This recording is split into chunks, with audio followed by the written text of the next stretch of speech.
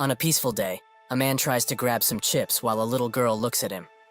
Unfortunately, the bag that he picked up had a defect, and most of the chips fell to the floor. The little girl asks if he's trying to steal the snacks, but he denies this. That's when the TV screen in the store that was usually only for news requests everyone's attention, as there are some urgent news items. An earthquake has occurred in the vicinity, but the scale of it is quite small, so there are no casualties. However, experts say that the earthquake is gradually increasing in size and power, so measures will need to be thought about in advance. Some students look outside and are surprised by something. That's when something extremely tall rises from the ground in an instant, sending dirt everywhere and breaking the store's glass. Dirt is everywhere, but the man managed to defend the little girl from the impact. But she's not worried about that, but rather about what just came out of the ground. In England and even in Japan, a very mysterious and unexplained structure of gigantic size appeared in the cities of every country in the world. People named it the Tower of Nightmares, and some had received an invitation to be a tower walker and be the heroes that would save the world. Those who accepted jumped straight into the tower's battlefield and received the blessing of the interface system, which enabled them to obtain items and powerful skills as if all of this were a game.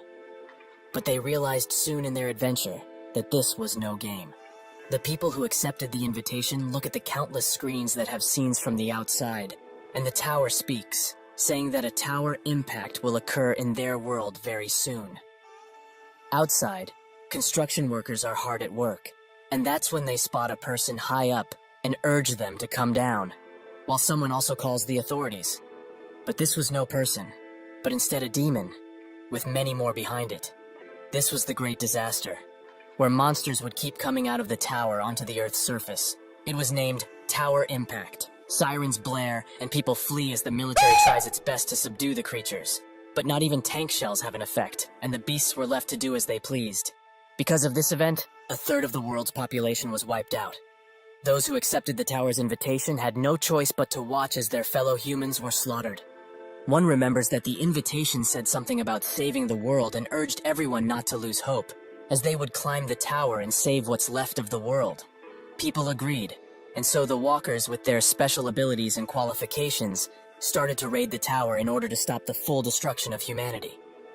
They stop at a seemingly impenetrable wall, but when they start bashing it with their weapons, the wall slowly gets destroyed. A guy spots a glowing stone that came out of it, and when they inspect it further, it's a return stone, which is able to send the user back to the time they were invited, and they will keep all of their memories up until now. Everyone thinks that such an item is overpowered, and Huang Inchen, the walker's captain, notes that he will try using it. He does so, and a blue light blinds everyone there. When they open their eyes, Inkan is nowhere to be seen. He really disappeared. The rest of the walkers are puzzled at what just happened, and wonder if he won't just appear back here even if he's gone into the past.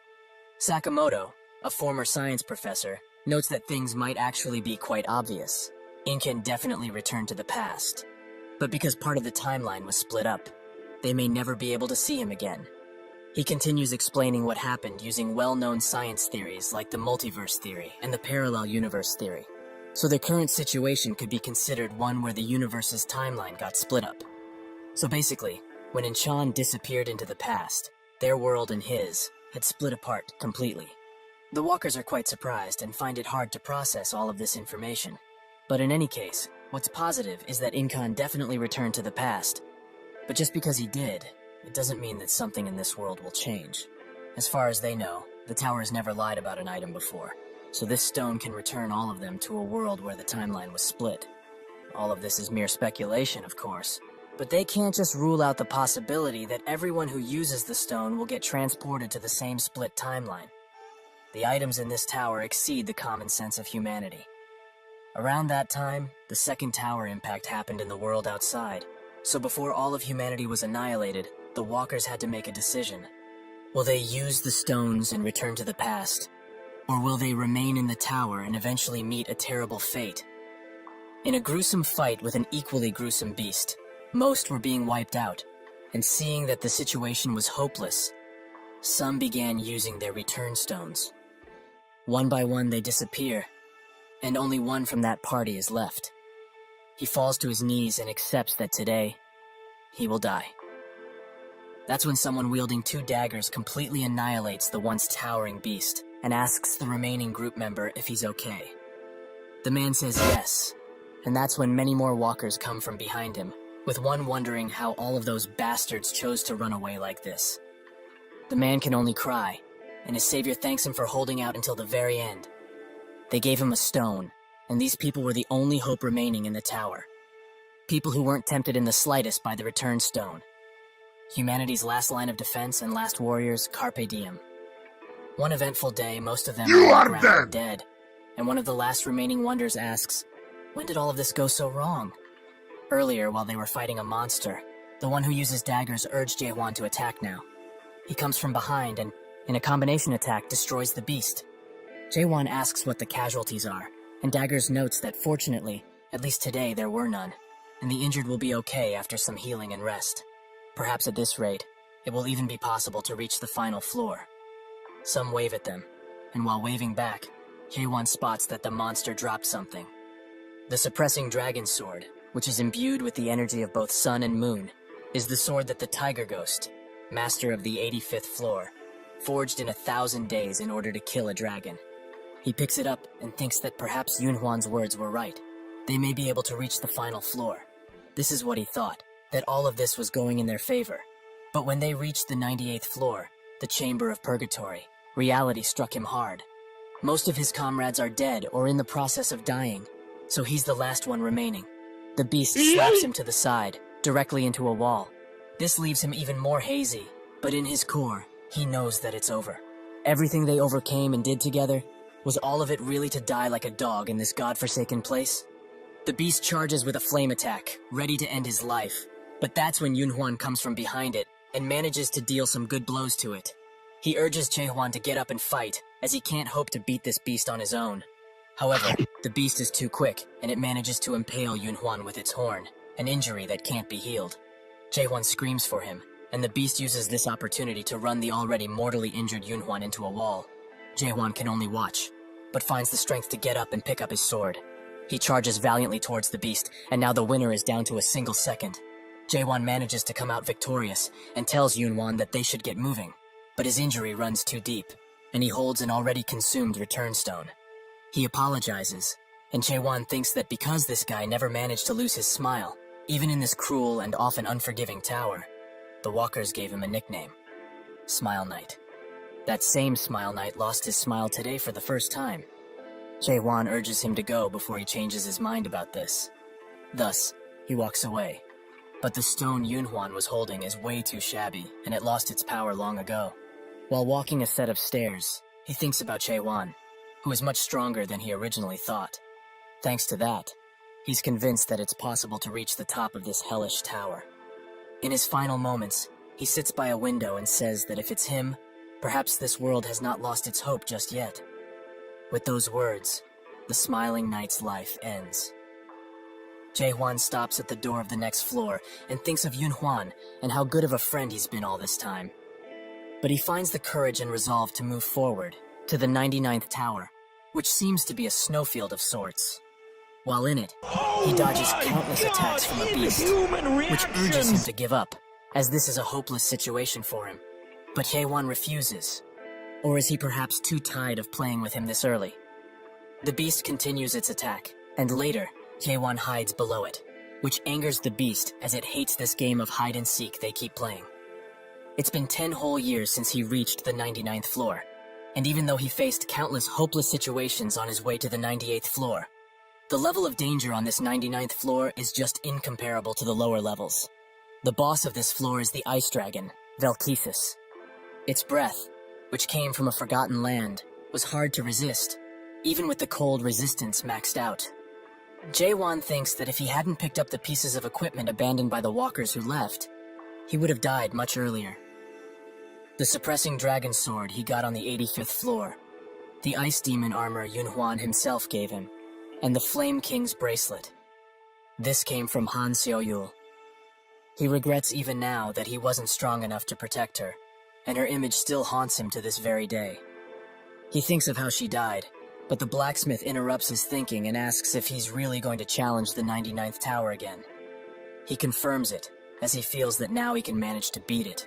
The blacksmith of Atopos, Jay, wonders if it will really be so. This is the village that was reclaimed after defeating the 50th floor boss, the monstrous dragon Altemianus, which goes by the name of Atopos. Although countless injured or dead walkers came in every day, people never truly lost hope, and the priests had established emergency rescue units to rescue walkers who were no longer able to fight. And the blacksmiths of the workshops created equipment for the walkers, who fought for the salvation of humanity, free of charge. Jae-won notes that it appears he's the only blacksmith left in Atopos. Jay says that he shouldn't remind him, as he's the only customer he has anyway. More importantly, it seems that supplies from the lower floors are dwindling by the day. There were still some supplies of minerals coming in a few months ago, but now you would be hard-pressed to find any. Jae-won thinks that this is only natural, as there are barely any living humans in the tower. He doesn't even know what year it is, and there have been more than 10 tower impacts that have occurred thus far. And from that point in time, people were no longer being summoned to the first floor. All of the humans on Earth were most likely wiped out, right? Jay doesn't comment on this, and instead asks if there's nothing bothering him as he goes up the tower nowadays. Jae-won finds it curious that he says this, as at the place where the first return stone was discovered, there were some very strange scribbles on the wall. These couldn't have been made by another person, but if not, by whom? He says that he found nothing in particular, and Jay notes that 2 days ago, Grandma Hyline disappeared. People don't age in the tower, so if someone were to disappear, it would be one of these two. Either they returned to the past using a stone, or jumped off the tower. Hyline from Hyline's potion, and Jay from Jay's workshop were the only support-type walkers that remained. Jay continues to be hard at work, and that's when Jae-won says that he should teach him the blacksmith skill. Jay stops forging, and Jae-won smiles. Later he returns to the 99th floor, and Velkesis says that he must be bored of playing hide-and-seek. He also congratulates him, as no human has ever made it to the 99th floor alone since the creation of this tower. So, at least, he will acknowledge him as an incredible human and his existence. Jae-won smiles, as he finds it funny that the last thing to acknowledge him would be a monster, not a human. He notes that it will fall empty in here after he kills him, but Velkesis notes that such a thing isn't possible. Jae-won gets ready to attack, and asks how he's so certain in the first place. Even the armor that he prides himself on is starting to crack. Velkesis finds his arrogant attitude quite irritating, and notes that they have fooled around enough, so they should end this. They fight until Jae-won is no longer able, as he's hurt badly, with his left arm and leg being restrained. Velkesis asks why he keeps fighting until the very end, as even if he persistently holds on like this, the fate that he will face is filled with solitude and crushing nothingness.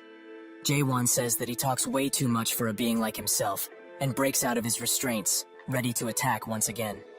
Velkesis says that another thrust of his sword won't do anything, so he should just give up, as he cannot be defeated by skill alone. Jae-won started raiding the tower later than other people, and because of this, he missed out on things like secret classes or skills, which were taken very quickly. That's why he gave up on other skills and focused on a single one, the thrust. He thrust again and again, and because he killed over 50 million monsters with his thrust, his comrades thought his pronoun was thrust. He felt as his thrust underwent change, and it became faster, even more precise, and much stronger. As a result of this, his thrust surpassed its purpose as a single motion and started to gain attack power that was comparable, or perhaps stronger, than a hidden skill. But he had an advantage, as it wasn't a skill, so he never became tired, because it didn't consume spirit power. Even if that is the case, this beast's armor is way too tough, as he managed to only scratch it after hundreds of thrusts. Velkesis uses his position to prepare an attack, and it seems that dodging is not an option anymore. Prepared That's when to he die. notices a light, the same light he saw on the 98th floor. If so, he will put everything he has into a single attack. The attack goes through with great force, and Velkesis is more than shocked that he managed to damage him. Jae-won notes that it's not enough, as that attack should have completely blown away his entire chin. Velkesis urges him not to get carried away after he managed to strike him once, and he rises in the air, noting that this time he will finish him off for Prepared to die. good. He uses his beam to chase after the running Jae-won, who thinks that if he keeps attacking from the air, he has no realistic chance of winning. Velkesis pounces down next to him, and says that his situation is quite unfortunate, as if there were 10 more humans like himself. Perhaps then he would have been slain.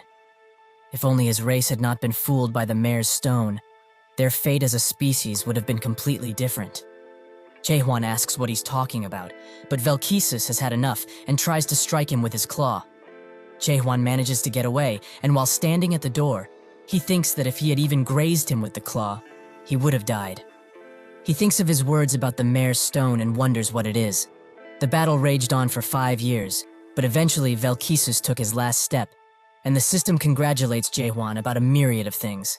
He finds these many pop-ups quite annoying, and he asks Velkesis what the mayor's stone is. He says that he knows the answer to that question already, but he will learn everything. On the last floor, he drops the ice dragon sword, which is imbued with his breath. Jaehwan picks it up and thinks that it doesn't resemble a sword at all. Out of some black goo, a door opens, and Jaehwan goes in.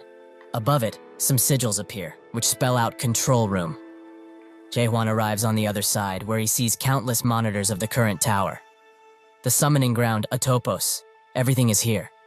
Someone from behind him says that he's surprised he came here already, as he thought he would have gone to the village first. Jaehwan gets ready to attack, but the voice urges him not to be so nervous, and he also forgot to broadcast an important message, so he should wait a bit. That's when a system message pops up in front of Jaehwan, congratulating him for being the first to clear the tutorial games in World 294. His achievement has been recorded in the library of the Undying Library, the Akashic Records, and it will be preserved such that it can only be viewed by the monarchs of the Almighty Land. Jaehwan has ignored all of the rest, as he is stuck to one sentence. What does it mean by tutorial? His whole world crashes down, and the man who spoke with him comes out, noting that he must have found this quite shocking, but he hopes he will get past it fast. Otherwise, he might get engulfed by his own emotions. He says this, but it appears that he's too late with the warning. However, he shouldn't feel upset, as he's done quite well for a mere human. Suddenly, something catches his attention, as the water that was representing Jaehwan's emotions clears out. The creature notes that he recovered faster than anticipated, and Jaehwan demands to know who he is. The creature apologizes, saying he was too excited to meet him, so he forgot to introduce himself. But still, to think that he reached the 100th floor by himself, this has never happened before. He is a demon by the name of Beastrain, and he is the current master of the Tower of Nightmares that he's just cleared. Jaehwan says that if all of this was a tutorial up until now, the real game hasn't started yet, right? Beastrain congratulates him for his swift understanding, but before explaining, he has something to show him. He snaps his fingers, and a large monitor showing the first time Jaehwan came to the tower appears. He watches this with widened eyes, and Beastrain notes how fresh they looked, and it's also been a while since he's seen these scenes. He showed up when Yunhuan introduced him to the party. Beastrain notes that his favorite part is coming soon, and they certainly didn't expect what was coming next. A real tearjerker of a story. He cried so much watching these, but how is it for him? Does he have any regrets? Perhaps feelings of anger or sadness? It's only natural if he does, but these are useless feelings now. But he feels bad, so he will give him a brand new chance. He can start this game from the beginning. Isn't that such an amazing opportunity? This would be something that only happens in the novels of his world, with the main character starting from the beginning with all of his memories intact. Jaehwan wonders what to do, as he was supposed to save the world after climbing the tower, right? That's what the invitation said. But it seems that they were fooled from the very start. There was no way for them to stop the tower impacts, and the only thing that they could have done was to keep raiding this damn tower. The salvation of humanity was just a false hope and a fluke. Jaehwan notes that he probably knows very well already, but he won't return to the past. Ever. Beastrain begins laughing, so hard in fact that only his giant mouth remains. Is he really talking about the past? He will make things clear for him now so that he doesn't get confused. No item in the tower, nor in the Almighty Land, can send someone back to the past. Jaehwan notes that there was a return stone in the tower, but that's when he realizes something. The return stone is the mayor's stone Velkesis was talking about, the thing that fooled them. Beastrain confirms that its true name is the mayor's stone, and it doesn't send them to the past, but rather, it traps them in the dreams that the mayor creates. He couldn't even imagine, until they reached the 77th floor, that there was a race so obsessed with going back to the past. The humans are the only race to have had this obsession.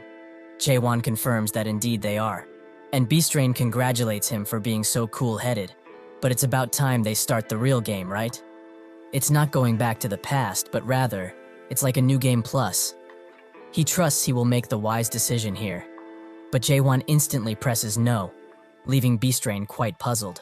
Jaewon says that thanks to him, he now knows what the tower truly is. An item information tab opens about the tower, and it explains that it is known as the Stronghold of Regrets, the second product of the creator of nightmares, Mare Mullark. Jaewon notes that he has already entered the mayor's dream that the tower created, so if that's the case, he will hunt him down and go to the next floor. Beastrain sighs and notes that there's nothing on the next floor, because it doesn't exist. Jaewon, however, doesn't believe them anymore, and Beastrain says that he must be doing this because he thinks the reward of going back into the past with his memories is too low. That's the second Jaewon thrusts his sword into his neck, and Beastrain's head falls right off.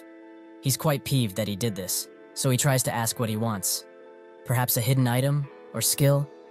He will give him whatever he wishes for. He has earned this much at least. Jaewon notes that he needs none of those things, and while reforming his head, Beastrain asks if he really doesn't want to return to his original world. Since he has already realized that he's within a dream of the tower, there was never such a thing as the tower impacts. He snaps his fingers, and in that second, the room changes to the outside world, where everyone is healthy and safe, leaving Jaewon in a daze. Beastrain thinks that he finally understands how it is. Nobody really died, his family and friends are all safe, and for entities such as himself, who feel a sense of worth from living in groups, he must be quite relieved. But it seems he has forgotten to show him the most important thing. He snaps his fingers once again, and they are sent to a hospital room, where every awakened is being held, as they are all in a coma. Jaewon stares at his unconscious body and asks if that really is him. Beastrain notes that he must be surprised at how clean he looks, but in the tower, decades have passed, yet in the real world, it has been a mere month. What's more is that he will never be able to win against him realistically. As compared to him, who just barely managed to survive the tutorial, there is a huge gap between a human like him and a mighty dragon. Jaewon sighs in relief, as if he's a dragon. He has experience, as he has hunted one down before.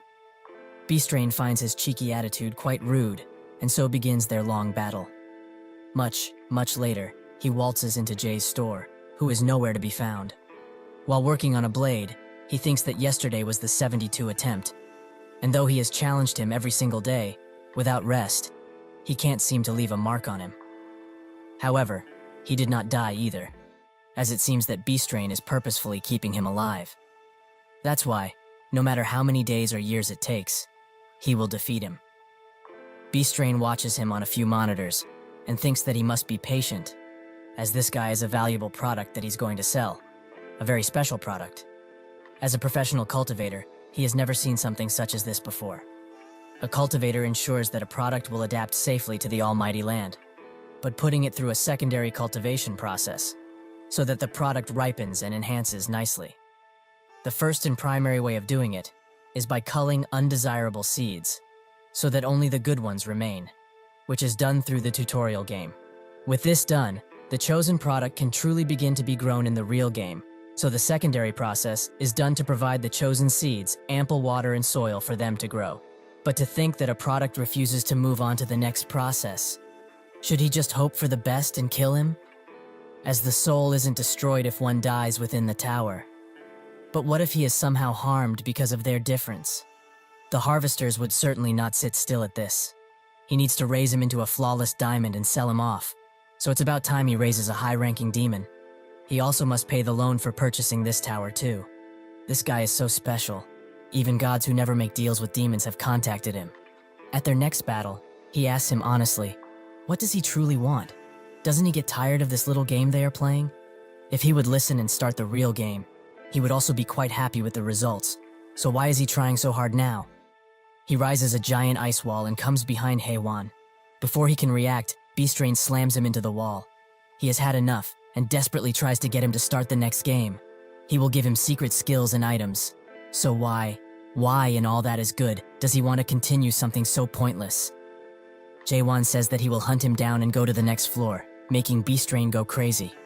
What does he have to do for him to make him even consider going to the real game? Jaewon thinks that this is what he was waiting for, as now he can use him. He would like to ask something of him.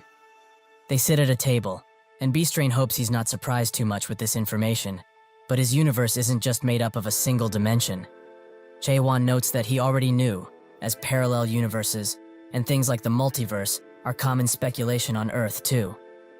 Beastrain would like to explain further, and says that there is one main dimensional level called the Almighty Land, and under it are countless alternations that branch from it.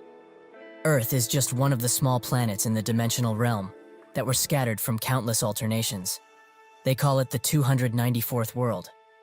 While in the Tower of Nightmares, where they are right now, walkers can earn themselves skills and items, and while working on their statuses, they will adapt to the system of the Almighty Land and will earn a chance to travel to an entirely new world. As for demons such as himself, they have the role of supporting the game.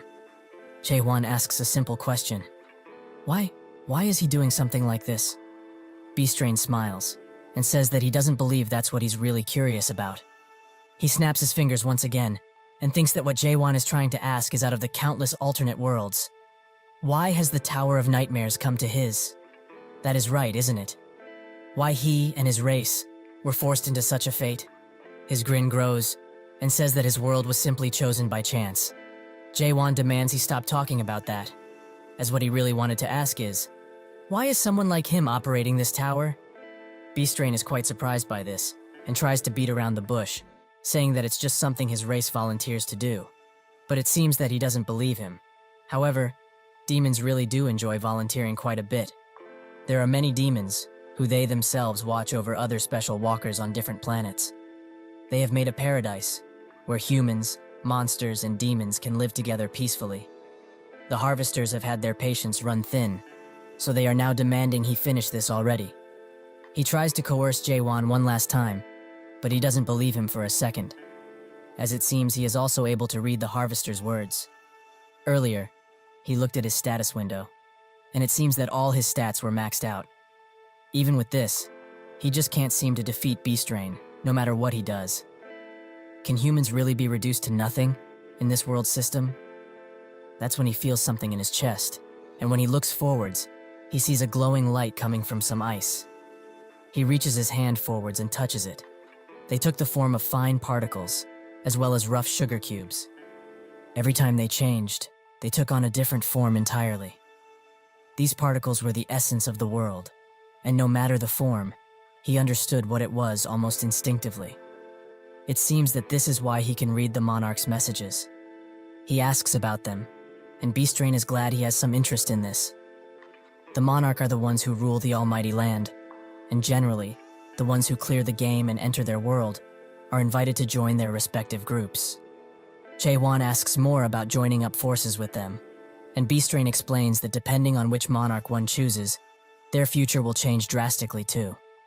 If he follows his advice and does as he says, he, the mighty Beastrain, will swear upon his honor as a demon that he will use all of his power to help him go under a great monarch.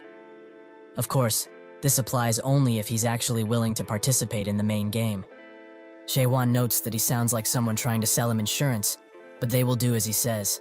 In exactly 10 days, he will be out of this place. 9 days later, Jaewon continues to train his thrust, while Beastrain can only watch this boring show. But he only needs to be patient for one more day. Then he will be able to pay off those bastards who deceived him with this tower. However, if he wasn't deceived in the first place, he wouldn't have to go through this. The tower he bought was only a first-generation antique, so old that nobody could assess how old it truly is. Those damn mares sold it to him like it was an extremely good deal, though. If only it was a third-generation tower, it would have had the function to forcibly end the tutorial without damaging the product. But now, he can't just end the game without the product's consent because of this fair and square tower. However, what could he truly have done, as apparently, being poor is a sin. He only hopes that tomorrow, this nightmare will be over. The next day, he gives him a ton of tips and summaries of what's going to happen. And so the message to end the tutorial game pops up once again. Beastrain asks if he memorized everything, and Jaewon confirms it. Now the only thing he needs to do is press that yes button. Beastrain has been waiting for this day, so he sheds a tear from the happiness he's getting right now. That's when he is struck once again by Jaewon, so he demands to know what the hell he's doing. However, he should know the answer by now. He's simply hunting him.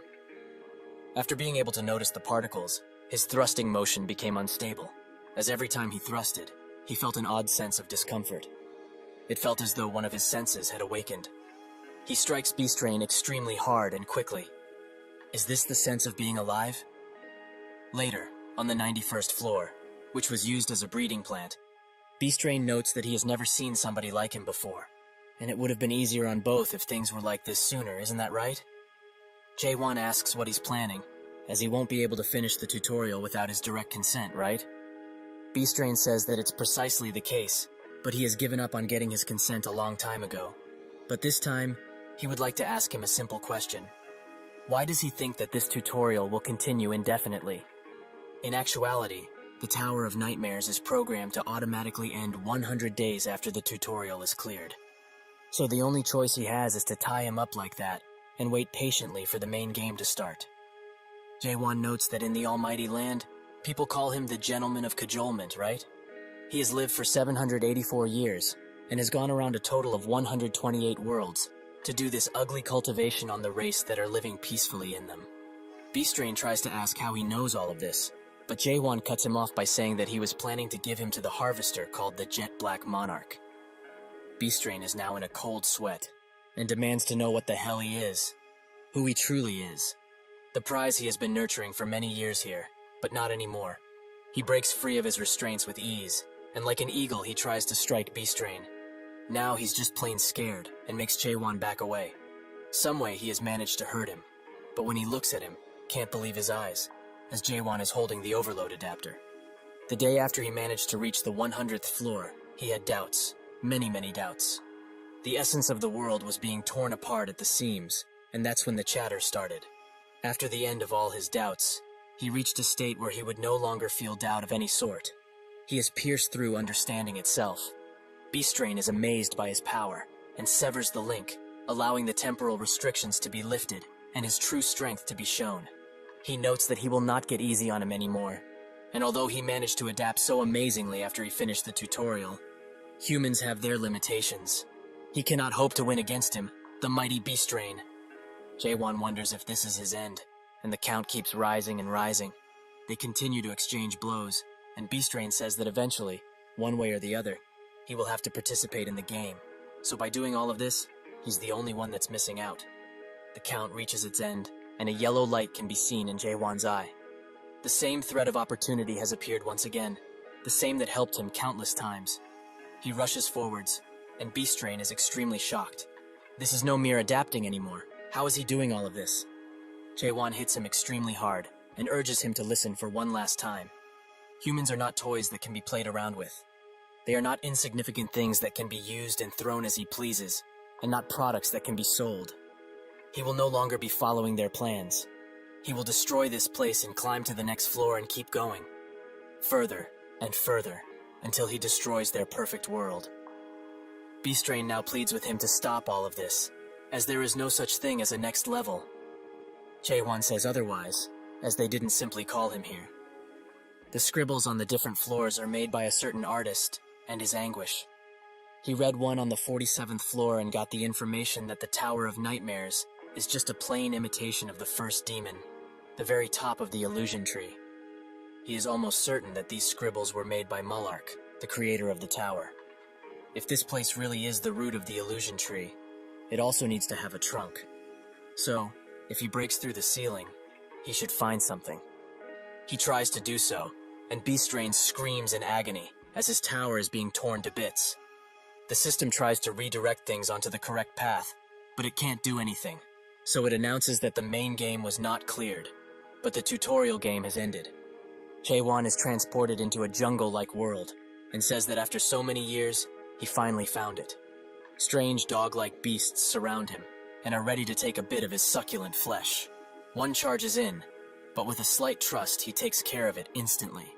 That's when a giant beast, similar to the small ones, comes into play, and Jae-won thinks that a slight trust won't be enough for this guy.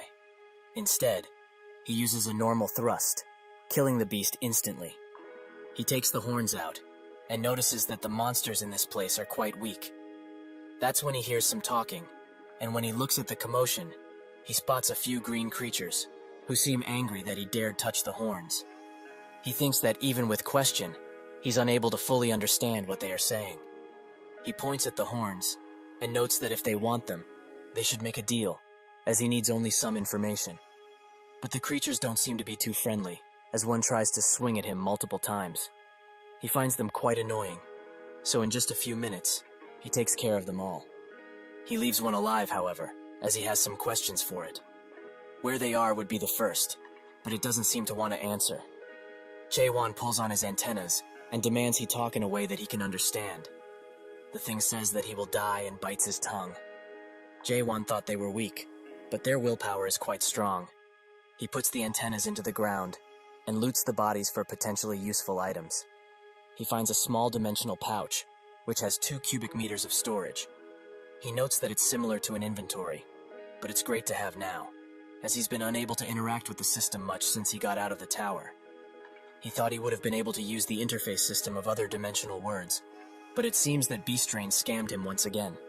However, it's a relief he can use question to find information, even on items. He analyzes a stone, which is called a spirit stone, and can be used to increase spurt energy. He thinks that even though they are different colors, all of them have items like these. So were they perhaps crafted by those green dudes? They should be valuable, considering that they are shiny stones. He notes that there's too much stuff in here for him to store, but should he really just leave it here? That's when his sword starts to shake, as it's feeding time. He pulls it out, and it transforms into a set of jaws, which consume everything. Jae-won looks at what's left and spots a map. It's of a place called Chaos, a place which Beastrain didn't give him any information about. Somewhere else, the beasts are chasing another group of people. A woman tries to throw some knives in their direction, but is one of her colleagues instead. She apologizes, and he lets it go, but only because he finds her cute. She apologizes once again, as she has dragged a gigantic byhorn to the group. Jae-won looks at them from above, and notices that the woman seems the strongest out of the group. So are they perhaps on bad terms for her to be doing this? They will die if this continues, though. But how did such weak people manage to clear the tower, especially with that level of skill? The man with red hair charges an attack, and the woman tries to help out too, but she unfortunately hits the guy straight in the ear. She apologizes while laughing, and the man curses at her for being so inept. She notes that he doesn't have to be so rude, as she was just trying to help. The man tries to say something, but the beast wants to eat him whole. That's when Jae-won jumps down, and directly on the beast, ending its life. The dirt slowly clears away, revealing Jae-won and his sword. They are extremely surprised by his appearance, and after talking a while, Jae-won gives them the byhorn corpse. The woman bites her nails in frustration, and he asks if that horn is important in any way. The group say that it certainly is, as a byhorn is something that can barely be defeated with 10 people. He thinks that since he defeated that monster with more horns recently, it seems that the more horns a beast has, the stronger it is. The woman approaches him and demands to know who he is, as there's not a single adapter in Chaos who can kill a byhorn with a single thrust. He turns to her and asks what Chaos is, leaving her quite surprised. While they walk, the leader of the group asks Jae-won if he's really passing by in place like this. Jae-won confirms it, and the leader notes that it's quite strange for him to speak the language of this place. However, language barriers are even rarer. He asks once again if he's really okay with them getting the byhorn, and Jae-won confirms that they can have it. The woman thinks that for a mere passerby, he holds extreme power, as he one-shot a byhorn without even using any skills. She tries to use detailed inquiry on him, but it has no effect. But she knows his spirit power should be around a non-adapter in terms of capacity. So just who is he? She begins whispering to him, noting that she has a question. There are not but a handful of adapters throughout the whole Chaos that can kill a byhorn in a single attack. She wants to know who he is and where he came from. Jae-won in turn asks a question himself. What is Chaos? She asks if he's actually just messing around with her. But when he says no, She asks why he keeps asking the same question. He just stares silently at her for a few good seconds, and she wonders if it's because he doesn't know a thing she's saying, or perhaps asking who he is might be too difficult to understand. Jaewon says that she knows exactly what she means, but who he is, that question is rather difficult. Where he belonged, and the relationships he had on Earth, all became meaningless the moment he was transported to the tower. In return, he gained new friends and made new memories there. But as the tutorial slowly came to an end, those two disappeared, almost as if they were a mirage. Although those friends that were with him are probably now on Earth, and if he takes into account that the clear reward was to retain all of his memories while starting over, it means that they wouldn't be able to remember him, nor the memories they have made inside of the tower. He says that he doesn't remember a thing, and she seems apologetic at first, but her real feelings come out, as she doesn't believe that he has amnesia at all. He notes that he never once mentioned anything about amnesia, but she feels that it doesn't make a difference. Is he the mighty of the abyss or something? Jaewon doesn't even know what she's talking about, so he asks her to stop nagging him so much. He pulls out his weapon, that is quite hungry at this point, and she's quite shocked. This must be it. The spirit weapon is the source of his power, right? Spirit weapons are a rare sight, and the other party members have also noticed it, making their eyes glow in anticipation and greed. She's mad that somebody like him actually ruined her perfect plan, but that's when an idea comes to her mind. She notes that she will stop with the asking of his identity, but in return, she would like to make an offer. Does he wish to hear it, perhaps? Afterwards, this woman, who called herself Mino, explained what chaos is on a basic level, and also some things about the party they were currently with. Most importantly, that they are a wicked group of people that belong to a clan named Red Fox. She is basically asking him to kill all of them, but he will remain vigilant for now, as she said that soon they will try to attack him. Night arrives, and the leader says that they should sleep somewhere around here, as moving in the dark is quite dangerous, as they might provoke more horned monsters. They make a camp and sit around with Jaewon thinking that based on the map he found, the village should be close by. He uses comprehension, which has reached its second state, and hears that the group is conspiring to do something, as they have found out he's at the level of a non-adapter, so it's obvious that the spirit sword carried his battles up until now. Spirit weapons are artifacts one can only get in the abyss. Jaewon thinks that they are up to no good, but they would be rightly horrified if they found out he got this from the root of the illusion tree. From what Beastrain said, the tower's equipment isn't that impressive, so he finds it quite strange that people are after him. However, now he's almost sure that this place is not the almighty land. The party starts to move, and Mino arrives, first noting that he should get ready with that spirit weapon of his. Jaewon says that he doesn't have it now, as he lent it to someone who wanted to use it during his night watch. She finds his stupidity limitless, and eventually, the party surrounds them. The leader notes that he's quite the fool, but even if he had that mystical weapon, it would be useless against them, the mighty Red Fox. Mino asks if he really wants to see more blood than usual tonight, and Haewon smiles, as he finally gets the chance to see her true abilities. The attackers rush in, but she throws 2 knives, which land square in their heads. She kicks the other while grabbing another knife and throwing it at the remaining attacker. She lands gracefully and apologizes for throwing the knives so strongly. It's because she's quite angry with them. But from this point on, they are all going to suffer what they just did. The leader says that he became suspicious of her when she started accidentally luring monsters to them. But she is the Witch of Massacre, just as he anticipated. But who made a request to the Dark Forest clan? Mino notes that it doesn't matter who did, as there are numerous people who want them dead and rotting in within chaos, because they are murderers, through and through. The leader rushes in, and says that the Dark Forest clan wouldn't intervene because of something like that. He starts wielding the spirit weapon, and notes that she probably took this request personally. But if that's the case, she will die tonight. She finds his need of a spirit weapon quite cowardly, but he notes that an insurance plan is also set, so she shouldn't worry about him.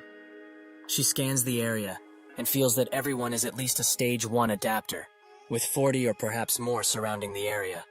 No wonder she felt a lot of presences around the area. The leader notes that on top of she, who is quite renowned as the Witch of Massacre, there is also a guy who killed a Byhorn in a single strike, so preparing this much is only natural, right? However, If he knew he would get the spirit sword with such ease, he wouldn't have called their master here. Mino is pretty surprised that Black Fox himself came, so he must be pretty free nowadays. Clant, the Black Fox, the Red Fox clan master and a Stage 3 adapter, notes that she should feel honored by his presence, as they have gathered half of the Red Fox just for her. She notes that indeed she is quite honored, but since he's already free, couldn't he wait a bit longer?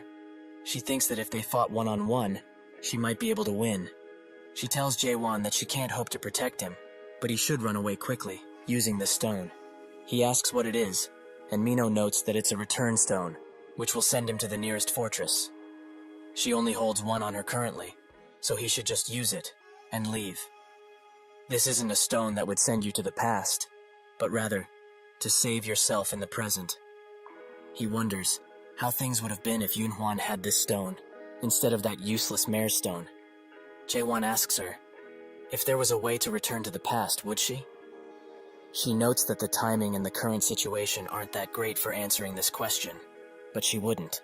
She really tried her utmost in living, and if she's fated to die tonight, then so be it, as she won't return to the past, no matter the outcome. Jae-won taps her shoulder and notes that she will not die. In that split second of confusion, he lunges forwards, taking out a few with just that strike. Clant uses the Fire King's 14 strikes to boost his subordinates, but Jae-won uses Void, and he cuts through all of them before reaching Clant. He tries his best to block the attack, but it goes through and creates a gigantic hole in his chest. The leader of the small group presents him the spirit weapon out of fear, and Jae-won uses it to wipe out the remaining subordinates. Mino is extremely shocked, as she thought that he was a dumb, clumsy, and dull idiot. But she was very wrong. Strong, that's what he is. She comes next to him and asks once again who he is, but he asks himself, has she forgotten already? Perhaps she's the one who has amnesia. She tells him that he's quite narrow-minded, and also asks for the return stone back. Jae-won says that he lost it, which causes her to be furious, as apparently those things are quite expensive. They sit by the campfire, and he thinks that this situation is quite peaceful. Mino still tries to search for her return stone, and wonders why she gave it to this dumb human in the first place. He notes that she probably knew what he was from the very start. A human. She thinks that he's joking, as she's also a human herself. Jae-won clenches his fist, and says that it's great that she is. She looks at him, and is quite surprised by his expression. Is being human really enough for him? The next day, while walking to their destination, Mino asks if he really has no recollection of being in the Almighty Land before coming here. He confirms that indeed he does not, and she's quite envious of him not having any memories. He asks what part of losing his memories is good, and she explains that not only her, but other people will also be envious of him once they hear this, as it's quite obvious why most people come to Chaos in the first place. He thinks that it's not really that obvious, and asks why she ended up here herself. This question causes her to stop walking, and says that if he actually knew what he was asking, he would regret it quite a lot. Eventually, they arrive at the Gorgon Fortress, and Jae-won notices that there's something similar to the summoning ground that was on the first floor of the tutorial next to it. Suddenly, a lot of people pop up, and they all scream, almost as if they are dying or are dead already. He knows very well why people make those expressions. Mino notices that a lot came by this time as well, but now he should know what he asked. How people end up in chaos. He shouldn't ask that question to anyone in this place, as this is the world of the dead. If one dies in the Almighty Land, they end up here, and if they somehow die here, they end up as nutrients for the illusion tree. A few guards come out of the fortress, and their commander tell the newcomers to form a line, as they will be provided with blankets. He continues to take care of them, and Mino, who calls him James, catches his attention. He asks why she's at the northern checkpoint, and she explains that somehow she just dropped by, but it's not like they don't know each other. So he just let her inside, quickly. James explains that the situation is quite different now, as not long ago, they were instructed to check everyone who wishes to enter the fortress for their identification. She's quite saddened by this news, as that way is just plain outdated. She asks Jae-won if he also doesn't have any identification, and he confirms it by nodding. Mino sees this as an opportunity, and comes closer to James. She's quite sorry she doesn't have her identification. But will this do instead? He immediately shoves the Bihorn horn into his pockets and notes that she's free to go. He also asks Jaewon for his identification, but of course, he doesn't have any. Mino jumps into action and notes that if he just pleads with her to help, perhaps she just may, but only if he begs. James says that without identification, he can't enter the fortress. Jaewon starts pulling out something from his bag, and Mino thinks of the worst. Is this guy really going to kill the security troops? But judging by how strange this man is, it might actually be possible.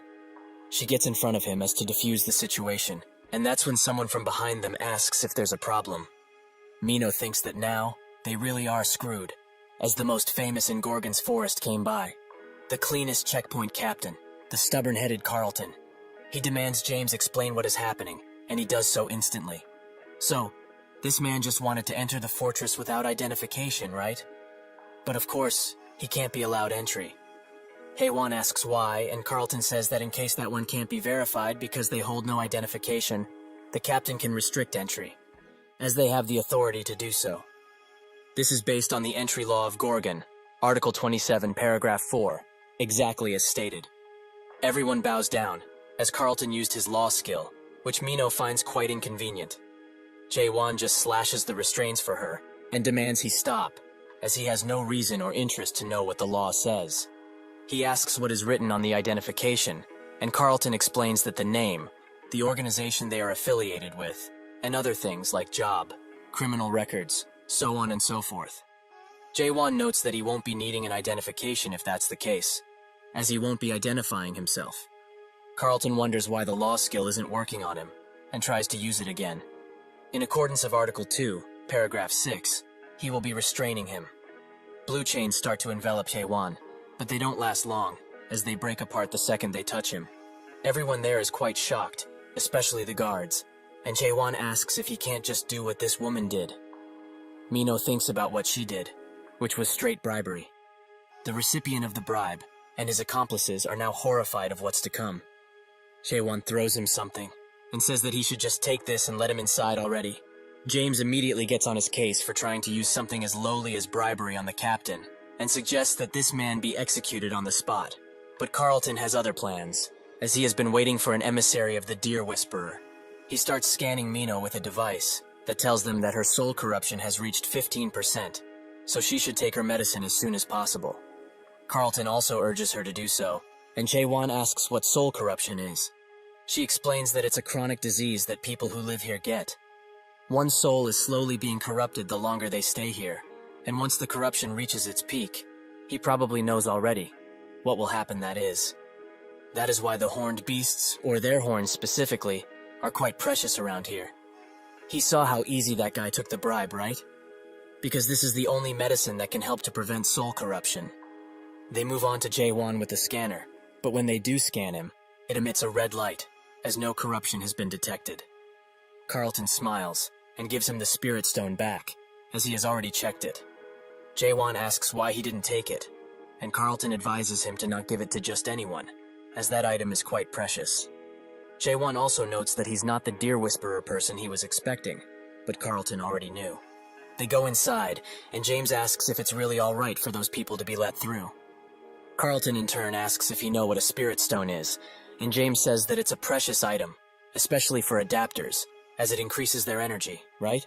Carlton notes that he's correct, but that's not all.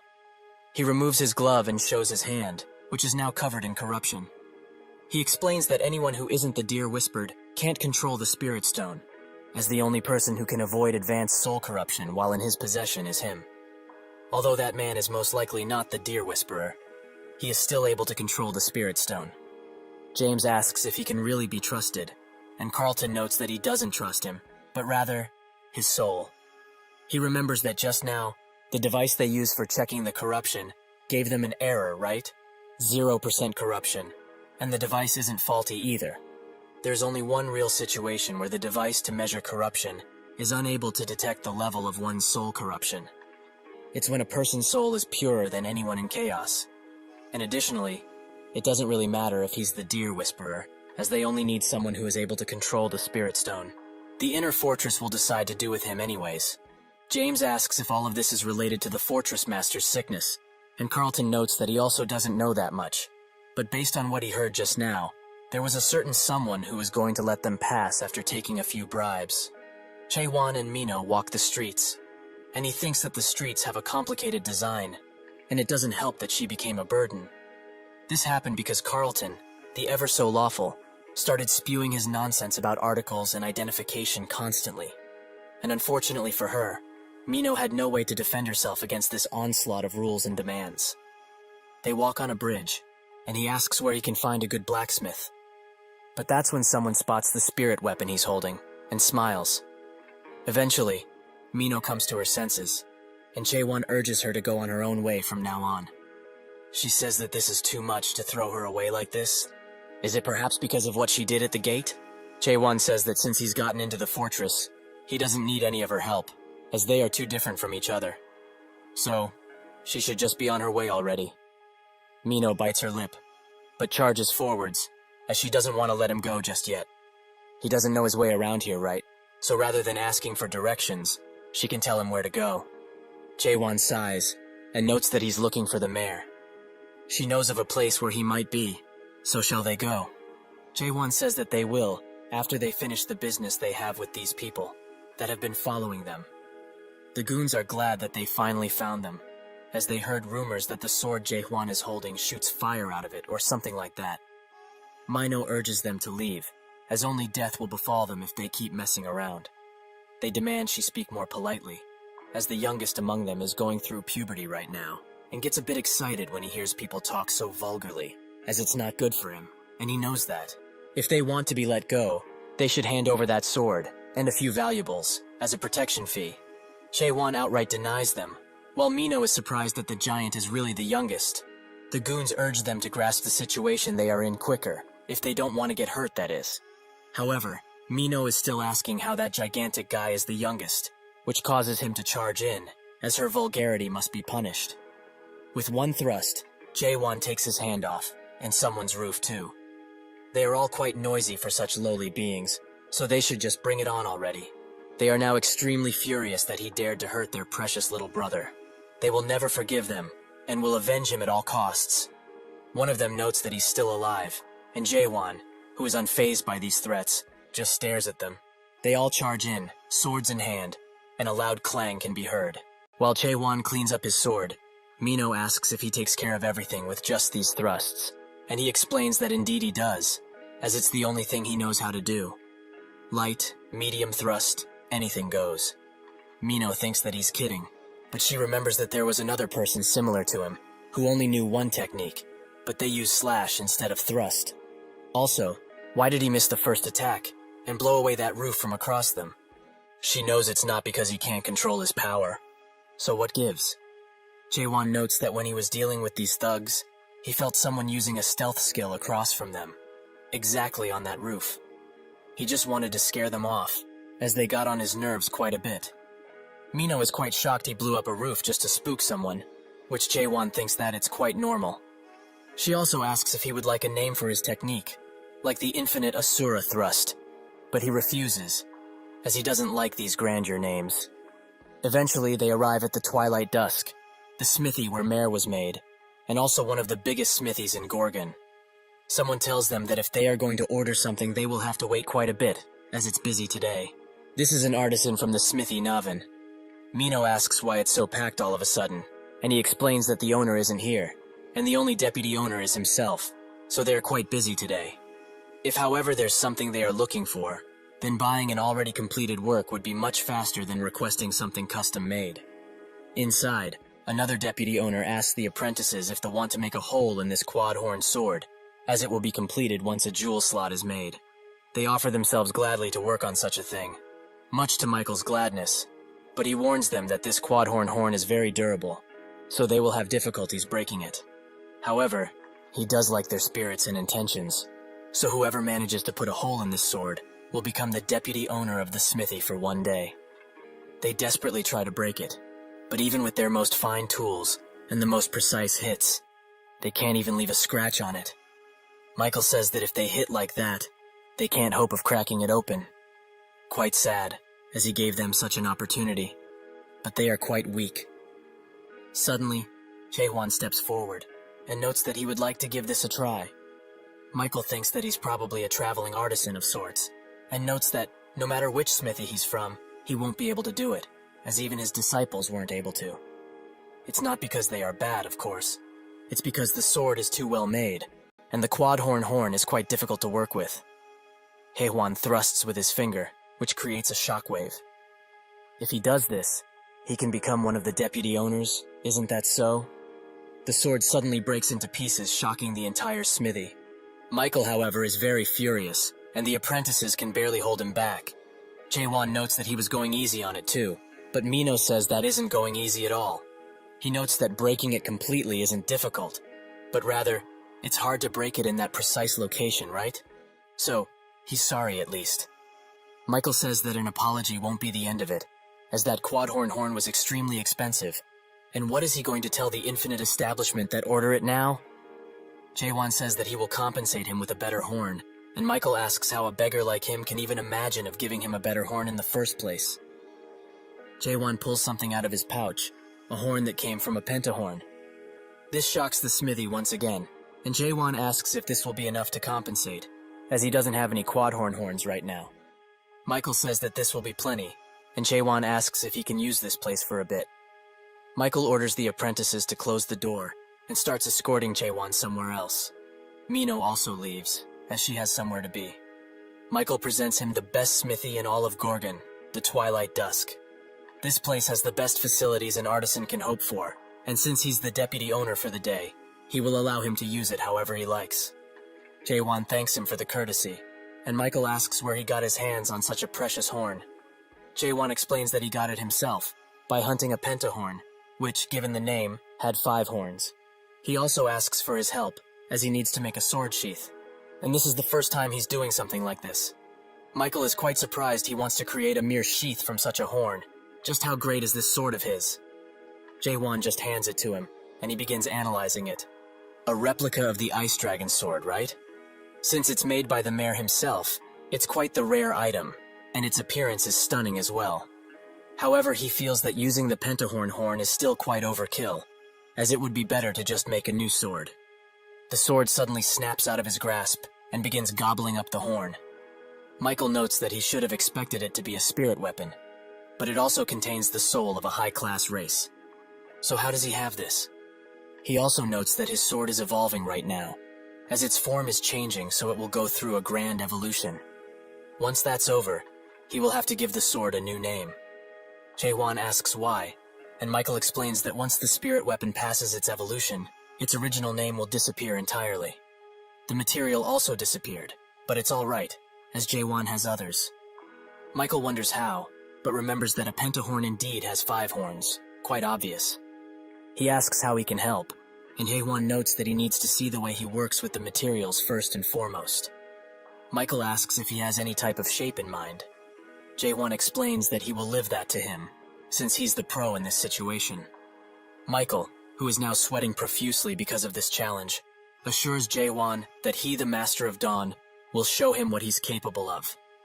Inside of Gorgon's inner fortress, a man bows to a person of high importance and explains that the thugs were slaughtered, and because of this, the target was lost. The Gorgon inner fortress minister, Yurchin Zieber, asks how they were defeated, and the man notes that it's something he also doesn't know, as by the time he woke up, he was lying flat on top of the roof, as the target noticed his presence. Yurchin thinks that this guy is quite amazing, to see through the high-grade master-level stealth skill so easily. However, this means that they should consider someone who is at least a Stage 5 adapter, so after replenishing the manpower, he will search through the fortress thoroughly and bring him here. The man takes the orders and leaves, leaving Yurchin with his thoughts. He is impatient, and begs the fortress master to hang in there, just a bit longer. Inside of a bar, a hologram presenting the top 10 of this week, with the host being Siren plays. She notes that this is the last video of today, and it's something they might be familiar with. A video which is quite popular in Little Brother, and quite controversial, as it's at the center of attention now. The 99th floor solo clear. This is Jaewon, however. His face is blurred out. The bar patrons wonder what happened to him, as the monarch seemed to like him quite a lot. One explains that the tower received a cultivation suspension, as that demon bastard was up to something. and probably got caught. They talk about rumors of him, how he abandoned cultivation altogether and ran away.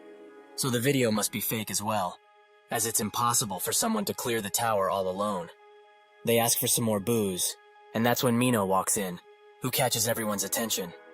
She sits at the bar, and one guy tries to hit on her, but after she tells him to get gone, he does so instantly. She wonders why she's feeling so upset all of a sudden and orders the hard stuff, enough for her to drown in. While she drowns her sorrows in the bottle, she notes how ridiculous that guy is. A total nutcase, thinking that he's a big shot. He's plain crazy. The bar owner, Claire, notes that she's heard enough from her, as her rambles have become quite annoying. She already has many men around her, so why hang out with someone like him in the first place? Mino explains that whenever she sees him, she get really upset. He destroys everything without a care in the world and swings his sword as if this place and its rules don't even exist for him. He also says strange things that just can't be understood. She remembers the time where he told her that she isn't human, as it seems to have stuck with her. It's as if she's nobody in front of him, nothing at all. Everyone around here is trying their utmost to live.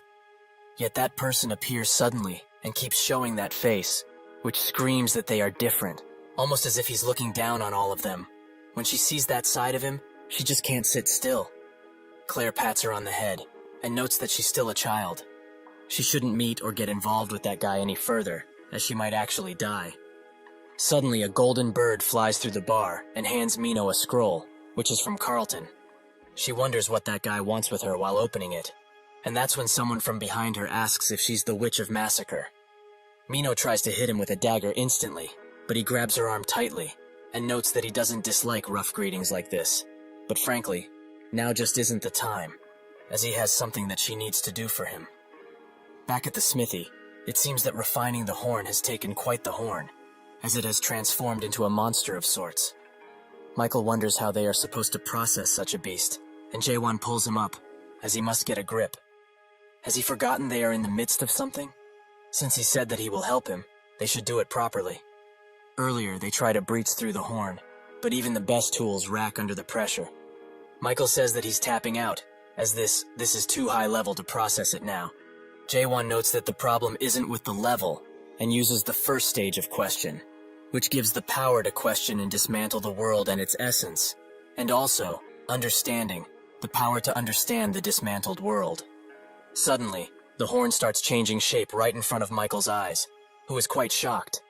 He closes his eyes to cover himself, and when he opens them, he's faced with a gigantic beast. This is how they got into this predicament, where Jaewon is extremely calm and notes that they should do things the proper way. Michael, however, is scared to his wits, as if this is the essence of the pentahorn. He's been using such trivial skills on it. However, this must be a dream, so he must wake up. He starts running towards door, and Jaewon tries to stop him, but he won't listen.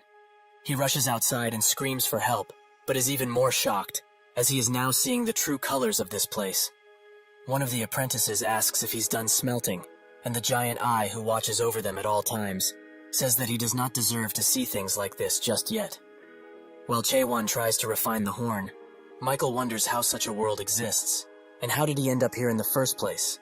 Jaewon manages to strike the beast with a great attack, but it's still not enough, so he rushes to attack it once again with the hammer. Meanwhile, outside, Michael is going crazy, as his whole world has been turned on its head. Eventually, everything turns to normal, and they manage to break the horn in two. Michael notes that sometimes, there are things in this world that are quite useless to try, as it seems he's too old for handling these types of horns, so he should have come to meet with him earlier. Michael also explains that he knows he came to meet the shop's owner, the mayor, but he's been away from the workshop for quite a while, and the only available help left around here is a pathetic human like himself. A person who has never made a tower in the first place shouldn't be called an apprentice, is what he thinks.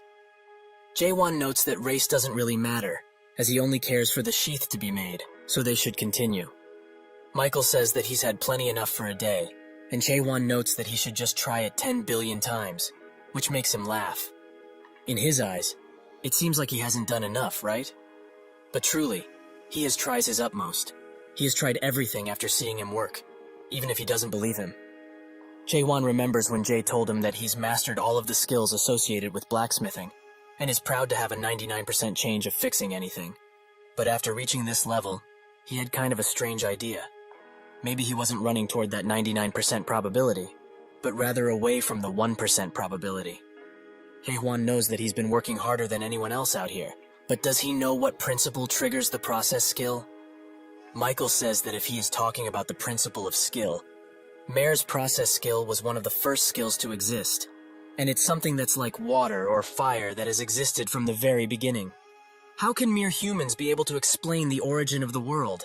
What's even the point of trying? Jae-won notes that if he's saying stuff like this, he hasn't been using his skills that well all of this time. Michael looks at him sternly and explains that the principle of strengthening the hammer and chisel through spirit power and using that power to delicately shape and sharpen the horns, that's it. Jae-won says that if that's the case, why can't the other artisans use process? Michael says that it's because they haven't learned the skill yet, but thinks that if the principle of this skill is that simple, even if one didn't learn it, wouldn't they be able to use something that's at least similar? Jae-won says that he doesn't know what the skill is, yet he's still using said skill. Michael asks who even know the principle of the skill in the first place. Does he know the principle of process? Jae-won explains that he didn't know previously, but he just found out about it. He uses the process skill on the horn, and asks the others to look carefully, and asks him what he sees. They see the particles breaking down, and Jae-won notes that it's not going to be easy, as because of his tremendous effort, the walls of the world have become as hard as it. His efforts aren't wrong in itself, but doesn't he understand it? If he tries that hard and it doesn't work, then it's not him who's wrong, but the world. Michael is shocked by this revelation, and thinks of the time Mare told him that he's doing a good job at his level. But this is the way the Mare does things, now how humans do it. He asked how a human should do it, but Mare didn't have an answer for him, as he didn't know. However, he should blame the race he was born in, as he can't become more than an apprentice in the body of a human. At that time he tried to surpass his limits to no avail. He asks now, what does he want them to do? Go against the world? The world's an honest one that pays back according to how much effort one puts in it, right? So what's wrong with living and adapting to this place? Jae-won says that the world isn't honest, as it tells him he can't do things that he certainly can. He may be old, but he still has that fighting spirit. He should look carefully once again, and not rely on the predetermined system, but on his own eyes instead. Michael does so, and returns to the real world, how it really is. Has he always been living in this world without seeing its true face? A world without skills or interfaces, an honest world here no deceit exists. Unless he's been insane all of this time, how could he have missed something like this? He rises his hammer and puts his chisel on the horn, and strikes valiantly. Eventually, Jae-won leave, as he has other things to attend to, but they have successfully managed to create a sheath, which the sword seems to be quite satisfied with. Michael asks if he has decided on a name yet, and if not, he would like to name it. Since they are writing on it, they should write something that a martial artist would use. Lone Wolf, perhaps. He thinks that this is the perfect name, as it's the only one that goes well with this sword.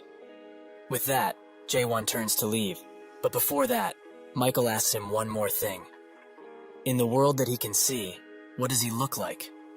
Jae-won tells him that he looks like a human, without turning his back. He never looks back, but who could understand him and his lonely world? Jae-won notices that Mino keeps following him, and asks what her intentions are. She comes next to him, and notes that she intends to kill him. Jae-won asks why she would want to do that, and she notes that it's to have a good life after taking the spirit stone he has on his possession. He laughs, and she gives him some clothes, as it's her way of saying sorry, and doesn't want him to look like a beggar anymore.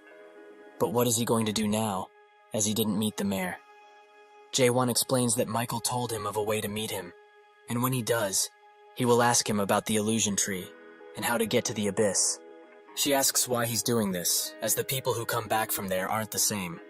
He notes that he isn't coming back, as he's going to destroy this world and the people on it. This comment sends Mino over the edge, and she asks who he is do such a thing. What gives him the right? Just who does he think he is, for him to live his life without caring for those around him? Acting as he please, without a single bit of care, and being blunt. And most of all, not thinking that people here are humans.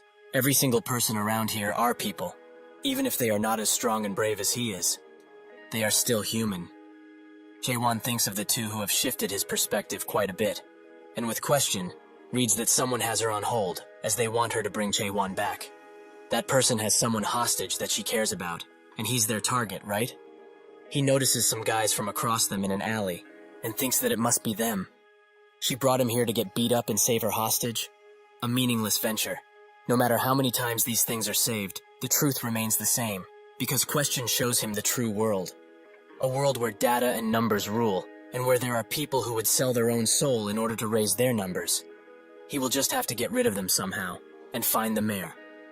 Suddenly, Mino manages to shatter his view of the world, and notes that in every aspect, he's the one who isn't a human, not them. They should also split up here, as she's not going to travel with somebody like him. Jae-won looks at her with wide eyes, and wonders why she looks like a human again. Jae-won finds out that the guys who threatened her are working with Mare through question, and notes that he should get chasing after her after he changes. Mino arrives at the bar and slowly opens the door, where some goons are harassing the people. The Forbidden Heaven clan elder, the eldest of the three Janya brothers. Janya himself asks why she came back alone, as they had a deal. Mino says that he shouldn't have trusted a witch like herself, and that person isn't coming, because he's going to destroy this world. Janya says that she's gone insane, and uses the secret art of shadows to attack her. She dodges the first attack, but Janya uses her position to attack, which hurts her quite a bit. He tells her that they have put soundproof barriers in this place, so there's no way anyone from the outside will know what is going on in here. So she should just give up and bring that guy already. Mino notes that the Dark Forest will be after them, but Janya knows that there's no Dark Forest branch within the Gorgon Fortress. So by the time the Dark Forest clan finds out, she and this woman will both be crushed. Mino uses the 7 daggers of Akarm's secret technique, but even that doesn't do a thing. She falls on her knees, and thinks of the time when Jae-won asks her if she wanted to back in the past, if she ever had the chance to. Now, she would, as if she followed him from the start. None of this would have happened. Suddenly a thrust comes from outside, which pushes Janya back. Mino says that she hates this kind of development, and also asks why he's here instead of destroying the world. Jae-won notes that the clothes she gave him didn't fit, and the goons are glad that he came here on his own. Jae-won says that if they are working with the mayor, they will bring him here now. Jae-won demands that they bring the mayor here right now. The goons wonders if he's actually crazy, and one notes that there are rumors of him going against the fortress, so they seem to be true. Mino urges him to be careful, as their leader is a 4th stage adapter. Jae-won notes that he will not lose, and Janya jumps in the air with his goons, ready to attack. He says that he's quite arrogant, but they will help, and teach him an unforgettable lesson. Jae-won uses a light thrust, which Janya dodges, although barely. The goons are quite surprised that he has that much power, as they thought he was a non-adapter all of this time. Janya wonders if he's one of the mighty from the abyss. Jae-won thinks that, up until now, the only thing that managed to dodge his light thrust was the 5-horned beast. So does it mean that a 4th stage adapter is at the same level as that thing? Well, for him, it doesn't really matter now. Mino screams for Claire, the bartender, and Janya says that if he wants to fight, they can. But if they do so, they will not ensure her safety. Claire tries to tell them to not hesitate with their attacks, but a goon smacks her around and demands she not speak anymore, lest she wants more beatings. Mino is very scared for her safety and pleads with Jae-won to save her. He can do that, can't he? He thinks that she's asking for useless things now, as he's here to look for the mayor and nothing else. He needs to cut down anyone in his way, be it enemy or someone not related. Mino grabs his coat tightly and tells him that she's still human, just like him, just like everyone. Haewon thinks about everything that happened, and that strange feeling hits him once again. The skeleton who is screaming at him to attack is slowly turning into a human. He laments this happening once again, and uses a large thrust to make a beacon of sorts through the roof, which the guards see. Carlton, who was also with them, says that they should get moving. One of the goons notes that the soundproof barrier has broken, and that's when Carlton arrives, with a bunch of armored guards. He is quite surprised to find Haewon here, and asks just what happened in here. Jae-won says that he came at the right time, as that big guy is breaking the laws he cherishes so much. He might not know the exact laws, but it's probably the Gorgon criminal law Chapter 276, verse 4, or something similar. If he were to guess, this man intends to use this bar as a foothold and try to destroy their world by scheming with the mayor himself. Mino notes that he is the one who wants to do that, and Carlton says that based on the Gorgon criminal law, chapter 194, verse 4, and chapter 124, verse 6, they will all be arrested without a warrant for destruction and kidnapping. They try to retreat, but Carlton uses his silver restraints to keep two in place and summons his weapon. Genya rushes in with his sword and they clash, creating a shockwave around them.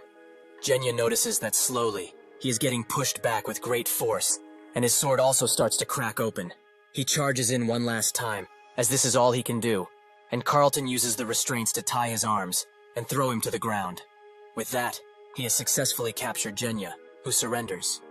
However, he heard that he is as naive as he is righteous, which seems to be quite true. Out of nowhere, he throws a ball behind him, which creates smoke all around the bar. From the outside, he laments having to use the black cloud in this place, and one of the goons notes that their youngest member inhaled some of the black cloud. Genya notes that he already told him to wear his mask properly, and he might survive if he only inhaled only a little of it, so they will see. Someone from behind them notes that they are quite brave to use the black cloud without the clan leader's direct permission. This is the Forbidden Heaven clan elder, the lustful demon, Hyuk Seolrang. He asks if the Witch of Massacre really was that powerful, and what happened with capturing her and handing her over to him.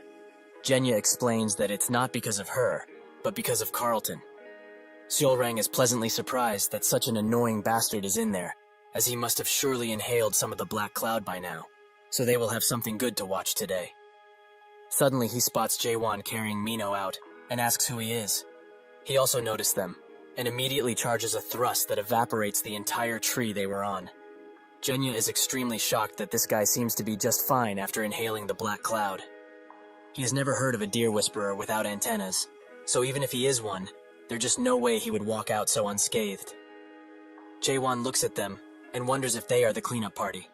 He finds them quite annoying to say the least.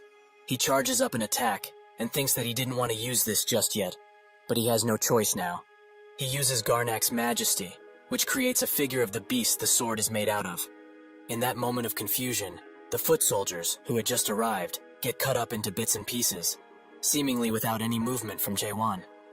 Seolrang doesn't want to have anything to do with this strange yet powerful guy, so he runs away, noting that he will leave this into their surely capable hands. Genya calls him a rat bastard, and looks at his goons, and thinks that this is how everything ends. This is the culmination of his life. Jaewon says that there is no way for him to survive, so he should answer his questions. Where is the mayor that they are hiding? Genya explains that if he tells him that piece of information, getting out of here with his life would prove meaningless. As if that person finds out, he would be better off dead, he's sure. Jaewon wonders who that person is, and Genya, out of desperation and no other choice, pulls out a spirit stone and swallows it whole. Jaewon is surprised, and remembers what Mino told him, that everyone here looks like they are eating drugs, but this is a common misunderstanding that people usually make. What they are eating is no drug. It's something that they eat in order to reduce the soul's pollution, since nobody wants to truly die. Genya bursts into a grotesque form, which towers above everyone. He screams out, as now, he has truly turned into one of the dead. He uses his claws to kill the people around him, and now, he can also see the real world, what it truly is, and what he has been living in all of this time. What good is dignity in a world such as this one? What was he really scared of all of this time? He can be free now, without the restraints of these walking bodies. Suddenly, he feels Jaewon's threatening glare behind him. He tries to attack instantly, as to take him by surprise, but he stops last second. What is a human doing in this world of the dead? Jaewon in turn asks what this guy became, as he can't see what, even with question. However, it doesn't matter, as he can be killed. Jaewon uses one of his bigger thrusts, putting all of the force he can behind it, which takes Genya's head clean off. In his last moments, he thinks of his past life, and a tear forms up in his eye. Is it really raining again? With that, he disappears for good. Jaewon wonders what that guy is, and says that he needs to find somebody among the remnants from the bar who knows where he could find the mayor now. He walks away from the battlefield, alone once again. He goes to where the injured from the bar are held, and sees that Mino isn't doing so well. Carlton is also on his last legs and says that they need to alert the inner fortress. Mino pulls Jaewon's cloak and demands he kill her, while she is still who she is. Jaewon looks at her and thinks that she really is a human. He can't use comprehend on her at all, and his question wavers when she's around. So why would the dead collapse? However, there is no need for any sort of emotion where he is heading, so he will do as she wishes. There is no room for hesitation. Claire grabs his hand and tells him to wait, as there might be a chance she still lives. A soldier urges her to get to the medical facility now, and Claire pleads with Jaewon to not do anything. At the impromptu medical camp, the medics discuss Mino's condition, which seems to worsen by the minute, as her deadification has advanced quite a bit. Jaewon notices some commotion outside and takes a look. Alarms are blaring all around the place, urging people to evacuate right now, as the dead have appeared within the fortress. A man asks a guard where they are supposed to evacuate to, but he seems to be quite unlucky, as that guard has already turned. It butches him instantly, and more dead come, ready to kill everyone they can put their hands on. Suddenly, a few people jump through the sky and land on the dead. They start killing all of them, and their leader seems to be a man with long hair and a unique sword. Claire notes that he must be the person Mino talked about, the one who said he will reject all the rules of this place. He wants to judge the entire world by his own standards and define himself what a human is, right? She knows people like him quite well, actually, as she has seen one before. People don't just stay here and adapt because they are idiots. They are doing it because there is no other choice. Jaewon says that they don't have the courage, and she asks, courage for the sake of what? Jaewon explains that they need courage to go beyond, to a definition that is certainly more correct. Claire notes that he's probably someone who goes after something like that, and he is most likely right in this case, but she doesn't have that courage, so she doesn't know what he's really thinking. However, she knows at least one thing, that he is extremely dangerous and needs to leave. This contradicts Mino's words, who told him to not leave, as people find their hope when they gaze upon him, so he shouldn't give up on this world, at least not yet. James asks how much medicine they have left, and a doctor notes that they've used most of the medicine to stabilize the fortress master, so they do not have much left. James damns everything, and commands his subordinates to bring all of the medicine that they have left. Jaewon analyzes how they prepare the medicine, which is just ground up horned beast horn. Jaewon asks James if they are able to revert Carlton back from the dead, but James notes that if he knew, he wouldn't react like this at all. Jaewon starts smacking Carlton around, as to wake him up, who eventually does so. He immediately asks him to kill him, as he is the only person who really can. Jaewon notes that usually, people would be asked for help in a situation like this one. Carlton, even in his state, starts reading out laws. Jaewon thinks that he has such useless loyalty, but it can be commended. However, if there were more people like him from the start, there wouldn't have been a need for him to be trapped in that awful tower for 40 straight years. Carlton's soul corruption rises to 94%, and deadification is about to take its course on him. The anti-dead extermination squad, the demon extermination squad captain Jahir, who is also a stage 5 adapter, arrives inside. James knows what his arrival means, and Jahir says that due to Gorgon's special laws, Article 1 verse 4, he will have to get rid of Carlton and the other corrupted individual right this instant. He slashes his sword towards Carlton, but Jaewon stops it with his bare hands, and notes that this guy can't die yet, as he still has a few questions for him. Jahir is shocked this guy managed to block his sword with his bare hand, and says that he doesn't know who he is. But Carlton is about to become a dead, and soon. It would be a disaster if a stage 5 adapter like himself would really turn, so they are here to prevent that from ever happening. Jaewon says that if he's going to become a dead, he might have something that might help him. The medic is shocked he has that horn, and notes that if it's with that, they might be able to bring him back. Jaewon instantly crushes it into powder, which the medic almost faints for. They feed both of them the powder, and fortunately, Carlton's deadification seems to have stopped. James is extremely glad, and tears run down his face. However, Mino's condition isn't so great, as her deadification is still progressing, most likely due to her stamina that was drained from the fight. Jahir draws his sword once again, but Claire demands he call Chung Hyo, as that old geezer can use Dead Slash. Jaewon is interested by this Dead Slash she's talking about, and Claire explains that if he uses that, the corruption will be gone. Jahir notes that the divine physician has an important matter to attend to in the inner fortress, so he can't simply call him over for something so trivial. Others from the squad hold her back, and Jahir tells Jaewon to step aside, as he won't compromise on this situation at all. Jaewon looks at him and says that he will be the one to kill that woman, as he promised her he would. He starts using question on him and says that he will be the one to kill that woman, as he promised her he would. He starts using question on her, and Claire demands he stop this instant, as he has no right to do that. The world starts cracking around her, and he is transported into a white world, where he seems to be alone. That's when he spots a small elderly man who looks over Mino and wonders how she got into such a mess. However, he will help her, so she needn't worry. That's when he spots Jaewon and is quite shocked, asking what he's doing here and how he managed to enter his world. He analyzes Jaewon further and asks how such a noble soul could ever possess such a narrow mind. Jaewon tries to use question on him, but it doesn't seem to work. Is this man perhaps the origin of her soul corruption then? If that's the case, she might survive when this old man dies. They both strike, however their attacks block each other, which shocks both of them. Suddenly, the old man's sword breaks into pieces, and this world seems to cracking at the seams.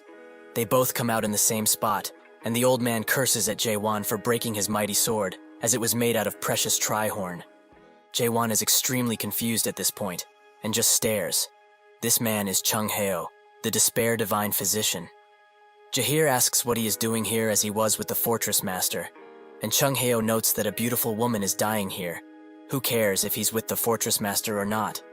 He also asks Jaewon what he's going to do now, as his dead slash was completely interrupted because of him, and the dead slash can only be used with a sword made of a tri-horn, or something better.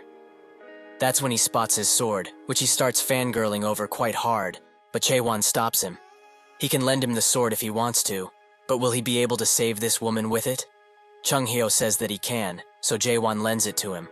He is quite surprised he gave it so easily. He must be quite confident in his battle skills. However, it doesn't matter now. He uses the sword to go back into his world, and notes that it's about time he sees what this sword is capable of. Jaewon looks at his technique, and wonders if it's an illusionary technique, but it's more like when he uses question. The old man charges forwards with the sword, and Jaewon thinks that this is the world he sees, through his eyes. Before he can finish the drawing, he falls down, as his spirit power is lacking quite a bit because he used all of it with that bastard of a fortress master. The world slowly collapses around them, and Chung Heo apologizes, as he wasn't able to do anything in the end. Jaewon picks up the sword, and Chung Heo notes that he's quite foolish, as he has never interacted with this world before, but he really thinks he can copy dead slash so easily. Jaewon notes that he can't do slashes at all, however he can do something better. Chung Heo urges him to stop, as the dead slash isn't just something that anyone can do. What he is doing now isn't brave, but rather reckless, so he should stop while he still can. Jaewon tells him to just shut up already, as this is the first time in his life he's using his power to save another person. He starts thrusting his sword, and thinks of how Mino really looks like. She's someone playful yet stubborn, and a weak-hearted person despite being an assassin. Someone who doesn't betray others easily. But there seems to be one thing left that is missing. He remembers, and puts the finishing touches. Someone who trusts others. They get out of that world, and Mino thanks him for remembering so many things about her. The corruption rate is slowing down, and the deadification seems to have stopped. Chung Heo notes that he's less narrow-minded than he anticipated, but who on earth is he? The dead thrust he learned just now. Why did he do it? Jahir is extremely surprised that Jaewon managed to use something similar to the divine physician's technique, who says that he hates to admit it out loud, but it is. His dead slash isn't a skill, hence why no adapters can learn it. This means that this person is someone like him, an awakened. The awakened are existences that lie outside of the standard system rules, and also an extreme minority of humans who have obtained a strong strength miraculously after rejecting the system outright. They are people who possess the strength to totally overthrow the composition of powers that belong to chaos. Even in the almighty land, there are few known awakened. Jahir says that if he's also an awakened, he might be able to save the Tower Master, as his life is invaluable. Suddenly, the Dark Shadow Squad captain arrives, noting that he got permission from the inner fortress, who is also Stage 5 adapter. Jahir wonders what he's doing here, as the Dark Shadow Squad has nothing to do with the elimination of the dead. They instantly bow down to Jae-won, as to pay respects to the Deer Whisperer. The others are quite surprised, as it seems Jae-won has more to him than originally thought. They all arrive at the inner tower, where Jurin greets Jae-won and asks if he really is the Deer Whisperer, as everyone keeps saying. Jae-won just says no, which Jurin expected. The Divine Physician notes that the Spirit Stone is known for increasing spirit power, and is used to confirm whether one is from the Emerald Bug clan. He's clearly not, so how did he get those stones in the first place? Jae-won notes that he picked them up from their owners, who are now dead. Jahir asks who would dare kill people from the 5 great clans, and Jae-won notes that he did. Jae-won notes that they attacked first, so it's not really his fault they are dead. Jurin thinks that they are indeed greedy for materials and such, but could he possibly tell them what happened after he entered Chaos? Jurin now understands, and will summarize what he just said shortly. He got caught up in something, by pure chance, and entered Chaos. Then he got hold of the Spirit Stones from the Emerald Bug clan, again, by chance, and entered this fortress. After that, he got caught up in another incident once again by chance, met the Divine Physician himself, and managed to learn his dead slash, even though he has only seen it performed once. Now he really gets it.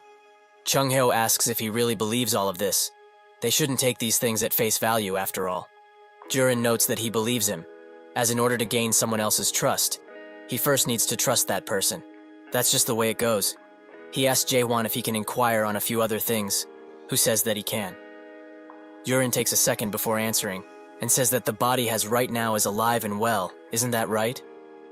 Jae-won is quite surprised that he found out, and looks at him with widened eyes.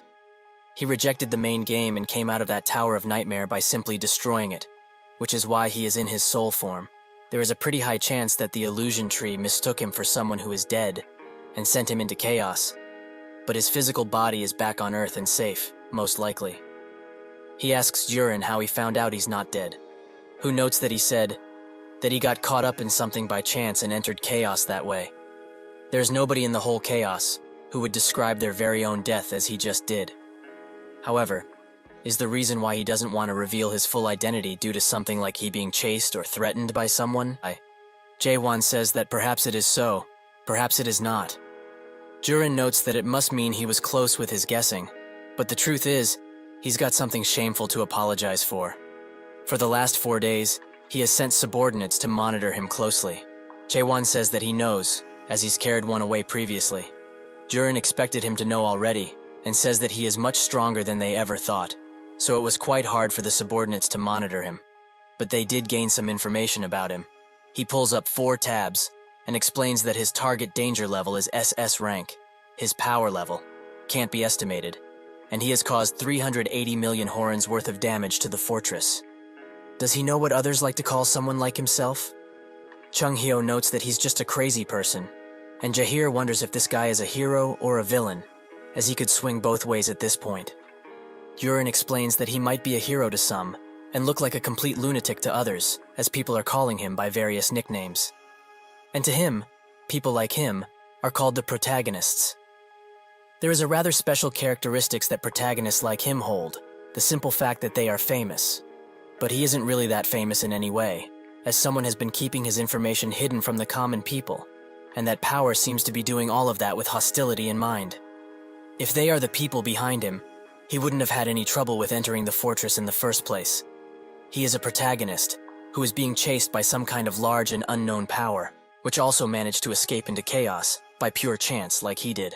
Jae-won thinks about Jurin just said deeply. Although he is not really sure, wouldn't it be that person known as the Monarch of Pitch Darkness that is chasing him? He is one of the 12 monarchs of the Almighty Land, but just how strong are these monarchs anyways? Jurin notes that he won't dare ask who and what he exactly is, and he also won't ask him to compensate for the damages he caused within the fortress either, as they, the Gorgon Fortress, will provide with protection. Jae-won asks if this Gorgon Fortress of theirs is strong enough to go up against one of the 12 monarchs of the Almighty Land. Jurin asks if one of the 12 monarchs is really chasing him, and Jae-won notes that there is a pretty good chance that it's one of them. Jurin says that this is great, because if it is how he says, the monarchs would become unable to interfere with the matters that take place within chaos itself. Jae-hwan asks what they want from him in return, as nothing is free in this world, and Yurin explains that he only needs to do them one favor.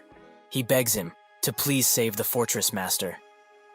2 hours later, they go down a set of stairs, where the Dark Shadow Squad captain notes that the North Inspection Gate captain and the woman are said to be recovering in the treatment center. However, are they really sure they want him to bring them to the training ground instead of the VIP room? Chung Hyo says that they need to go there, as him and this guy need to decide which is superior, this child's thrust or his slash. He also asks if he's cleared the Tower of Master, which catches Jae-hwan's attention, and in turn asks if he knows anything about it. Chung Hyo notes that he does know quite a bit, but he will only answer his questions if he wins, and only then. That probably is impossible for him. After the fight, Chung Hyo wants another rematch, while he is still in the ground. The training grounds is filled with Chung Hyo's figure, as Jae-hwan has thrown him around countless times. He tells him that the match is finished, but Chung Hyo doesn't want to give up just yet, as he hasn't used his ultimate technique, which if he uses, he will die, so he is just worried about him. He also asks how old he is, and Jae-hwan explains that most likely around 60, if he had to guess. Chung Hyo notes that he's 1,000 years old, and the mere 60 or so years of slashing would never have a chance against his 1,000 years of slashing. Jae-hwan wonders if he really did slash for 1,000 years, as it feels like he has only done it for 10 years, judging by his current abilities. Chung Hyo gets mad enough to soar into the air once again, and wonders if he will still feel the same after he gets hit with this next attack. He summons the figure of a mighty beast through his sword, and Jae-hwan prepares thrust it. The swords clash, creating a large blue shockwave, which sends both of them backwards. Chung Hyo notes that he's not bad at all, but Jae-hwan is quite annoyed, as he's being pushed back quite a lot after using the normal thrust. Chung Hyo says that his technique is pretty well made, but what is the name of it? Jae-hwan notes that it's just normal thrust, which Chung Hyo finds as quite the arrogant name, as if he names it like such. Then it makes it look like he has an even stronger technique. Jae-hwan says that a stronger technique does exist, and he charges it up. Chung Hyo wonders what he's showing him, and gets extremely scared, as this guy is starting to resemble the Soul King of Chaos. His mind wanted to forget the horror he experienced when he faced the king, but now, it has resurfaced. Would he really be able to cut through something that reminded him of the Soul King? Of course, nothing is really comparable, but that certain level of power will literally blow the Gorgon Fortress from the inside out. Jae-hwan is ready to unleash the attack, but to prevent the imminent destruction to happen, Chung Hyo gives up the fight, noting that he lost. In the 5th region of the Almighty Land, the region of Strong Steel, inside of a fortress, a man asks what happened to Pitch Darkness. Another man explains that, based on what he found out, the current Pitch Darkness monarch is trying to contact Chaos. The unbending Strong Steel, the monarch of Strong Steel, Heo Yu, asks why he would do that. All of the monarchs of the Almighty Land have already signed a secret agreement to not interfere with the matters of Chaos at all. The subordinate stars shaking, and notes that the matter is a bit more complicated than this, so he urges him to look at the screen, first and foremost. Heo looks at it for a second, and notes that it's the video of the guy who went solo on the 99th floor. But what about it? Wasn't it edited in the first place? The subordinate explains that the product in the video is said to be in a contract with the 9th region's monarch of Pitch Darkness. This intrigues Heo, and he asks where the product is in the first place.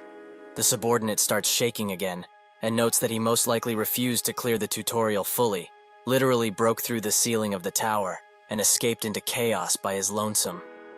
Heo notes that the cultivator that stayed on the 100th floor should have been watching him. So what happened with him for all of this to happen? The subordinate says that the product slayed the cultivator, and Heo asks if he's just joking around. The subordinate says that he also couldn't believe it at first, but the monarch of Pitch Darkness has confirmed that everything he said right now is the truth. Heo starts pondering, and wonders if that bastard of a monarch has connections with Chaos. The subordinate explains that they found something extremely strange during their investigations, as the monarch of Pitch Darkness seems to be involved with the matters of Chaos, and for a long while now. Out of the 10 clans within Chaos, a few have been in constant and direct contact with the monarch of Pitch Darkness. Heo looks at the tree, and wonders just what is Pitch Darkness up to. He tells the subordinate to send the letter to help him get access to Chaos, and in turn he asks if he really is intending to get involved in the matters of Chaos. Hyo explains that he will just be observing the situation as a whole, as he needs to know what exactly is happening in there after all. He also commands for 10 elite warriors of the Gold 1 grade and Hae-young to be sent. Hyo looks in the distance and wonders if Chung-hyo is doing well in there. He would have had a long and fruitful personality were it not for that trashy personality of his. But now, he's probably living a quiet life in there. Jumping back to Chung-hyo, who is clinging onto Jae-won's sword for dear life, as he won't let him unleash that attack. Jae-won, however, has already heard him and asks him to just get off. Chung-hyo gets down and wonders just what kind of man would be able to do something like that after just 40 years of simple thrusting. Jae-won explains that he probably thrusted around 10 billion times, give or take, but Chung-hyo doesn't believe a word of it, as he would have needed to do 8 thrusts a second every day for 40 straight years, without eating or sleeping at all. Jae-won says that he can do 100 thrusts in a second, not just a measly 8. If he's asking of how he only thought of using his sword for thrusting, he will answer. Golden energy starts coming from him, and Chung-hyo's eyes widen, as he is now exerting the same alien energy that he did when they first met. It wasn't pressure at all that he felt, only a thrust that bears a hostility which would make mere people faint.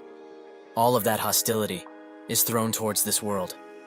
He can't believe his eyes, as this child has become the thrust himself and is thrusting towards this world every second that passes by, even at this very moment. Jae-won already told him that he thrusted about 10 billion times, and counting. By the way, he hopes he remembers the contract they both signed before dueling, where the loser would have to grant the wish of the winner. Jae-won starts reading off the plea Chung-hyo put on this paper, who tells him to stop, as he heard him already, so there is no need for something like this. However, is he perhaps intending to use him as his subordinate from now on?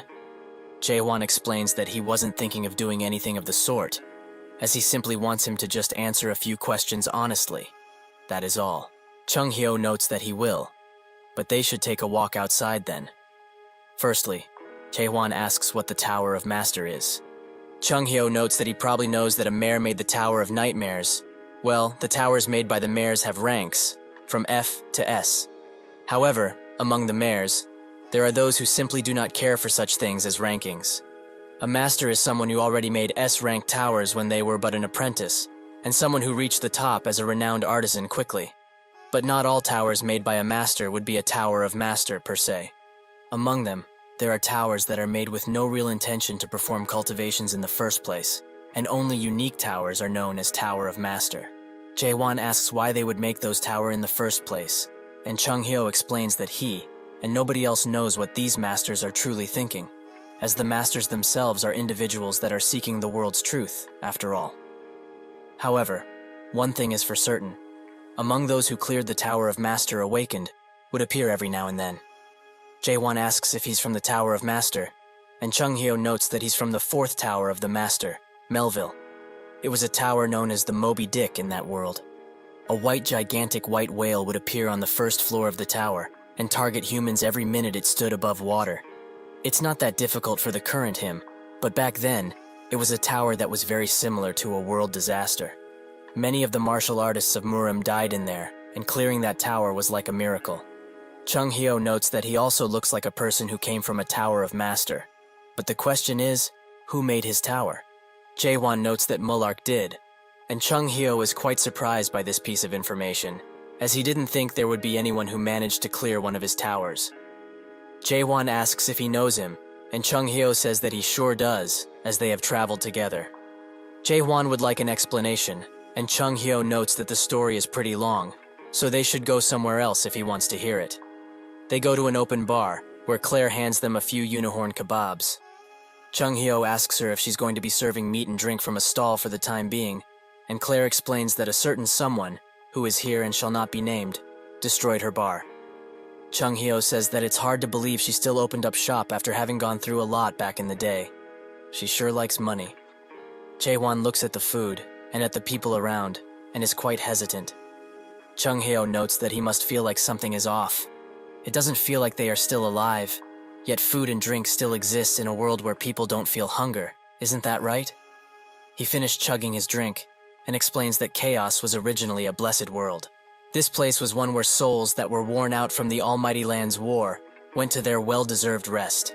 Everyone was able to regain their lives after being released from them. The warriors dropped their swords and bows, while wandering minstrels sang about peace and no wars. Jaehwan notices a few drunkards fighting and thinks that is because of the drink, but when he goes to taste it, the mead tastes just like water. Chung Hyo explains that drunkards do not exist in this world, as they are just acting like they are. In chaos, one doesn't get drunk, hungry, or old after all. However, in such a paradise, humans started to want the opposite. They missed real life, which had the chance of death, and started to act like they were living true real life. A life where if they didn't eat, they would die, and if they drank the mead, they would get drunk. A life where they have a physical real body and a beating living heart. However, one random day, drunkards started to appear, an expedition of dreams, of the impossible, and gathers people together to rediscover real life. That would be the Abyss Expedition. Jaehwan asks why they would head to the Abyss in the first place, and Chung Hyo notes that it's to look for the fruit of resurrection. It's a fruit that hangs on the branches of the illusion tree at the end of the Abyss. Jaehwan is intrigued by this. Can somebody who is dead really be revived? Chung Hyo confirms that the fruit does exist, and is the only way that the dead of this world could ever come back alive. The Abyss Expedition is an alliance formed for the sake of seeking that fruit, and at the time, he had awakened already, and was at the age where he was basically fearless. Jaehwan asks if Mullark was also part of that expedition, and Chung Hyo confirms that he was, the leader of the expedition actually. He was a really unique existence. He remembers the first time he met him, where Mullark applauded him for becoming an incomplete awakener without abandoning his emotions. He is truly walking a unique path among others. Chung Hyo asks him to save those words for someone else, and Mullark wonders if he's upset because of cultivation. Chung Hyo throws his sword at him and asks why a mayor like him would want to go to the Abyss, as they usually coop themselves in a room and create towers. Mullark notes that he has no words for that, as apologizing would be useless right now, because that is something that he has to carry with him for the rest of his life. Chung Hyo was surprised that he actually regretted making the towers, and Mullark says that it's okay if he doesn't believe him, but the reason he went to the illusion tree and going to the Abyss is because of that tower. The one that would end all cultivation, that his reason for joining this expedition. Jaehwan asks if the expedition was successful. Chung Hyo explains that he was only able to reach the entrance of the Abyss because he fell behind on the way. But it does seem that Mullark reached the top of the illusion tree, because a lot of fruits began to drop from the branches. Thanks to that, each of the expedition members were able to go back to chaos with lots and lots of fruits. Jaehwan thinks that if it is so, why is this old man still in chaos? Claire urges him to get his facts straight, as that expedition was a failure, and he knows that all too well. Chung Hyo explains that they only succeeded up to the part where they obtained the fruit, as when they were heading back, those bastards were waiting for them at the entrance, ready. The monarchs and the patriarchs of the almighty land. While they didn't muster up enough courage to go back into the Abyss, the 4 fortress masters and 10 faction leader who were also a part of the expedition weren't a match for those guys at all. There was a crystal clear difference in power, and were in a totally different league. That was how the fruit was stolen from their hands, and those bastards used the fruits that they stole to revive themselves each time they died. They have been doing that for well over 900 years. It's as if they had another place that's built for them, a place known as the Resurrection Palace. The monarchs and 5 great families take turns reviving their dead, and it was decided from the start who would live, the only ones who could live actual proper lives. Jaehwan thinks that this must be why everyone around here is so lethargic, as they know that the real life they wanted, the fruit, was stole away from them. Jaehwan wants to ask more about Mullark, but Claire tells him to drop it, as he's passed out drunk. But based on what she heard, after the expedition was finished, nobody ever saw Mullark ever again. It's almost as if he fell off the earth. James comes around and thanks him for the help, as if it wasn't for him, his captain would have surely died. Jaehwan seems to have forgotten about him, and James explains that the next time he enters Gorgon, he should do so through the North Gate, as he won't need identification there. Of course, they should keep this a secret from the captain. With that, he leaves, and that's when Jahir calls for the Divine Physician. He is clearly distraught, and notes that they've got some big trouble. They all rush as fast as they can, and Haewon can feel the energy around. Judging by this, it means that the Fortress Master is in that state already, a full dead. The spiritual pressure he is feeling right now, much more than what he felt from the dead that he fought previously. It's coming from deep within the fortress, or rather, more accurately, beneath from it. This makes him think of Yurin, and the favor he asked him for with a serious face. He remembers that he said that he won't have to pay for any of the damage he caused inside of the fortress, and will additionally provide him with protection should it be necessary. All he needs to do for them is one favor: to save the Fortress Master. Jaewon notes that their Fortress Master is going through deadification, and Jahir says that indeed he is right. He explains that out of nowhere he just went berserk, which is weird, because usually it only happens like once a week, but today, of all days, it just happened. He is telling him all of this in advance, just in case he gets the wrong idea about things. The Fortress Master is a really good person, and before his deadification unfortunately began, he was basically a living legend, since he was someone who also went to the Abyss expedition, with Mullark, and the Divine Physician. This makes Jaewon pay more attention to the conversation at hand, and Jahir says that, from what he saw at least, he is also able to perform the dead slash, right? Since the Divine Physician is in that poor state, can't he do it in his stead? Jaewon outright refuses him, as he simply imitated what this old head did, and is certainly not as good as him. This might have been different had he learnt from him, though. Suddenly, the ground starts to tremor beneath their feet, and Jahir now fears the worst, as he knows what that is. Suddenly, a surge of dead energy comes out of the fortress, and releases a large shockwave all around. Jahir covers himself, but that's when he notices two peculiar people standing at the top of the fortress: the Disruption Tower Captain and the Despair Tower Captain. They say that it's been a while since they met, and Jaewon hears their whispers, which say that the guy carrying the Divine Physician is the one who can also use Dead Slash. Jahir pleads with them to step aside, as there is an urgent matter they must attend to, but they also probably know what already. They descend, and note that what he is asking them to do is quite a problem, as they have their orders that need to be completed. Jahir asks whose orders are those, and with a stern look on his face, demands to know if they are really intending to go against the wishes of the heavens like this. They say that the only heaven they have, and worship, is the Forbidden Heaven. They rush in and jump in the air, preparing to attack. Jahir notices how fast they were, and pushes Jaewon out of the way before anything can happen to him. They both land at the same time, creating a large explosion upon impact, but Jahir managed to block the both of them with only his blade. Jaewon watches him and notes that he is doing quite well. Jahir thinks that he didn't expect at all that the Forbidden Heaven clan would have people inside of the fortress. He notes that they grew quite a lot for outer fortress residents, but still, do they even know who they are facing right now? They say that he shouldn't underestimate them so much, as they are not the same people anymore. Jahir advises the both of them to think very carefully about this, as if they turn back now, the Fortress Master will surely forgive them. One of them notes that if he's talking about the same fortress monster that is being locked up down there now, he can forget it. That thing, because it can't be called human anymore, can't even control its own strength, and can't distinguish between good and evil anymore. That is not the same heaven that they served. Him being the extermination squad captain and all, why is he still serving the thing he swore to destroy, despite the current situation? Jahir looks at them dead in the eyes, and notes that he believes, with all of his heart, that the Tower Master will return to what he was originally. Suddenly, Other comes behind him and swings the hammer at his head. Before Jahir can react, the hammer lands, throwing him into a wall. If only he would have been a little more wiser, they wouldn't have had to fight like this. Isn't that the case? Jahir tries to get up to his feet, and thinks that these two are just Stage 4 adapters, so there is no way they could defeat someone like himself, who is a Stage 5 adapter, even though he is outnumbered. How are they doing this much damage in the first place? He can't even estimate how fast or strong they are anymore, as this isn't any type of normal growth he has ever seen. It's almost as if they received the boost from the deadification. Something is seriously wrong here, and this is starting to get too dangerous.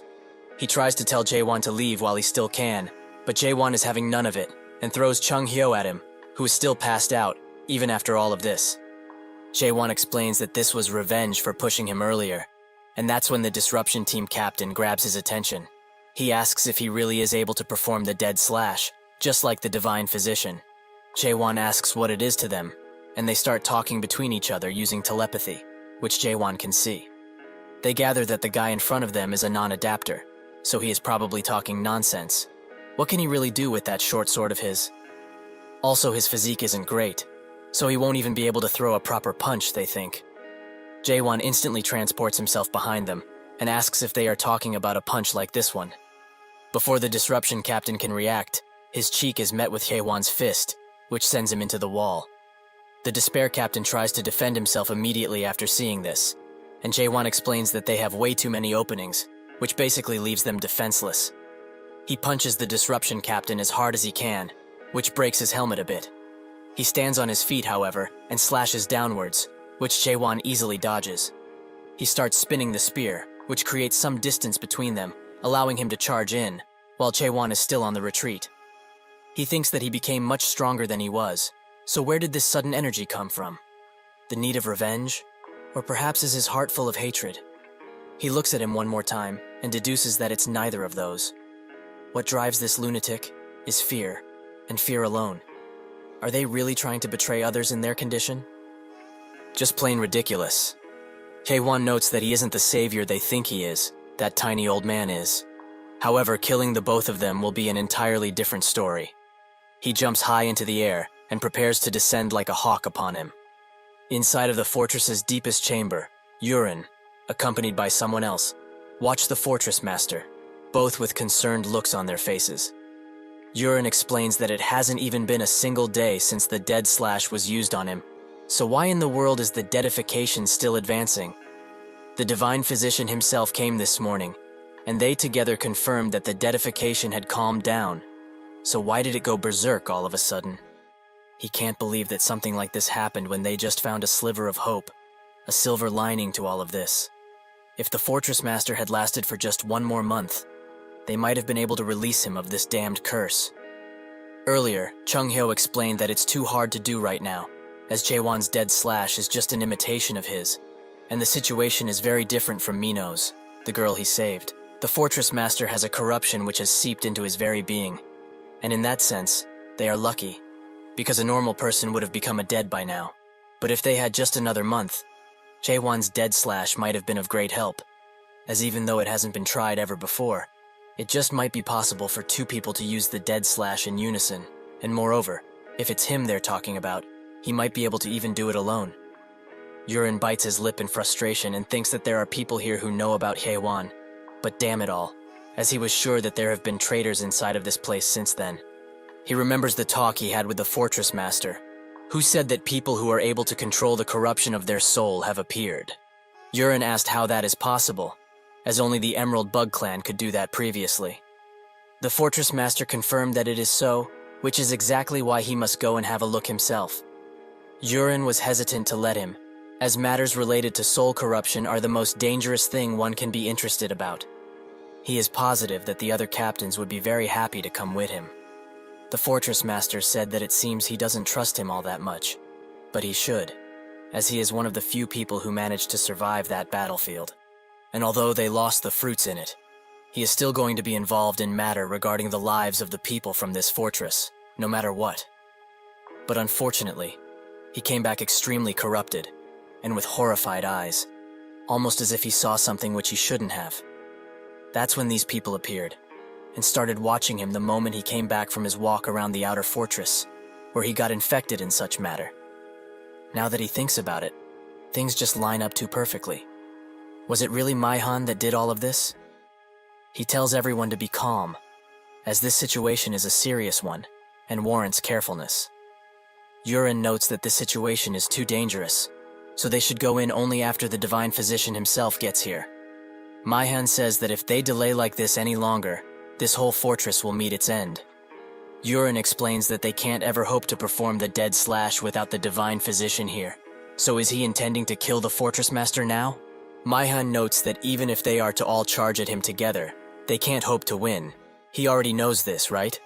Given the situation, they are forced to use the dead seal. Yurin starts sweating profusely at this notion and notes that he can't do that, as it is the very last resort, just in case they can't hope to do anything else.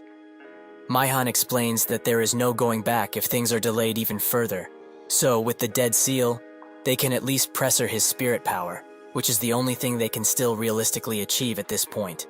Yurin notes that they don't have the spirit stone that the dead seal uses anyway, so what we ate all they do now? Maihan says that they all know about it, so he should stop trying to hide it. Out of the corridor, the Dark Shadow Squad captain arrives, with a box in hand. Yurin is extremely shocked, as even the Dark Shadow Squad captain, who belonged to the inner administration, is a traitorous dog. That box contains what Yewan had, the Spirit Stone. Maihan explains that the future of the entire Gorgon is at risk here, so how dare he try and hide such a thing? He knows all too well what would happen if the Fortress Master really completed his deadification. He isn't really intending to let that gigantic dead roam around in this peaceful fortress, right? He has seen with his own eyes many times, even recently, just how much of a threat a single mid-sized dead is to Gorgon. A gigantic one that would come from the Fortress Master would bring upon calamity and destroy everything in its wake without any rhyme or reason. Does he truly want that to happen and kill all of those innocent people? Yurin thinks about the situation. The Fortress Master is basically going berserk, and the Divine Physician is nowhere to be seen. What he said is not unreasonable, and he gets what he is trying to say. However, it doesn't mean that they can do anything, even if they have the Spirit Stone, as the Dead Seal technique is a well-kept secret that only the Emerald Bug clan can fully utilize. Maihan tells him to not worry about that, as he has already brought people in here who know how to use that oh-so-infamous technique. They are not of the Emerald Bug clan, but they will do the job just as well. Yurin feels that something is extremely wrong here, so at this point, if they really perform the Dead Seal, the Fortress Master's spirit power will also be sealed into the Spirit Stone, he is certain. Since there are no successors within Chaos, anyone who gets hold of this Spirit Stone has the Fortress Master's spirit power and will inherit it, becoming the next master of the Gorgon Fortress. If that Spirit Stone falls into some dangerous hands, it will be disastrous. Suddenly his eyes widen as he sees someone pick up the Spirit Stone with just their bare hands, something that only the Emerald Bug Clan and Jaewon are able to do. He thinks of the Fortress Master's words, who said that people who can control soul corruption appeared, so this must be them. Everything that has happened up until now, from when the Fortress Master was corrupted, until he went berserk, was all of this the Outer Administrator's grand plan? Yurin tells the others behind him to capture him, but they don't move a single muscle, and don't even look at him. He falls to his knees, as this is the only thing he can do. They were all in on it, so there is nothing he can do anymore. One last time, he apologizes to the Fortress Master. Because of their complacence and incompetence, they weren't able to protect Gorgon in his stead. For that, he is truly sorry. He sheds tears, but that's when the ceiling above him shatters, and a large ray of blue light descends, shaking the entire fortress to its core. They all wonder what is happening, and Yurin's eyes are filled with hope once again. The Shadow Squad captain gets in front of Maihan, and is clearly annoyed by this. From that hole, Jaewon and Jahir arrive, with the still sleepy Chung Hyo. Maihan demands to know who they are, and how dare they trespass in here. Jahir tells him to stop his foolish act, and throws the two defeated leaders in front of him. Their traitorous acts have been exposed to the world already, as his people have spilled out plenty. The Disruption Team captain apologizes, and in that second, explodes. Jahir demands to know what he is doing to them, and Maihan explains that he probably offed himself upon being exposed. So how can he blame him on someone wanting to take their life like this? Jahir thinks that his act is just ridiculous, and tells everyone to get a grip on things, as this is a full-blown rebellion at this point.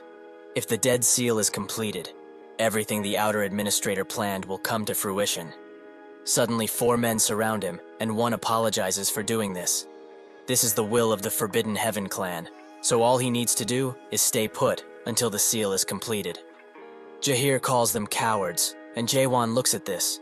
He notes that in return for saving the Fortress Master, he was offered protection at first, but he made the wrong promise, as Gorgon can't even defend itself nowadays. So, they will change the contents of the promise. He will save the Fortress Master, kill all of the traitors in this room. All he wants in return is this old decrepit man, as he wants to set up the Abyss expedition once again. This catches everyone by surprise, especially Maihan, who seems to not be happy about this. He calls his idea a bunch of nonsense from an unknowing fool. He already heard of the story about a certain person who was able to kill Janya, who was dead, in one single strike. He thought that it was a lie at first, but now he thinks that it's true. If this really is the case, they will have to go all out on him. Jaewon clenches his sword, and Maihan commands everyone to attack, and they surround Jaewon and Jahir in an instant. With a few light thrusts, he clears out the people who attacked Jahir, and even cuts the hand of the Shadow Captain.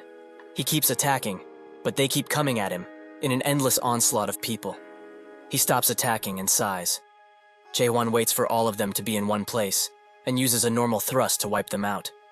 The attack also reaches Maihan, who desperately tries to block it, but can only deflect it, as it is too powerful to fully block. The attack lands next to the Fortress Master, and Maihan stares in shock at the gigantic hole it made. If he got hit with that, he is almost certain that he wouldn't have made it out alive. Jurin and Jahir are also very shocked. Outside, whispers on what this rebellion is planning to do can be heard, and Jaewon finds out that they will use the black cloud on the entire Gorgon, which makes him quite mad. He tells Maihan that he is the outer administrator of this fortress, and also the Forbidden Clan's first elder. He doesn't know exactly what he is trying to do, or why he wants to corrupt souls so much, but he knows this. He likes people like him, quite a lot actually. Maihan notices that he is charging his power, so he orders his men to take that guy down, no matter what it takes. They all charge in, and Jaewon says that he is very thankful for them, because if he knows that people like them exist in this world, he can easily destroy it. He releases the attack, a mighty thrust that can't hold a single color, so it changes constantly. The attack pierces the heavens and explodes into smaller thrusts, in a flash of beautiful lights. Jahir tells Jurin to get up, but he is too mesmerized by this. This is overwhelming hope, something which the Fortress Master thought that everyone in this place needs. An overwhelming hope that doesn't falter in the face of anything, no matter what. He simply cannot believe that now he is experiencing the hope he spoke of from this man who is speaking about the annihilation of this world. Everything is turned to rubble, and most if not all of the rebellion is put out. Maihan is still alive, but his hands and legs have been cut off, leaving him utterly defenseless. He calls Jaewon a truly monstrous beast. However, he is too late, as Gorgon is already doomed, and the Fortress Master even more so. Jaewon shuts him up for good, and asks Jahir if that old geezer is still sleeping. Jahir explains that he won't wake no matter what he tries, so Jaewon grabs him and smashes him against one of the remaining walls. That certainly wakes him up. Suddenly, the Fortress Master starts shaking uncontrollably, as the deadification they have all tried to stop previously has begun. The system warns everybody that the Fortress Master's soul corruption has unfortunately reached past 99.9%, so the only thing it can do now is estimate the danger level. The others wonder what is going on, and Jahir screams for the Fortress Master, but nobody answers. The system explains that the estimation can't be done in time, so the verdict is that this will be an extremely large dead. Alarms start blaring all over Gorgon, telling people to evacuate. They all rush to the exits, and the guards to their best to lead them. But what can only wonder, just what is happening in that fortress right now. Chung Hyo tells Jahir to escort Jurin out of the premises, as they have something to do. Jaewon will be coming with him, as even if he can't save anyone with that sharp thrust of his, but instead, he will be helping in clearing the path. Jaewon asks why he got a new sword, and when. Chung Hyo angrily notes that he broke the last one, so they should stop with the chatter and get to work already. They enter the spirit world, inside of the Fortress Master, and Chung Hyo takes no time in cutting him with all of his might. This brings back the memories of them drinking until they were passed out drunk, or trying to be, and how much they had at the time. Chung Hyo explains that engraving these kinds of memories that have been forgotten due to the deadification is what Dead Slash is really about. If they are filled with memories about their loved ones and the things they cherish most, at least, the worst can be avoided. Suddenly, his expression changes drastically, and a new image pops up, one of war and death. Chung Hyo wonders if this really is the Fortress Master, but when the figure turns its head, it reveals its eyes, which are filled with hatred, anger, and bloodthirst. Chung-hyo says that cannot be the fortress master, but his eyes turn into the same ones the figure had. The ground starts to shake around them, and Chung-hyo explains that this shouldn't have happened. Something is seriously wrong. This thing is not the fortress master anymore. It's something much more deadly. He breaks out of the restraints and starts convulsing rapidly while rising into the air. His eyes turn dark for a second, but are renewed with the same red pupil shortly after. His fingers become slim and long. His back is filled with darkness, and a crest appears on his forehead. The possession of the fortress master is now complete. Chung-hyo watches all of this in horror and explains that thing isn't the fortress master. It's something he knows, or someone. He slowly descends to the ground, and the very moment he touches it, they are both struck with an extremely heavy pressure. The figure starts speaking, and notes that it would have never guessed it would be able to descend into this world with the help of this body. In the end, even this person, who was quite powerful, became a dead, right? He also recognizes Chung-hyo and begins smiling widely. What is an incomplete awakened like him still doing around here in chaos? Didn't he find what he wanted in Abyss 9 years ago? Chung-hyo starts shaking uncontrollably, as this is the master of the Dead Palace that is situated in the middle of chaos, and also the only being that is able to open the door leading into the Abyss. His name, the Soul King, Catastrophe.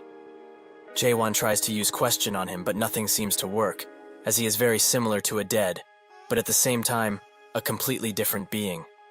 Catastrophe flicks his finger and asks why he hasn't left chaos yet. This flick erases Chung-hyo's established world in an instant, and replaces it with a dark, vicious world where he can do as he pleases. He asks if he hasn't left because he wants to protect this utterly pathetic and useless world. Chung-hyo is at a loss for words, as with just one finger, he managed to erase his established world.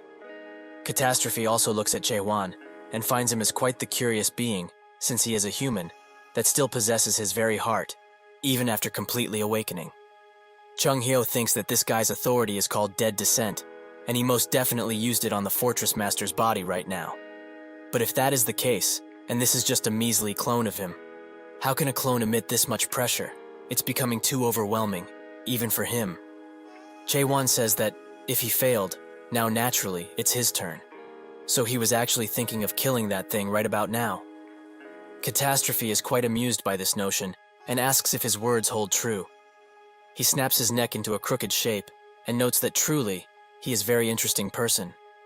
Chung-hyo tries to stop Jaewon, explaining that he can't do anything about it right now. Not even the great Muller could hold a candle against the Soul King. Even if this is a clone, he mustn't rush into battle like this. Jaewon urges him to not be so scared, as he is sure he can beat him. Chung-hyo looks at him and wonders, just how is this child so calm when facing an impossible task? Catastrophe starts laughing loudly and maniacally, with his mouth being contorted to open even wider. Suddenly he stops, and after a few convulsions and dark energy emitting around him, he pulls out a sword out of his gaping mouth. If he really meant that, he should give it his best shot, right? He really wants to see what a foolish awakened, who still possesses the heart of a human, can truly do.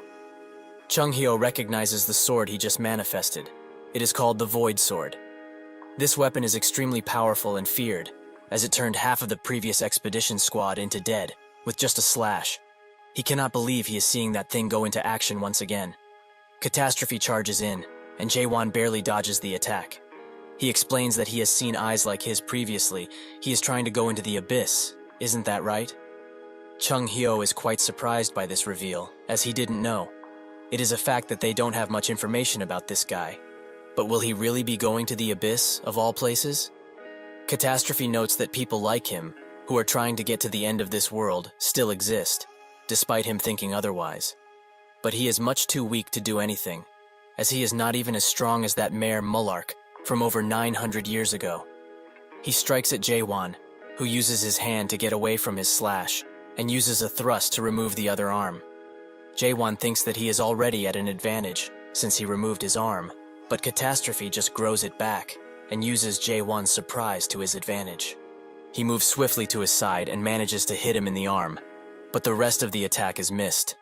Jaewon uses a thrust to hit him in the torso, but Catastrophe is not phased in all, so he uses all of this, and tries to kill Jaewon right now with a large strike. After the rubble and dust settles, only Jaewon's cape remains, as he has used it to back away. Catastrophe explains that this corruption is basically a disease that advances time. So with just a hit of the Void Sword, several centuries or perhaps even millenniums would pass by on that particular wound. Souls that can't withstand this grow extremely old and corrupted. With all of this combined, they turn into dead. Jaewon notes that something like this won't move him, so he strikes his own old flesh and soul, noting that he will just rip it all away if he really has to. Catastrophe is quite surprised that he would cut away a part of his soul, which has only grown old like this. He must commend him for this impressive mental fortitude. However, that is all he has right now, and can't hope to ever defeat him. Suddenly, shards come out of his chest and mouth. Jaewon is shocked at this, and those shards turn into void swords, which are ready to strike at a moment's notice. The swords fly into Jaewon's direction, who tries to protect Chung-hyo. Catastrophe notes that, now that he has managed to take a closer look, isn't the sword he has within that crafted sheath a replica from the Mayor Tower? That is pretty impressive, considering it is just a toy, made by the mayor. A few swords get past Jaewon's defenses, and strike him in the leg and arm. Chung-hyo screams at him to do that, and Jaewon takes no time in piercing himself in order to stop the aging. Catastrophe doesn't stop attacking, however, and their swords clash, creating a large shockwave which sends Chung-hyo away.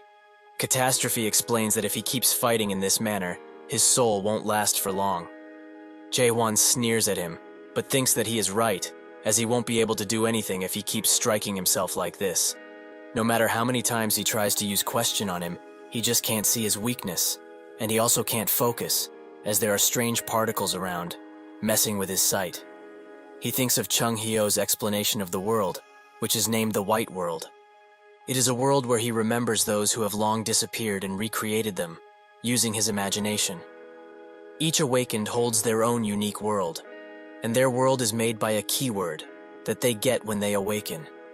It is something that is made from their desires and emotions, so a strong awakened can pull in even more beings into their own unique world. Jaewon thinks that if this really is the case, he can at least try. He strikes weapons with Catastrophe and uses the momentum to make some distance. With that, he activates his eyes glow as he activates his very own world, the Moon Eye. Chung-hyo looks at this real depiction of the world and notes that this is hell. This world that he has been living in all of this time and enjoying himself is hell. A hellish world, made from only loathing and seething anger. Catastrophe is ecstatic, as this is his opponent's ideal world, extremely beautiful.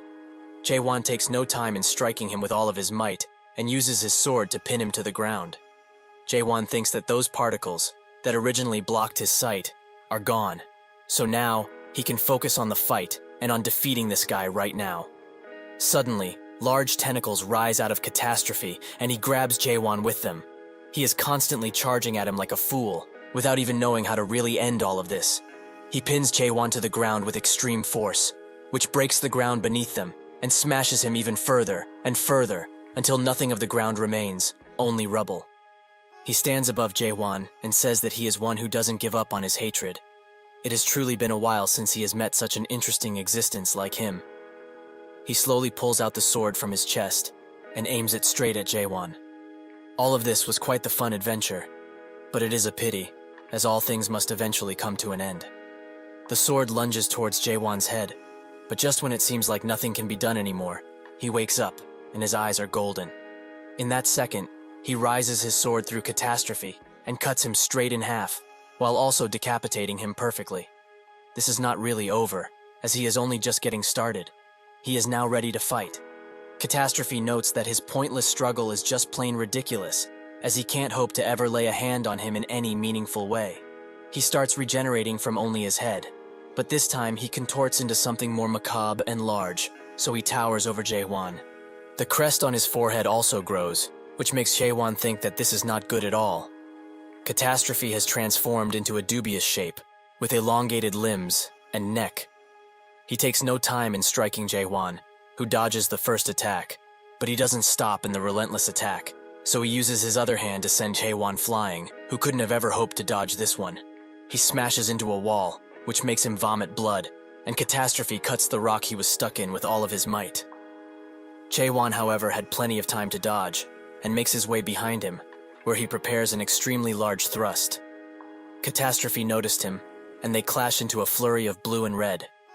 Catastrophe explains that he has watched countless beings try to build the world for millennia, and they all climb to the top of this tree to try and appease and sate their own curiosity.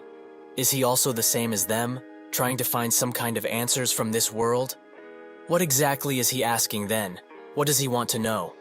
He presses his sword hardened on Chaewon, who seems to have been caught by surprise with this. However, Catastrophe's sword stops, and a blue hue emits from its blade. Now he truly understands his question. The world itself is his question, isn't that right? Chaewon managed to block the attack, but the impact has taken a toll on him, as he is bleeding once again. Catastrophe continues interrogating him. What is his question? What does he want to make of this world of his in the first place? Destruction, annihilation, or perhaps even extermination? But judging by this world, and the things in it, he wants the end, and that is the most fitting name of this place. What arrogance to make a world such as this one. A mere human dares to question the worth of the illusion tree, and its very existence? Such arrogance must be punished, as not even the wisest men can ever hope to start questioning the illusion tree, and why it is here in the first place.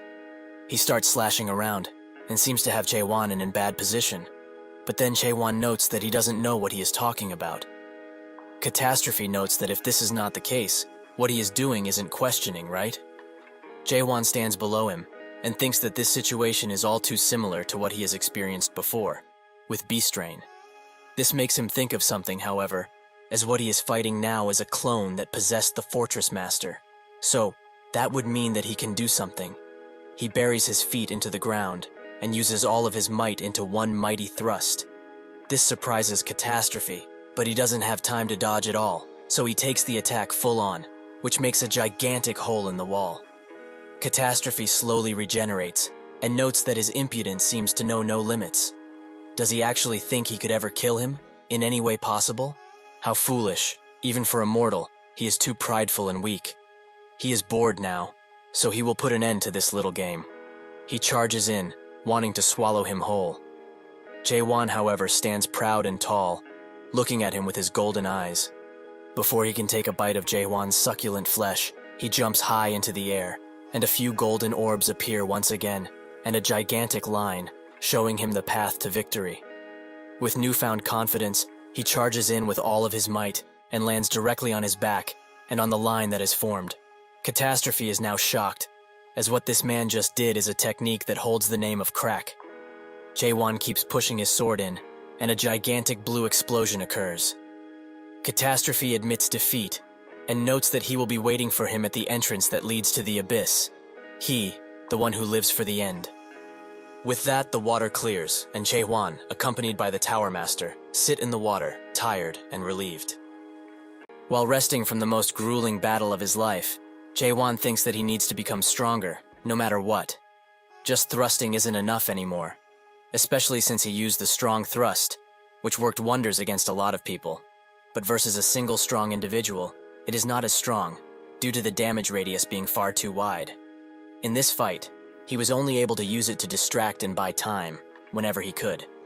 It seems that after all, thrusting isn't the solution to everything like he expected, and so he needs to create a new technique to deal with more powerful enemies.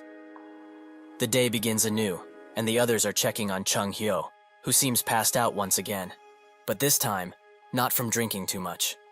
Suddenly, the Fortress Master speaks to Chaewon and urges him to come near him for a little while. Chaewon does just that, and the Fortress Master explains that, even though he became a dead, he could still see, and observed him with great interest. He thanks him for fighting the Soul King on his own, and grabs his arm very tightly. Perhaps, after all of this, and his continuous rule, it is time for Gorgon to experience some well-deserved changes. So, if he may, he would like for him to take all of this. The Fortress Master gives him some energy through his arm, in the shape of a snake, or dragon. He notes that there is a familiar energy all around him. He can feel all of the warm memories he has made, and cherishes, even though he doesn't know it. Before disappearing, the Fortress Master tells him one last thing. to never forget how a human is and feels, no matter what. The other guards arrive at the scene, and they all stare in the direction of Jaewon, who has made his way out of the rubble, but also holds a new paters on his arm, the very same that the fortress master gave him. They all bow down, and Yurhin, with a tear in his eye, thinks that if this was the fortress's master final wish, then he will uphold it.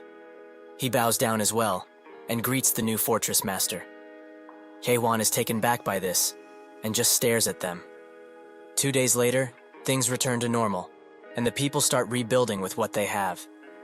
Jaewon sits at the office of the fortress master, but doesn't believe himself to be one, as he told them countless times that he is not going to be that and take on the title.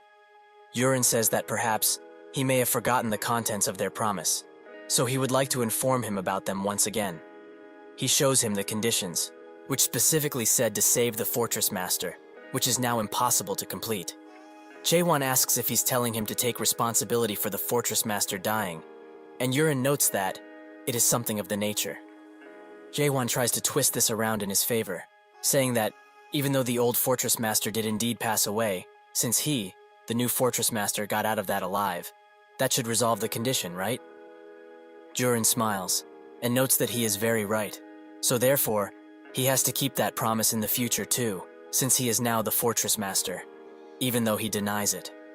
Jaewon laments having so much responsibility on him, and explains that he has no time to waste around here, as he needs to climb higher and get to the abyss. Can't he just pass the position to someone more capable and willing? Yurin tells him that something like this is not possible, as Gorgon wouldn't acknowledge that person anyways. Jaewon thinks that Gorgon is the pattern that the fortress master gave him before passing away. Did it really choose him? Yurin explains that since the position of fortress master isn't something that can be just passed down to anyone, he must fulfill his duties. The only time the fortress master changes is when the current one dies, like what happened recently. Additionally, he has some documents that needs to be looked at for the day. Since he is now the fortress master, he also included some useful tips and records that will certainly help him be better. Jaewon picks up one of the files and sees that it's filled with laws, mostly about how nobody can disrespect the fortress master. So that is why everyone only said good things about the fortress master before. Yurin tells him that additionally, he has a few items that he may find useful in the drawer, and he will be going back to organizing books. Should he need any assistance, he should feel free to call for him. Jaewon, out of curiosity, looks inside of the drawer and finds a crumbled up paper, which was written by the 17th fortress master. The paper slowly takes a new shape and surprisingly starts speaking. He doesn't know who he is speaking to, but congratulates them nonetheless. When he discovers this, it means that he has become the brand new fortress master. By now, naturally, he is probably thinking hard about how to rule over Gorgon and its people. Jaewon wonders what this strange piece of paper is, and it continues to explain. He should not worry about such matters, as the fortress master has one thing that they need to do: to enjoy themselves, as a good fortress master is one who knows how to play, and most importantly, party. He should just leave the security to that branch, the inner fortress to the administrator, and so on and so forth. He is not the first, and probably not last to give out such advice. It has been passed down by numerous fortress masters, so at least it must hold some value, right? Based on the status of Big Brother, more than half of the fortress master's soul got corrupted previously, due to them dying from overwork. Jaewon feels the intention from this paper, and sees how it was written. This advice is for his own good, but also for Gorgon's and its people. He pleads with him to not be greedy for more, not change anything, and most importantly, to never lose himself. Every single existence in this place knows already that this world can never be changed. Because of this, what it truly needs is not change, but an extension of life. So, what is needed is not change for the minority, but peace, for the majority that can hold out and survive. So he begs him, one last time, to not be greedy. A good fortress master here, in chaos, is one who does nothing at all. Jaewon ponders the situation for a bit, and thinks that he finally understands what kind of existence the fortress master is in this place. An existence that exists solely to get rid of hope, for an extension of life. An existence that stops changes for the life of the majority, so that they can live peacefully. Yurin comes back into the office and asks what he is thinking about, as he seems to be pondering something deep. And Jae-hwan notes that, after thinking, he is going to get rid of this position, the Fortress Master one. Jurin asks what he means by saying that, and Jae-hwan doesn't tell him, except noting that they need to start from now. So he asks him what the Fortress Master means to him, as an individual. Yurin thinks of the question for a bit, and explains that a single fact they can take from this is that a fortress simply means that it's a fort, a military building that has a single purpose, to protect people from danger. Jae-hwan asks, if the enemies were to not exist any longer, what would happen?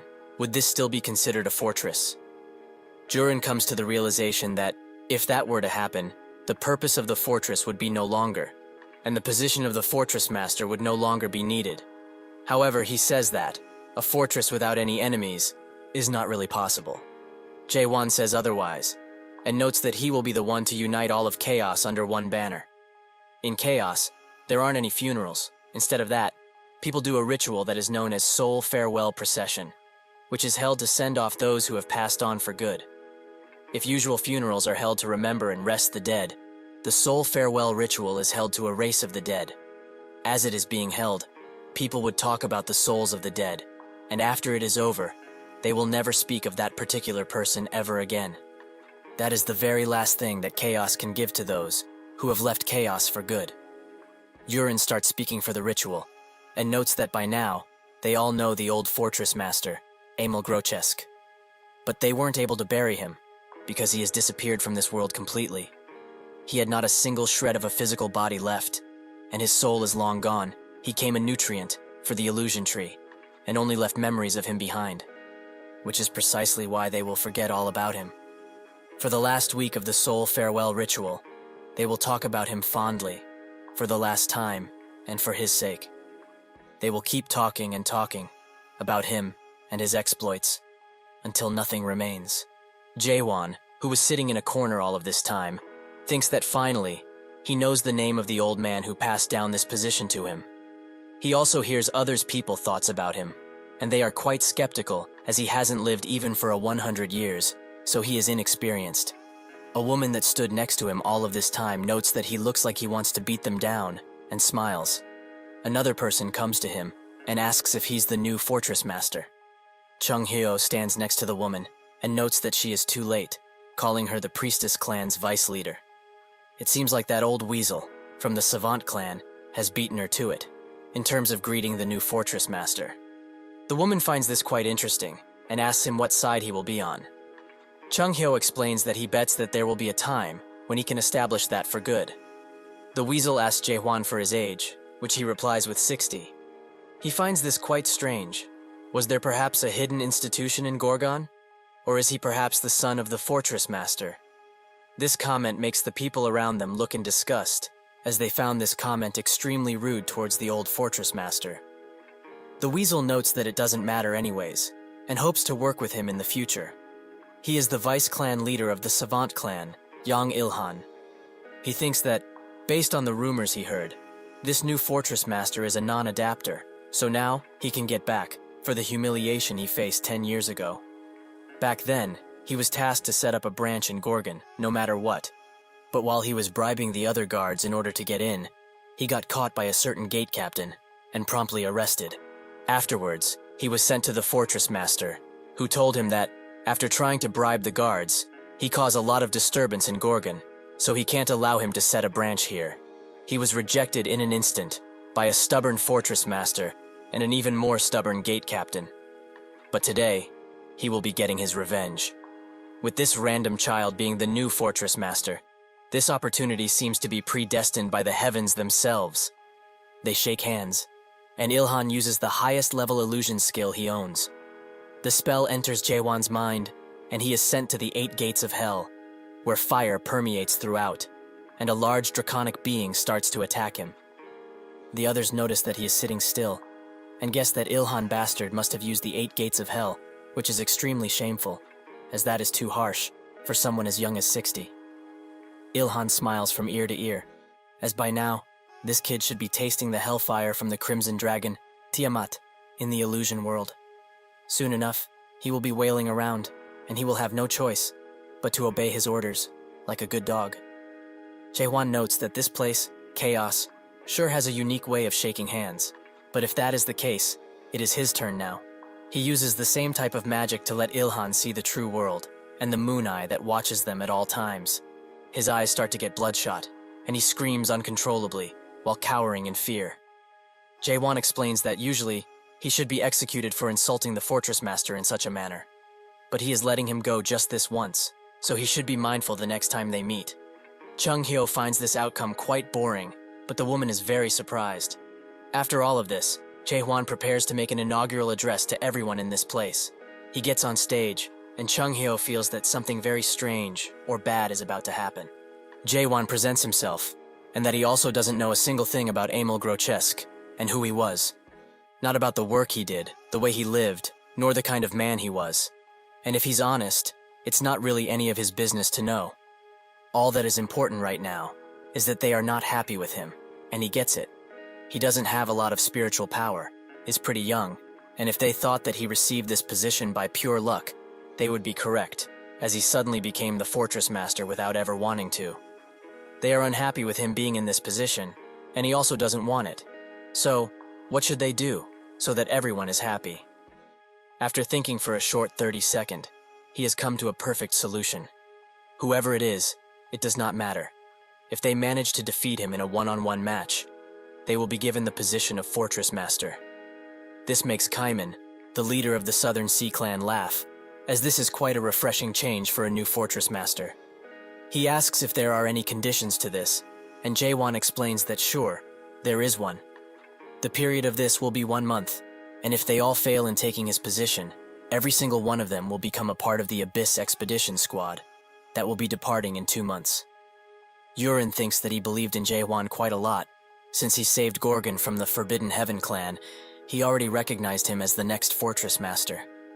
Even if he made those utterly ridiculous declarations, like uniting chaos and all that, he simply observed, even when he felt uneasy.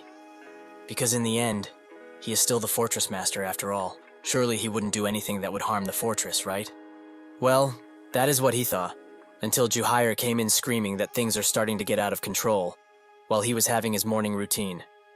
Having had enough, Yurin stormed the office with extreme anger and asked Jae-hwan directly, just how long is he intending to ignore his position? He walks up to him, but only finds Carlton in his place, who was supposed to be in the medical ward. This enrages Yurin even further, and he screams for Jae-hwan, which can be heard even outside. Below the fortress, Jae-hwan uses a few statues that are shaped like Carlton for training, which Chung-hyo finds to be a waste, as many ladies would want to possess something like this, especially those from the ward that took care of him. Jae-hwan notes that doesn't matter right now. Instead, he should check out the new technique that he created. Jae-hwan starts gathering green energy around him, which intrigues Chung-hyo. The pose he has while doing the preparation is definitely softer, and looking at how he guided the sword, it must have been inspired by his slash. Since that is the case, the technique name should be Chung-hyo Thrust, right? Jae-hwan asks if he wants to get thrusted with the technique, as he will after hearing what he just said. Chung-hyo is angry at his retort, and notes that he's been getting more and more arrogant while unsheathing his sword. Jae-hwan doesn't give him the time to do anything and unleashes the technique at him, which hits the wall above them. Chung-hyo is about to start tearing into him, but that's when something heavy falls from the ground, the Lighting God clan leader, Woon Yong. A few minutes ago, he and his subordinates were crawling through the basement and were standing right above Jae-hwan. Yong got ready to attack, as he wanted to become the fortress master. Even if people thought that assassination was cowardly, to him, it is the truest form of combat. That's when he got blasted by Jae-hwan's technique and put out of service. Eventually he wakes up, and Chung-hyo immediately jumps in his face, which spooks him. Yong asks what he's doing here, and Chung-hyo notes that he was always a small little weasel, so he knew the day would come when he would do something dumb like this. Yong asks who that young guy is, and Chung-hyo tells him that is the new fortress master. Yong notes that all of this just doesn't make sense, as he hasn't even heard of someone like him in Chaos, or even in the Almighty Land. Chung-hyo sighs and explains that indeed, nothing makes sense. Everything about that man doesn't make a lick of sense. Yong is surprised that he would say that, but also that this didn't count, and he wants a rematch. as he still has some fight left in him. Jae-hwan tells him to come forward, as they will fight once again, if he wishes. Yong charges in extremely fast, but Jae-hwan dodges, which makes Yong smile, and use a spinning attack. Jae-hwan again dodges, which annoys Yong.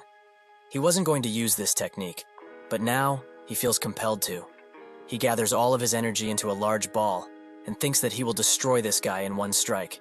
Unfortunately for him, Jae-hwan teleports behind him, and notes that technique takes way too long to charge up. And so, the first competitor is defeated. Later he reports back to them, after telling everyone that he, the Lighting God clan leader, barely lost to him, just like they ordered him. Chung Hyo congratulates him, as now, there will be a lot of strong people who will challenge this new fortress master. It has been exactly 100 years since they got where they are, in one of the clans of the Almighty Land.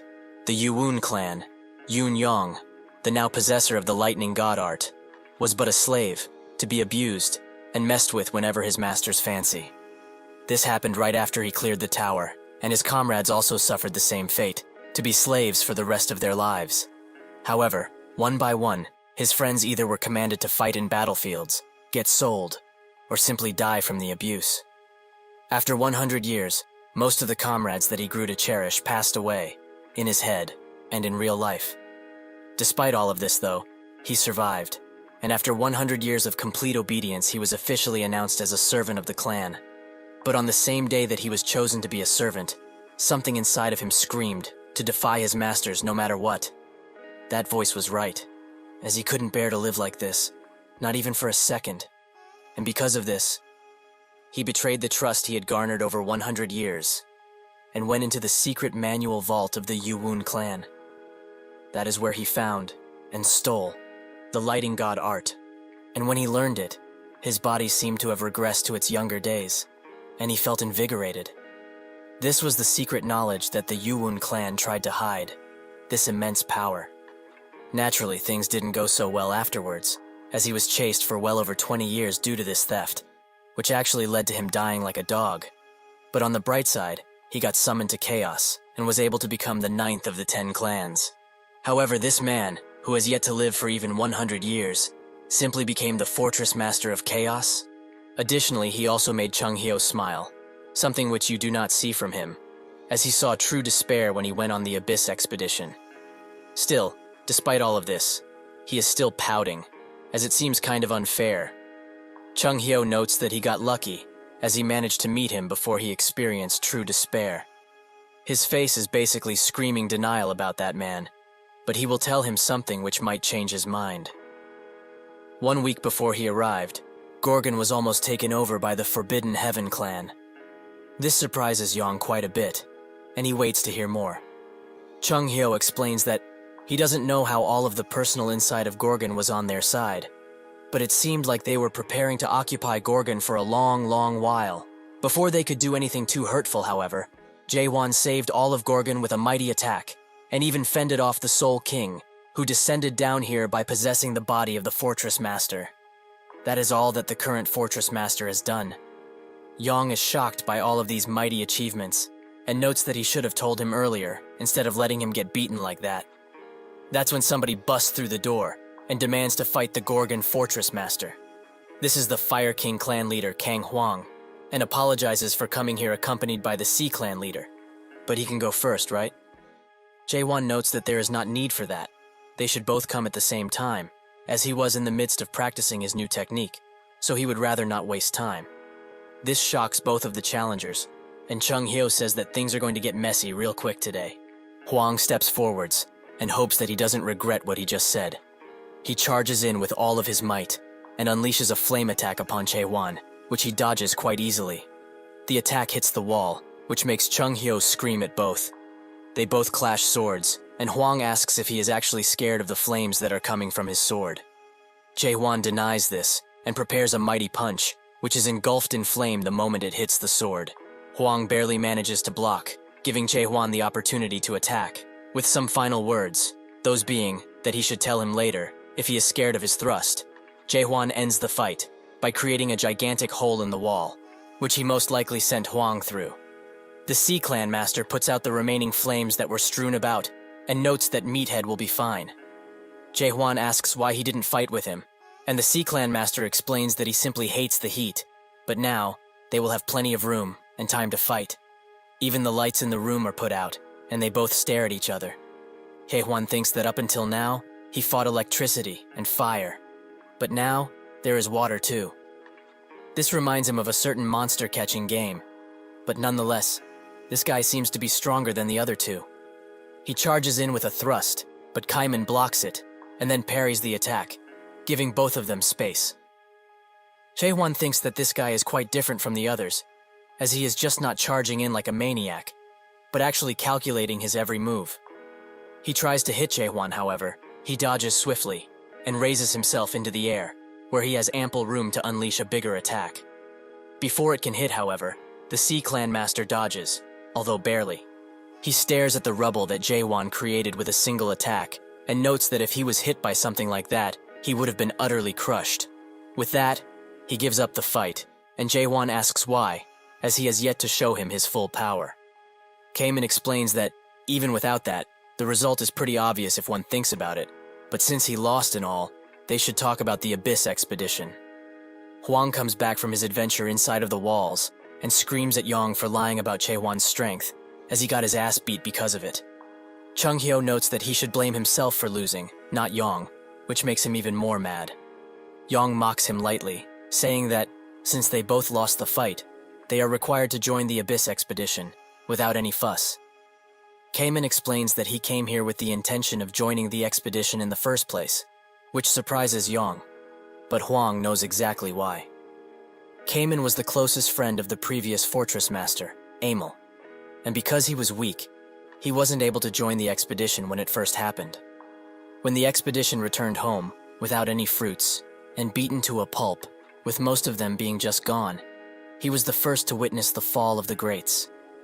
That happened 900 years ago, and it seems that, ever since he saw that, Kaiman has been waiting for an opportunity like this, while patiently sharpening his sword. He notes that he was intending to go into the Abyss in the near future anyways, so this seems like the perfect opportunity to do it, for him at least. Chung-hyo tries to say something, but knows that this man is filled with ambition, and instead asks Hwang what he intends to do. He knows full well that he lost, and he is a man, and has already come to terms with having to go. Chung-hyo also asks Yong about his choice, and he says that he just decided.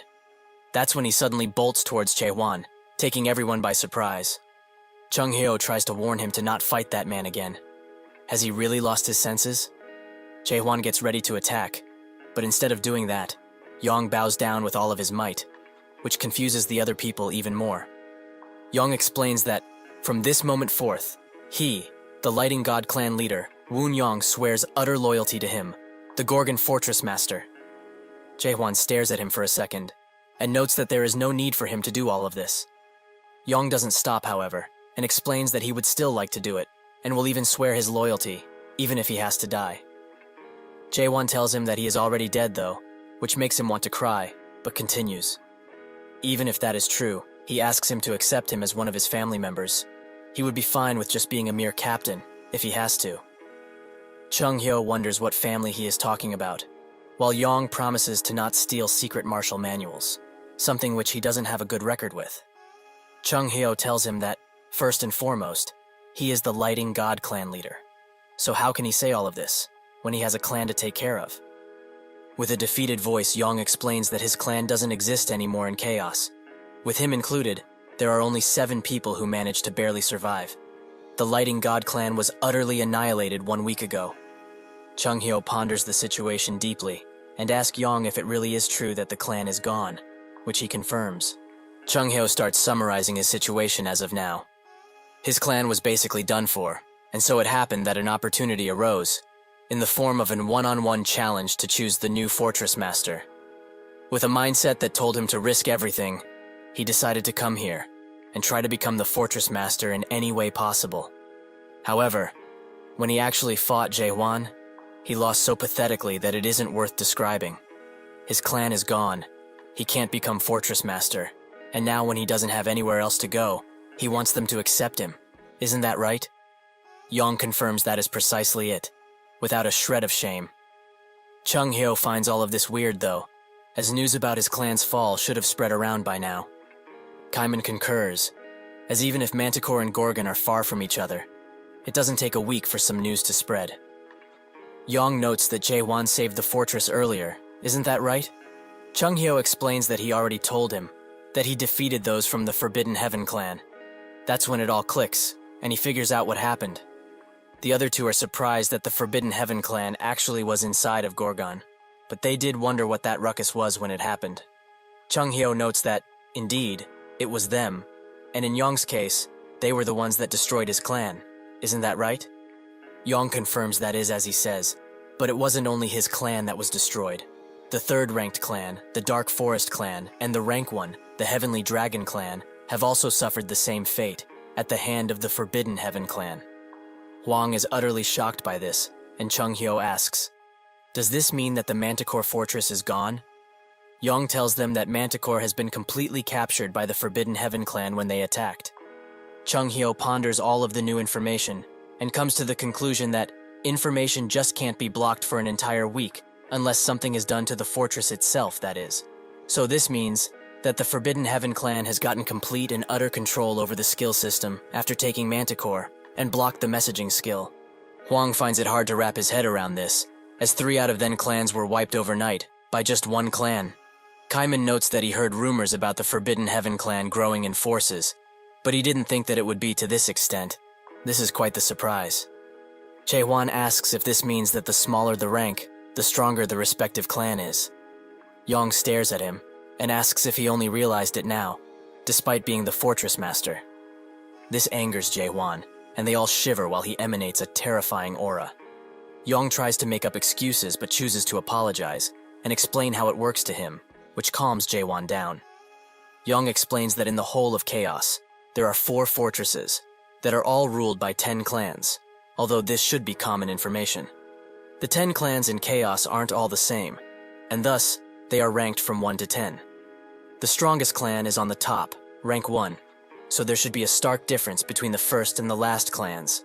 However, rank 9, Lighting God, rank 3, Dark Forest, and rank 1, Heavenly Dragon, have all been utterly destroyed by the Forbidden Heaven clan, that is at the bottom, rank 10. They even took Manticore with ease, and he doesn't have any real evidence of this, but he is certain that somebody is supporting them from the shadows. Jae-won thinks about the Forbidden Heaven clan, as at first, he thought that they were just people who had the mare, but they tried to take over Gorgon, and actually managed to take Manticore. If they are willing to take fortresses, they might have the same goal as him. However, this makes him wonder if the mare that is at Manticore is accompanied by that person that guy mentioned in the past. Well, there is only one way to find out, so he will have to do something. Somewhere else entirely, someone's head gets cut off by a person who is standing on a throne, lamenting that they couldn't get the guardian horned beast. This person is the Forbidden Clan leader, Lim Jin-hong. Inside of the same hall, 2 men report to Jin-hong that the Heavenly Dragon Clan leader has been successfully imprisoned, and all of his limbs have been severed. The Dark Forest Clan leader is still fighting back with the few men he has left, but they are positive that he will fall soon enough. While he listens, Jin-hong plays around with the head of the decapitated subordinate, and notes that he is pleased. But what about the capture of the Lightning God Clan leader? One of them tries to say that they haven't gotten to him yet, and immediately gets a knife to the shoulder and falls down. The other apologizes for their insolence, and Jin-hong notes that it's all right, but do they at least know where they ran to? The other says that it's most likely Gorgon, making Jin-hong think that it's strange the clan leaders joined hands as soon as Manticore fell. But speaking about Gorgon, he has heard about a crazy bastard that wants to gather people for another Abyss expedition, which he finds to be insane. He can't believe that somebody else thinks like that. While they had much less forces than in Manticore when trying to conquer Gorgon, the first elder, Maihan, had put a lot of effort in the gathering of the foundation stones, so it's quite surprising that he actually failed. A big screen appears in his face, and looks closer at Jae-won, noting that he looks a bit similar, but he can't quite put his finger on it. That's when he gets a message from the Monarch of Pitch Darkness, who demands of him to look for the runaway product that escaped from a tower. Jin-hong is a little mad that he is getting ordered around like this, but there is nothing he can do, so he orders his subordinates to tell everyone that they received the message first. This situation makes little sense to him, however. How some random product was actually able to kill a cultivator while in the tutorial, and came in to destroy the whole of Chaos. He puts another knife in the head of the guy he hit earlier, and notes that truly, it doesn't make sense at all. The remaining subordinate asks what they should do against the Lighting God clan, but Jin Hong says that they should just leave him alone. Let all of the different clan leaders gather at Gorgon. It's actually better for them, as that place will soon be razed to the ground by an army of dead. He thinks about the extremely vile energy that seeped out of Gorgon a few weeks ago, and thinks that surely it came from the Soul King, Catastrophe. His energy disappeared quite quick, but what is scary isn't the descent, it's the fact that the dead can summon other dead. Those Gorgon bastards are about to find out just why Catastrophe is considered a disaster. While they sit in the training room, the group discuss about someone secretly backing the Forbidden Heaven clan. Yong notes that it might be one of the 12 monarch of the Almighty Land, but the others find this impossible, as the monarch usually don't meddle in chaos affairs. Huang says that he heard somewhere that the Almighty Land is currently having a war, so just maybe someone is trying to take advantage of this fact and get chaos involved. So how about they just try to contact the Resurrection Palace? Cayman is surprised by this suggestion, as the Resurrection Palace is a place that the monarch and 5 great clans revive. It is also the group who manages the fruits of chaos. In any case, however, if one of the 12 great monarchs are truly involved in this, it means that they broke their solemn treaty. Chung Hyo tells them that, in return for the fruits, the monarchs and the 5 great clans made a treaty of sorts, and promised to never get involved in chaos affairs. Huang says that they must contact them now, but Kaiman notes that this is all a guess, and truly, he does not like to ask for help at all. Additionally, what would they do if they were all in it together? Chung Hyo asks Jaewon what they need to do now, as Manticore has fallen, and 3 of the clans are down. If they proceed with his original plan, it will mean war, surely. Jaewon notes that they are enemies that they need to fight in the first place, so if they have to do so eventually, why not do them now? It seems that Jurhan told him Chung Hyo about Jaewon's plans, and he pondered on the topic greatly. He says that if he's trying to unite chaos, it will be an insurmountable task, as getting all of the clans to submit to him seems like a pipe dream. Additionally, the Resurrection Palace is far stronger than any of the 10 clans, combined. No matter how strong he is, or how strong he will become, he can't just do things alone. A glisten of light shines through the hole in the ceiling, and Jaewon notes that this is precisely why he is here, with him. Jaewon looks confidently at Chung Hyo, who is extremely shocked by his answer. Jaewon notes that, it is as he said earlier, he is inexperienced in many things, and has not lived a long enough life, but that doesn't really matter, since he is around. Chung Hyo blushes, and asks when he told him he would actually join the expedition too. Jaewon stares at him once again, and asks if he really doesn't want to, something which moves Chung Hyo. He laments feeling what he's feeling right now, especially from a 60-year-old child, no less.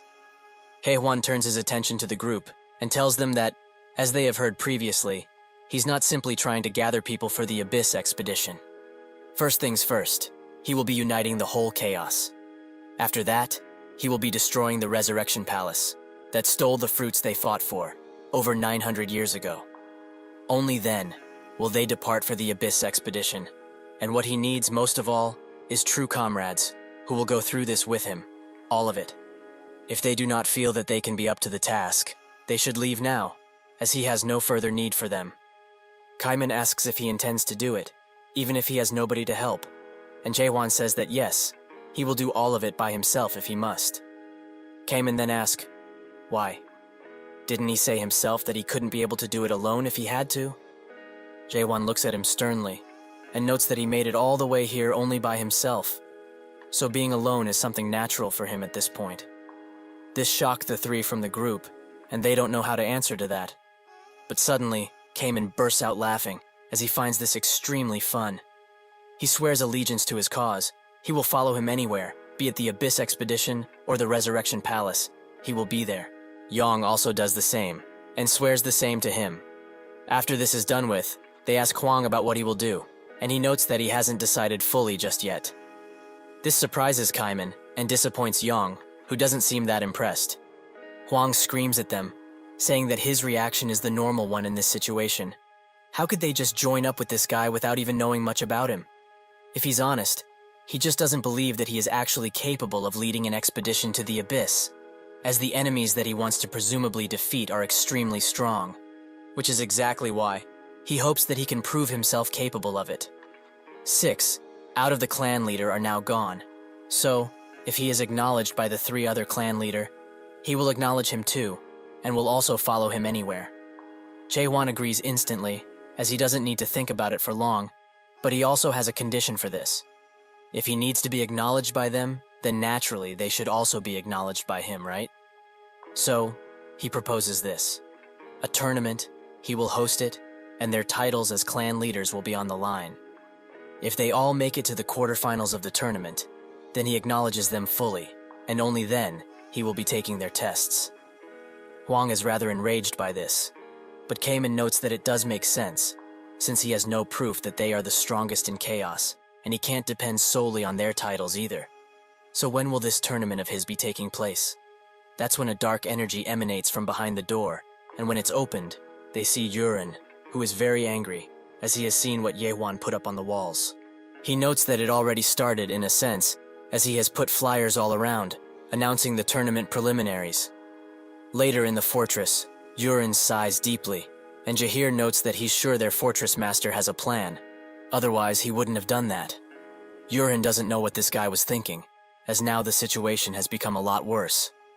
All of the relatively strong people in Chaos, and those who also want to see the fight, have swarmed the gates, and the outer fortress is already fully packed with people. Additionally, all of the inspection gates are having difficulty with confirming identities, so there's that. Carlton notes that he doesn't seem all too happy with Jae-won's choice, but Yurin says that it's not that, but this is a matter of principles here, something which should be kept. Carlton asks if they can't just make a majority vote in cases of emergency, which the fortress master has to agree with, no matter what. Yurin notes that they could, because among the 5 inner tower leaders, those that would agree would be the 3 newly appointed leaders, so they would have more voting power. These 3 were chosen as leaders because 4 of the 5 tower leaders were slain during the incident with the Forbidden Heaven Clean, and the remaining one became severely injured and is now absent. Thus, they appointed 3 new leaders. Claire, as the fiancé tower leader, Jahir, as the security tower leader, and Carlton, as the law tower leader, obviously. They could get their proposal approved with this much. However, he doesn't feel that Claire was a good choice, as what kind of financial know-how does a bar owner have? She doesn't realistically deserve to be in charge of the entire finance tower, he thinks. She looks at him dead in the eyes, and notes that judging by his reaction, he disagrees with the choice of the new fortress master. But does he even know what kind of value will his choice create? Yurin asks what she means by that, and Claire notices that he has been looking down on her since she is a bar owner, but that's whatever at this point. She explains that if people gather, money will naturally also be there, and Gorgon is now filled to the brim, something which hasn't happened in years, because of this one tournament. She also asks if he knows where the tourney will be held, and he tells her that he hasn't found out just yet. She explains that it's at the northern outer fortress, where the street stall are. So, if he remembers, it's the street where everything was destroyed, because of the Forbidden Heaven clan. The residents, who lost their jobs, started repairing the streets, and are now working as tournament staff. Yurin didn't think about all of this, and only took the tournament into consideration, something which was foolish of him. She tells him that the amount of money they lost from the Forbidden Heaven clan incident was a gigantic 12.87 billion horen, so if the tournament is held for 2 days, she estimates that they will make a total of 13.28 billion horen, probably more, as she hasn't taken other things into account. Yurin is surprised by all of her knowledge, but Claire says that he shouldn't be, as she dealt with a lot of money in her previous life. It was her job, basically. She doesn't truly know what this fortress master wants to do, whether he wants to free them or just fight the entirety of Chaos. But she knows this, that he is going to change Chaos, no matter what. At the south of Chaos, in the Green Ocean, the Dryad Fortress stands, which was made by nature, purely out of the roots, and secretions from the plant-type guardian horned beast, also named Dryad, who would consume moisture from the Great Sea. The fortress master of this place, Aisha Lincroft, connects to the nature around her and feels that something is wrong. So she uses a top-level skill, Scout. With it, she sees far, far away and spots that there are countless dead going towards Gorgon. And one especially dangerous thing is the one in the front, which is one of the three great dead, the backwards walking Magritte. It's so powerful enough to detect that Aisha is looking at him, and it stares back with its deep eyes, which damages her to the point where she bleeds from the mouth. Without much to do, she notes that at least she should inform the Gorgon fortress master and sends a bird to do it. In the northern streets of Gorgon, the tournament is happening, and Shin Muguk, the Limitless clan leader, notes that this is progressing very fast, as they are down to the pre-quarterfinals, only in 3 days, at that. Chung Hyo comes next to him, and explains that this is so fast because everyone here is strong. They all raised hell, and killed tons of people during the preliminary rounds. They both greet each other after this, but that's when Chung Hyo notes that this guy grew in power, by quite a lot, so he compliments him for it. Muguk says that he also grew in power, but he was actually surprised to see him not in the competition, since he likes to fight so much. As for himself, he doesn't like dogfights like these, and prefers actual matches. The fight beneath them continues, and Huang unleashes a mighty attack on his opponent.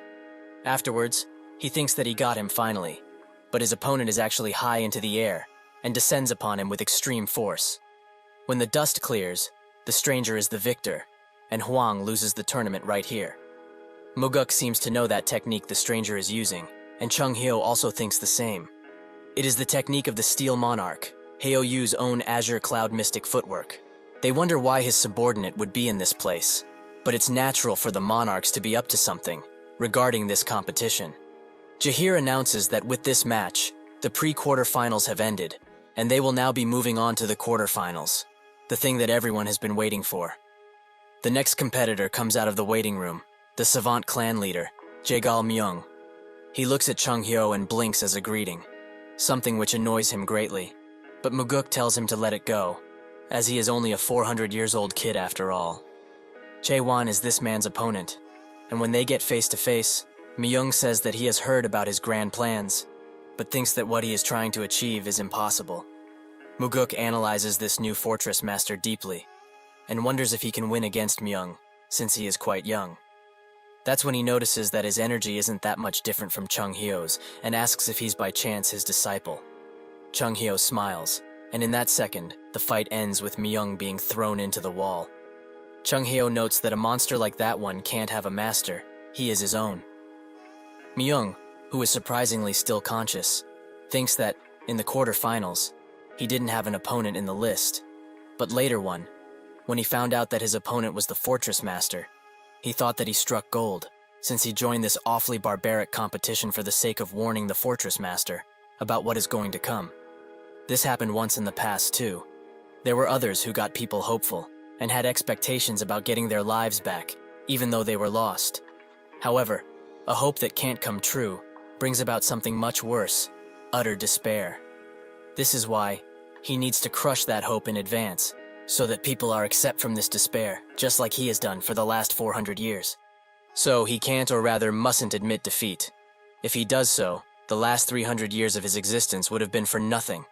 He notes that he said that this tournament will be held within one-on-one fight, but he didn't say what kind of one-on-one fight.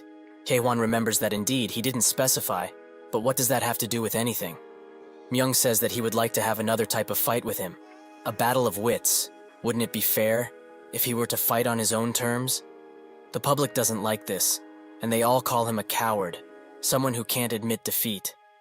Chung Hyo notes that he already knew this guy would be doing something like this, and Muguk says that if it's a battle of wits they will be fighting, it will be hard to know who will win.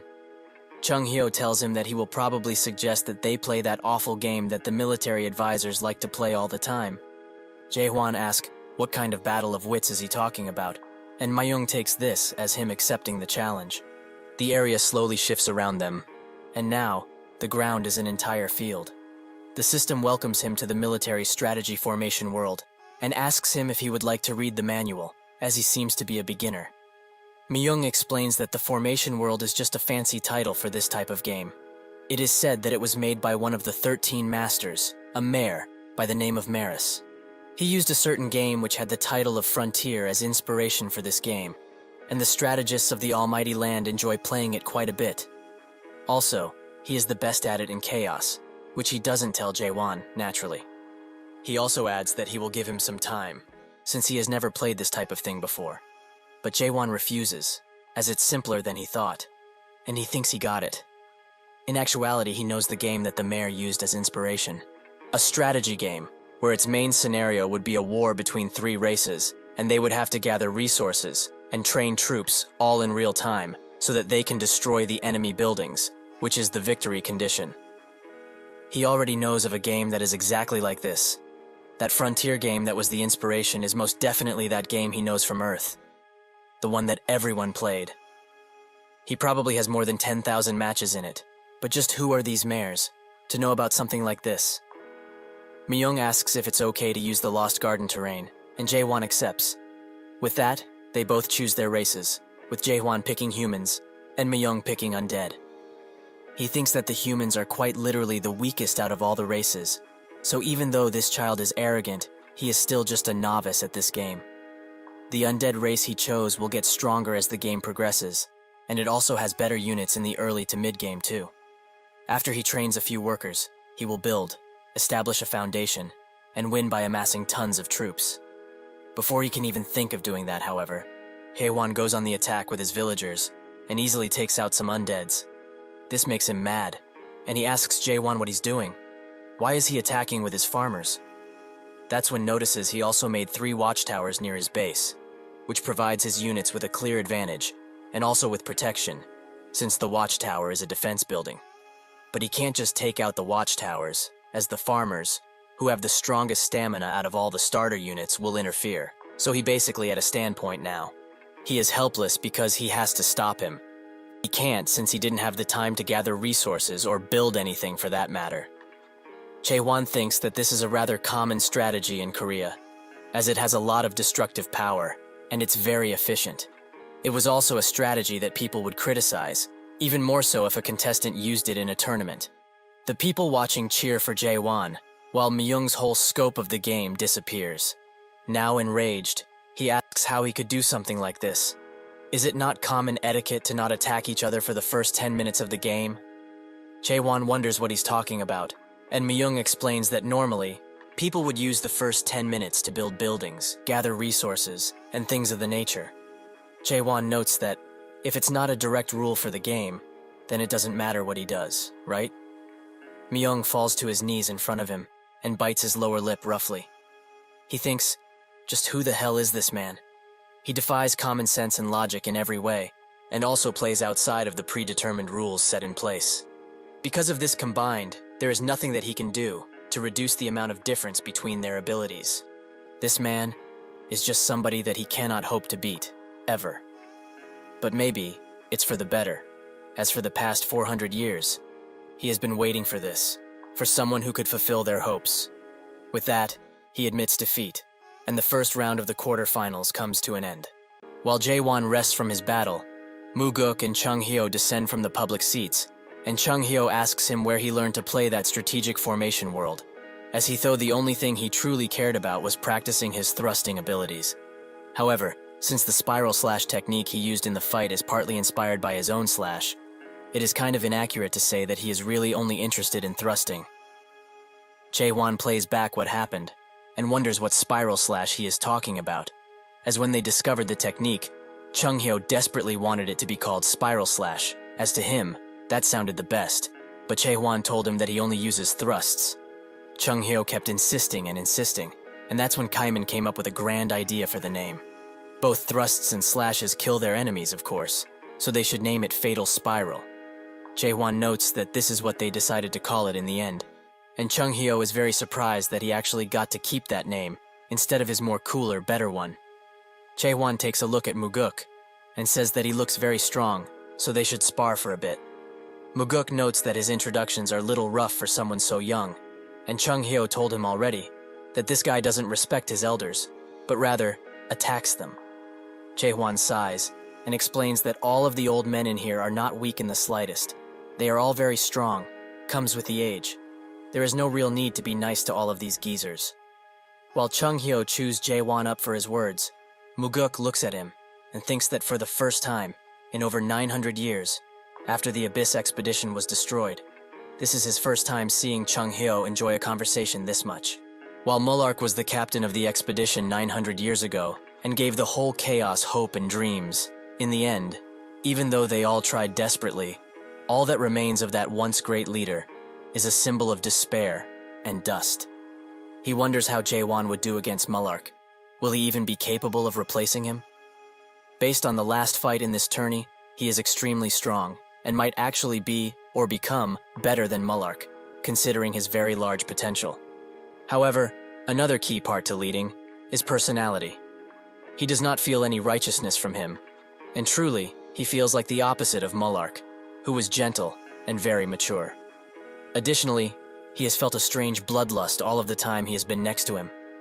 Suddenly he feels a strange and ominous energy from behind, as the eye from the true world is looking at him intently. He tries to look back as swiftly as he can, but the energy disappears the moment he does so. He asks Chung Hyo telepathically if he is an awakened, who notes that indeed he is. It took him a while to notice. He is a completely awakened person, through and through. Jahir announces that the next quarterfinals match is about to begin soon, and Chung Hyo tells Jae-won, who starts climbing the stairs to the arena immediately. Chung Hyo asks what he is going to do, since it is not his turn yet. Muguk ponders him being a complete awakened, and Jae-won notes that all of this waiting around for the rounds and stuff is just wasting everyone's time. Muguk wonders if he has surpassed the third stage of awakening, and Jae-won stands proudly in the arena. Chung Hyo looks at him with a puzzled look, and wonders what this bastard intends to do this time. The contestants arrive, and Jae-won begins analyzing them.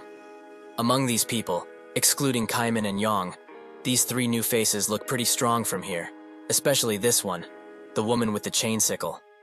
There is just something about her that even Question can't even hope to figure out. Just who is she? Jahir comes next to him and notes that it is not his turn yet, so what is he doing here? The reporters and other news outlets rush to see what the Fortress Master will say as he grabs Jahir's microphone. He tells everyone to listen very carefully, as he has seen enough of the participants' strength, and he knows where they all stand. Since it's getting very boring to constantly watch others fight from the sidelines, he was thinking of changing how this competition will go from now on. One of the contestants steps up and asks what he is doing. This is the Priestess clan leader, Ja Gukryong.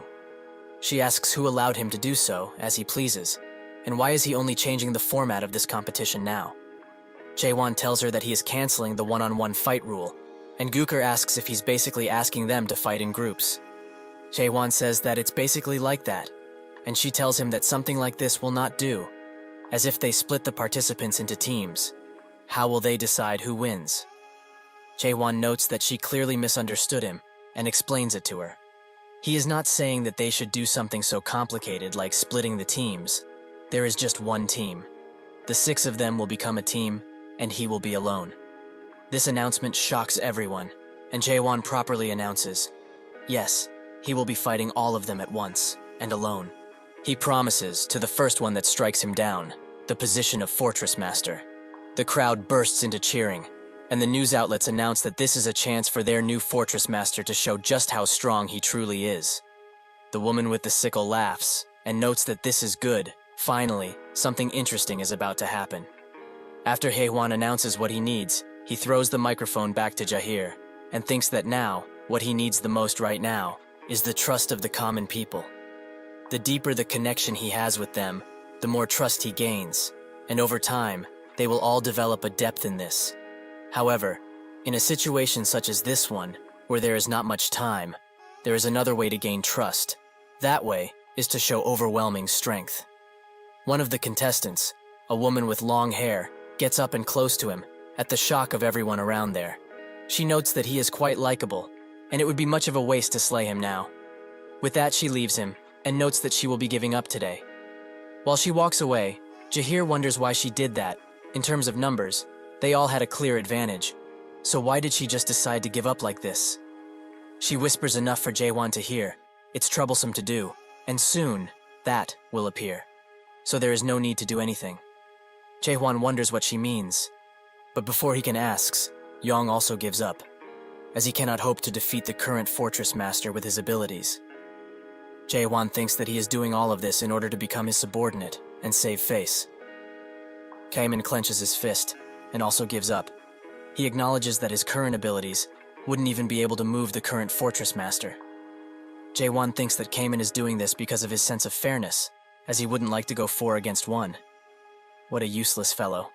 However, this means that even if he wins against these 3, it wouldn't give him a satisfying result. Guker says that this is quite a pity, as it seems that this is not what he planned, or expected for that matter. Jae-won notes that this is not perfect, but still, he is okay with the 3 of them attacking all at once. Guker says that his arrogance truly is boundless, and also, it seems that all of the others left to help him save face. Using question, Jae-won can hear what they are talking about telepathically. The vice leader of the clan notes that this is their chance to teach this fool a lesson, as no matter how strong he is, he cannot hope to endure all of their attacks. Guker asks her to hold her anger back. Has she truly forgotten that they are not here to fight with the fortress master? Jae-won eagerly listens to their conversation and wonders what they are here to do, if not fight him. Guker asks the other person, Hae-young, what she will do, and she notes that she will be continuing to observe them. Guker asks who is behind the Forbidden Heaven clan for the Steel Monarch to make his move in such a crude way, but Hae-young says that she cannot answer that. She just hopes that they can do a good enough job with that they asked. Guker's face contorts after hearing this, but with nothing else to do, she asks what needs to be done.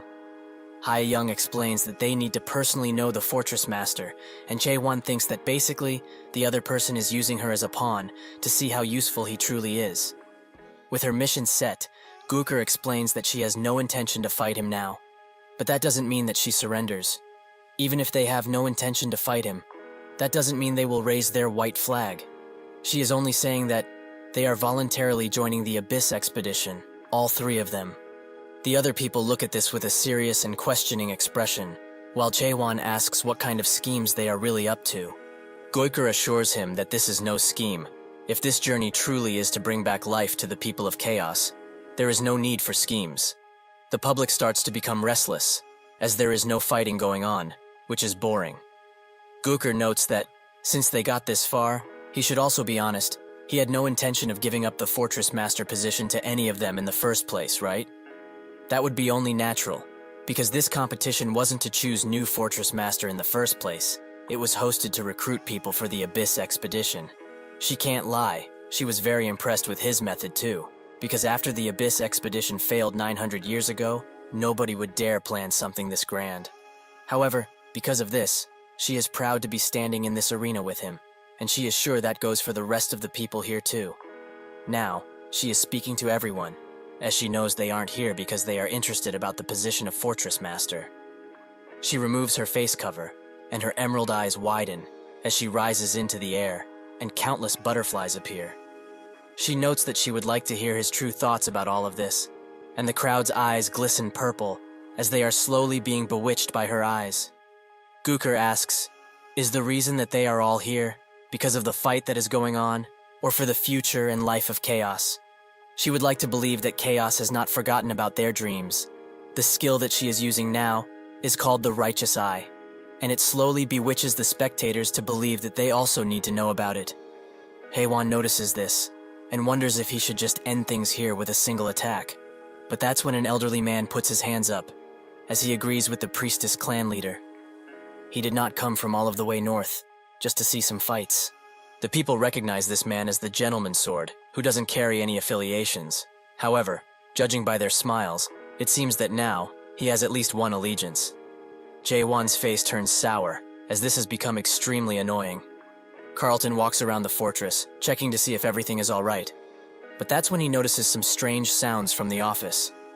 When he opens the doors, he sees a messenger eagle, and walks towards it, wondering when it came, as the office has been empty for quite a while. The messenger eagle notices him, and relays the message it was given, something which shocks him to his very core. A group of dead, including a mega-dead, is approaching Gorgon, and fast, from the Druid Fortress Master. Carlton looks out of the window and see the dark energy coming towards them. It really is true. At the arena, Jaehwan also notices how dark and cloudy the sky has become, but he is distracted by Gooker, who notes that they should not be having an internal conflict right now. They should all just work together, so they should end the competition now, while they can, because really, he has accomplished his true objective. There are already countless souls that are willing to risk neck and limb in order to join the Abyss expedition after all. She thinks that now, with full control over the situation, the last thing that needs to be done is this. She begins speaking to everyone, as there is still an important question that is sadly left unanswered. Just who will be the expedition's captain? Chung Hyo notes that this girl is playing some dangerous tricks on the people, and Muguk agrees. He analyzes her and thinks that she's using the righteous eye skill with a very good illusionary technique. And now, she's retracting her skill. Just what is she planning to do? Gyuker notes that the current fortress master should take up that role, as with his strength that surpasses the 10 clans, and his intelligence that surpasses the smartest chaos scientists, he will become a perfect leader and a true history figure of chaos. The spectators think that the priestess clan leader is amazing, as she is a person who seeks to raise others rather than themselves. The gentleman's sword says that the expedition captain is not a position one can take with only good strength and intelligence.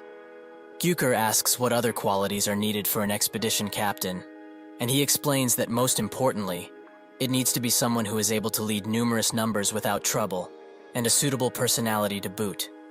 He truly believes that they all need to carefully look at the fortress master and determine for themselves if he is fit for the job, and she could do that for them quite easily. She asks how, and the gentleman's sword tells her to use the righteous audit, as it would solve their issue fast. Gooker smiles, and the public agrees that she should use that, since then it will be easy to figure out the Gorgon fortress master. Jahir announces that the righteous audit will be used, and tells everyone to clear the stage, except the fortress master, of course. Gooker notes that, since there is no helping it, and if this is what everyone truly wants, she will do it. She begins activating the technique, and asks Jaehwan, will he go through this audit and take up the position of the expedition captain, like he originally intended? Chung Hyo scoffs, and says that they were completely tricked by this woman to think she would use the righteous audit.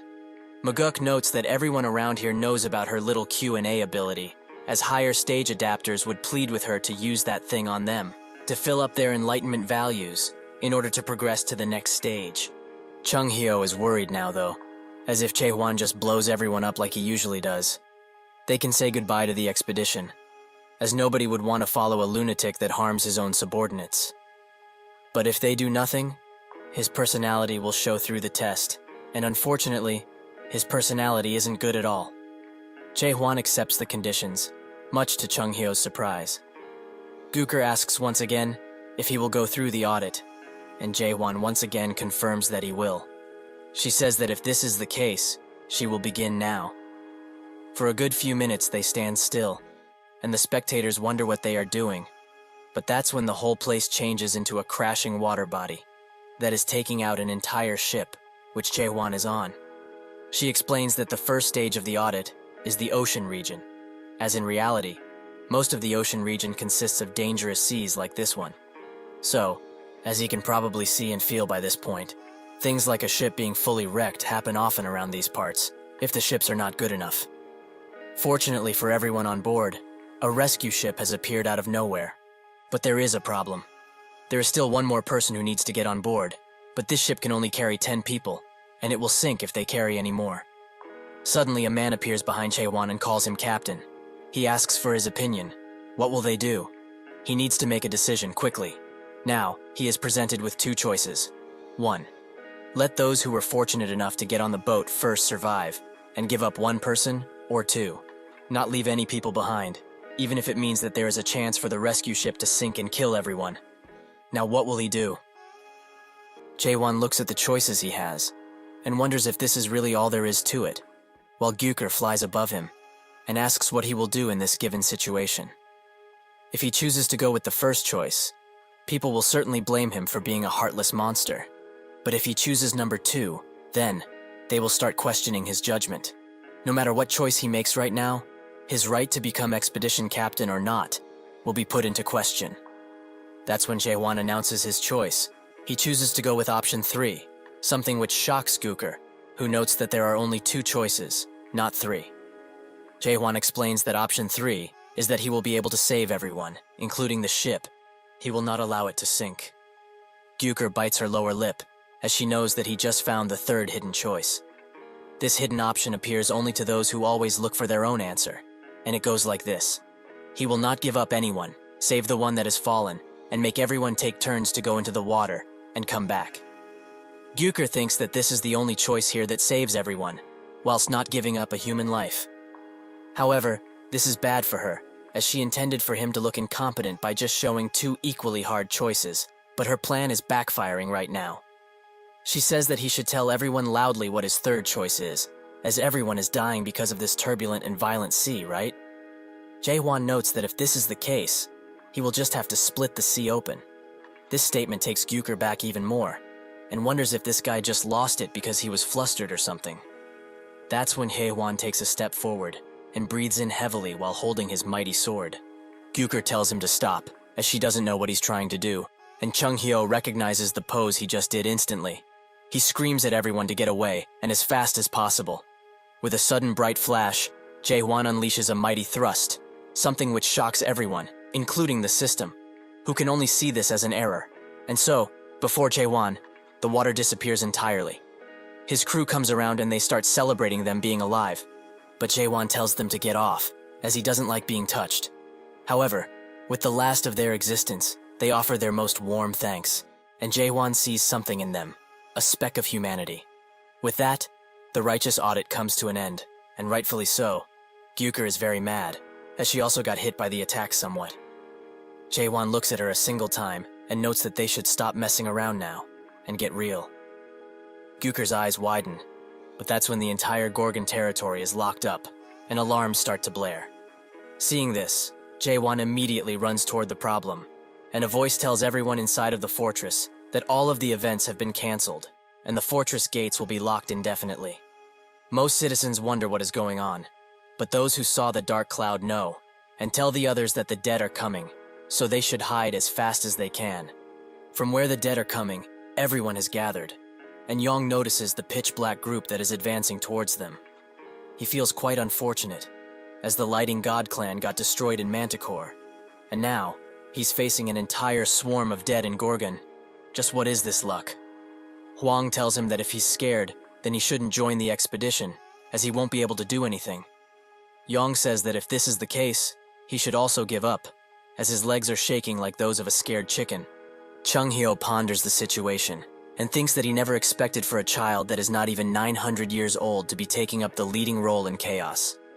There are 6 of the 10 clans here: Limitless, Southern Sea, Savant, Priestess, Fire King, and the last remains of the Lightning God.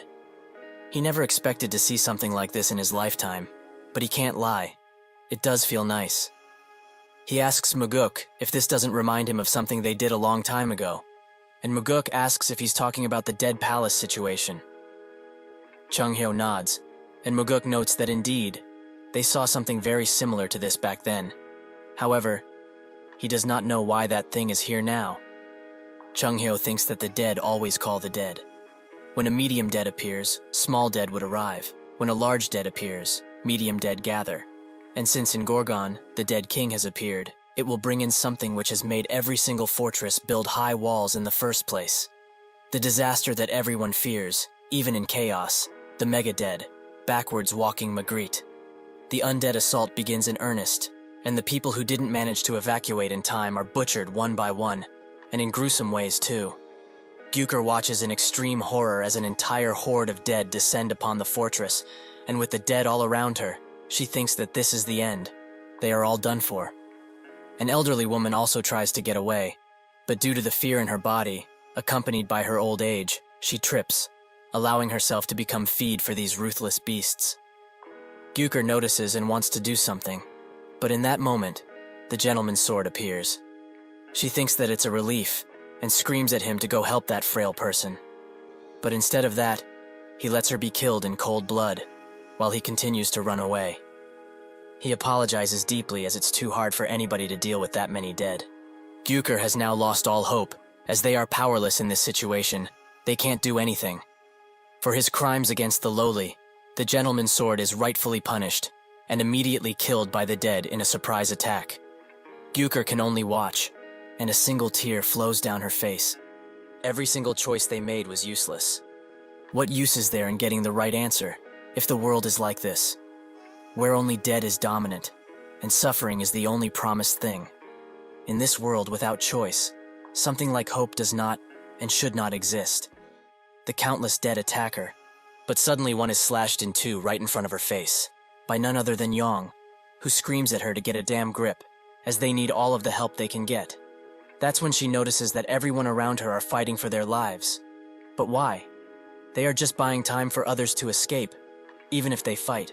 There is no possible way they can win against all of this. Are they all fearless because of how reckless they are? But that's not it. As he sees Yong trembling, they are all afraid, very afraid in fact. But if that's the case, just what gives them the hope to keep moving like this?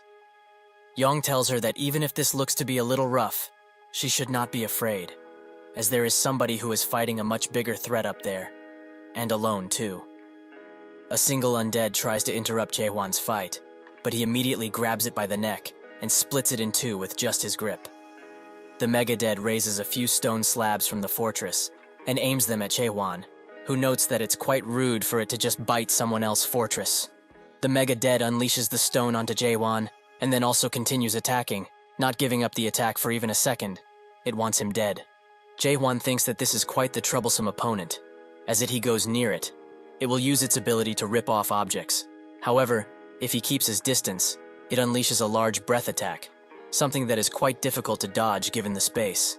It can also unleash it again almost instantly, something which ticks Jaehwan off, so he chooses to stand in front of it this time and face it. Back on the ground, Chung Hyo continues to fight, but grips his sword tightly, as all of this reminds him of back then, when they failed the expedition, and he felt like humans could do nothing against the undead tide. In the face of such despair, realistically, there is nothing they can do. That's when a bright light shines in front of him, and he remembers what the old Tower Master said. The people of this place need hope, something that will overwhelm them, a hope that keeps pushing and stops at nothing. Jaehwan manages to get close enough to the Mega-Dead and pierced it deeply. They both fall down as they exchange blows in the air, in a spectacle of good and evil. Everyone protects themselves from the blast as the sun shines through the broken fortress wall. But as the dust clears, it is shown that Jaehwan has won this fight, and he smiles, as he thinks he should have done something like this much earlier. Chung Hyo is extremely surprised, and asks who the hell he is. But they don't have time to talk, as the undead are trying to attack him from every which way. Quite literally, he is surrounded. Jaehwan just sits silently while they gather, and tells them to not get in his way. He unleashes a mighty attack, which clears some of them, and then unleashes another, a much larger one, which makes Chung Hyo think about what happened at the Righteous Audit, that Jaehwan split the sea, and that's what he's doing right now too. Everyone around looks at the gigantic hole he made, and Muguk notes that he's quite reckless, and Chung Hyo agrees, but he has decided to protect that reckless person, no matter what. Muguk tells him that if this is the case, they will do it with him too, and so, with a new glimmer of hope, everyone gathers around and gets ready to fight. Muguk is the first to take down another enemy, and everyone follows after him, including Yong, who charges towards a large dead and defeats it in one strike. While he and Huang fight, he notes that it's quite embarrassing to say something like this right now, but he feels the need to tell someone, no matter what. Huang tells him to say it already, as he's hesitating for too long, but once Yong lands on his feet, he announces that he feels really cool right now. So is he?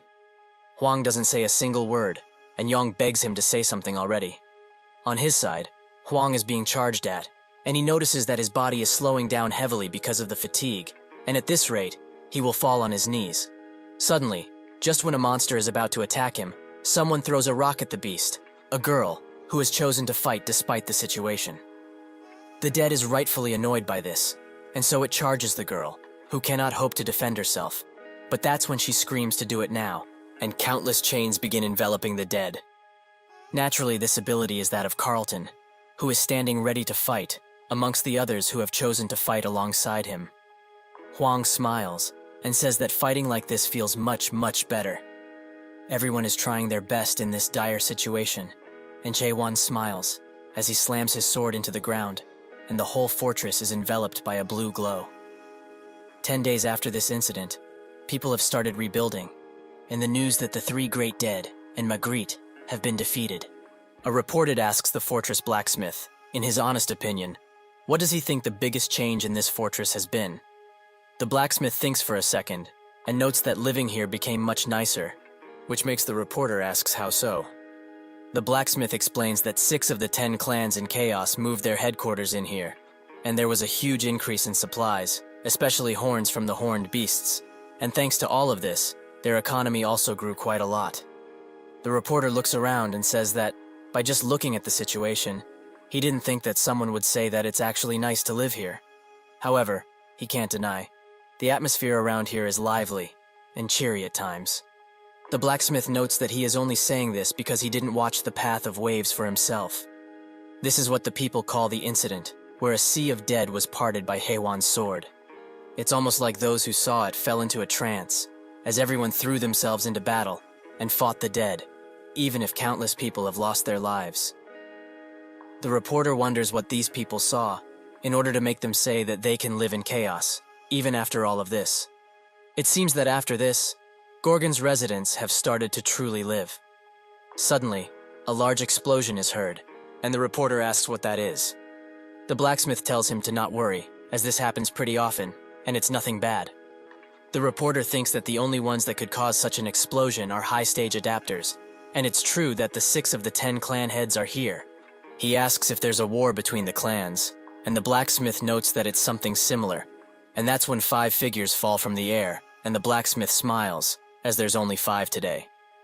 Chae-won sits in the training room, and announces that every single one of them have a long way to go before they become strong. Hong hears about what happened, and smashes his wine glass at the one who told him, demanding he explain once again what happened. The messenger obliges, and announces that the mega dead which charged Gorgon, the one who went by the name of Magritte, has been killed.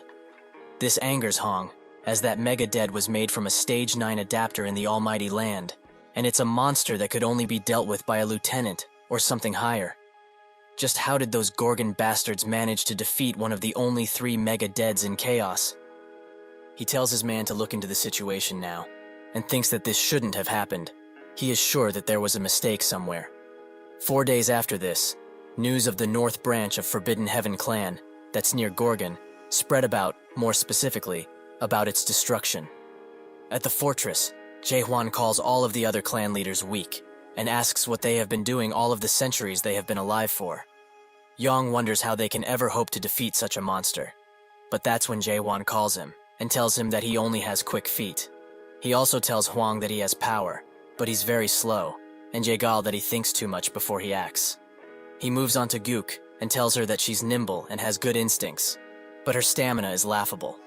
The final one is Cayman, and he notes that he's the best among them. His basics are good, and doesn't have any weaknesses, but that goes both ways, as he has no specific strengths either. However, they all have one common problem, that they manage to obtain something without putting in effort at all. Chung Hyo notes that this is refreshing to hear, but Jae-hwan also goes on to their case, as they have lived for 1,000 years each, but they are still weak.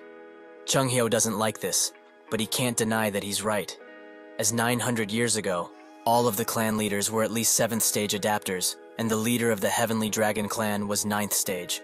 Even with that, Mullark was much stronger than all of them. The expedition was a tough journey, even for such strong people. That's the kind of place the Abyss is. Chae-hwan explains that during the subjugation of the Forbidden Heave clan's North Branch, half of them were either very injured or almost died, and they weren't even attacking their headquarters. They are already in this state after dealing with a single clan, so how can they hope to go on the expedition?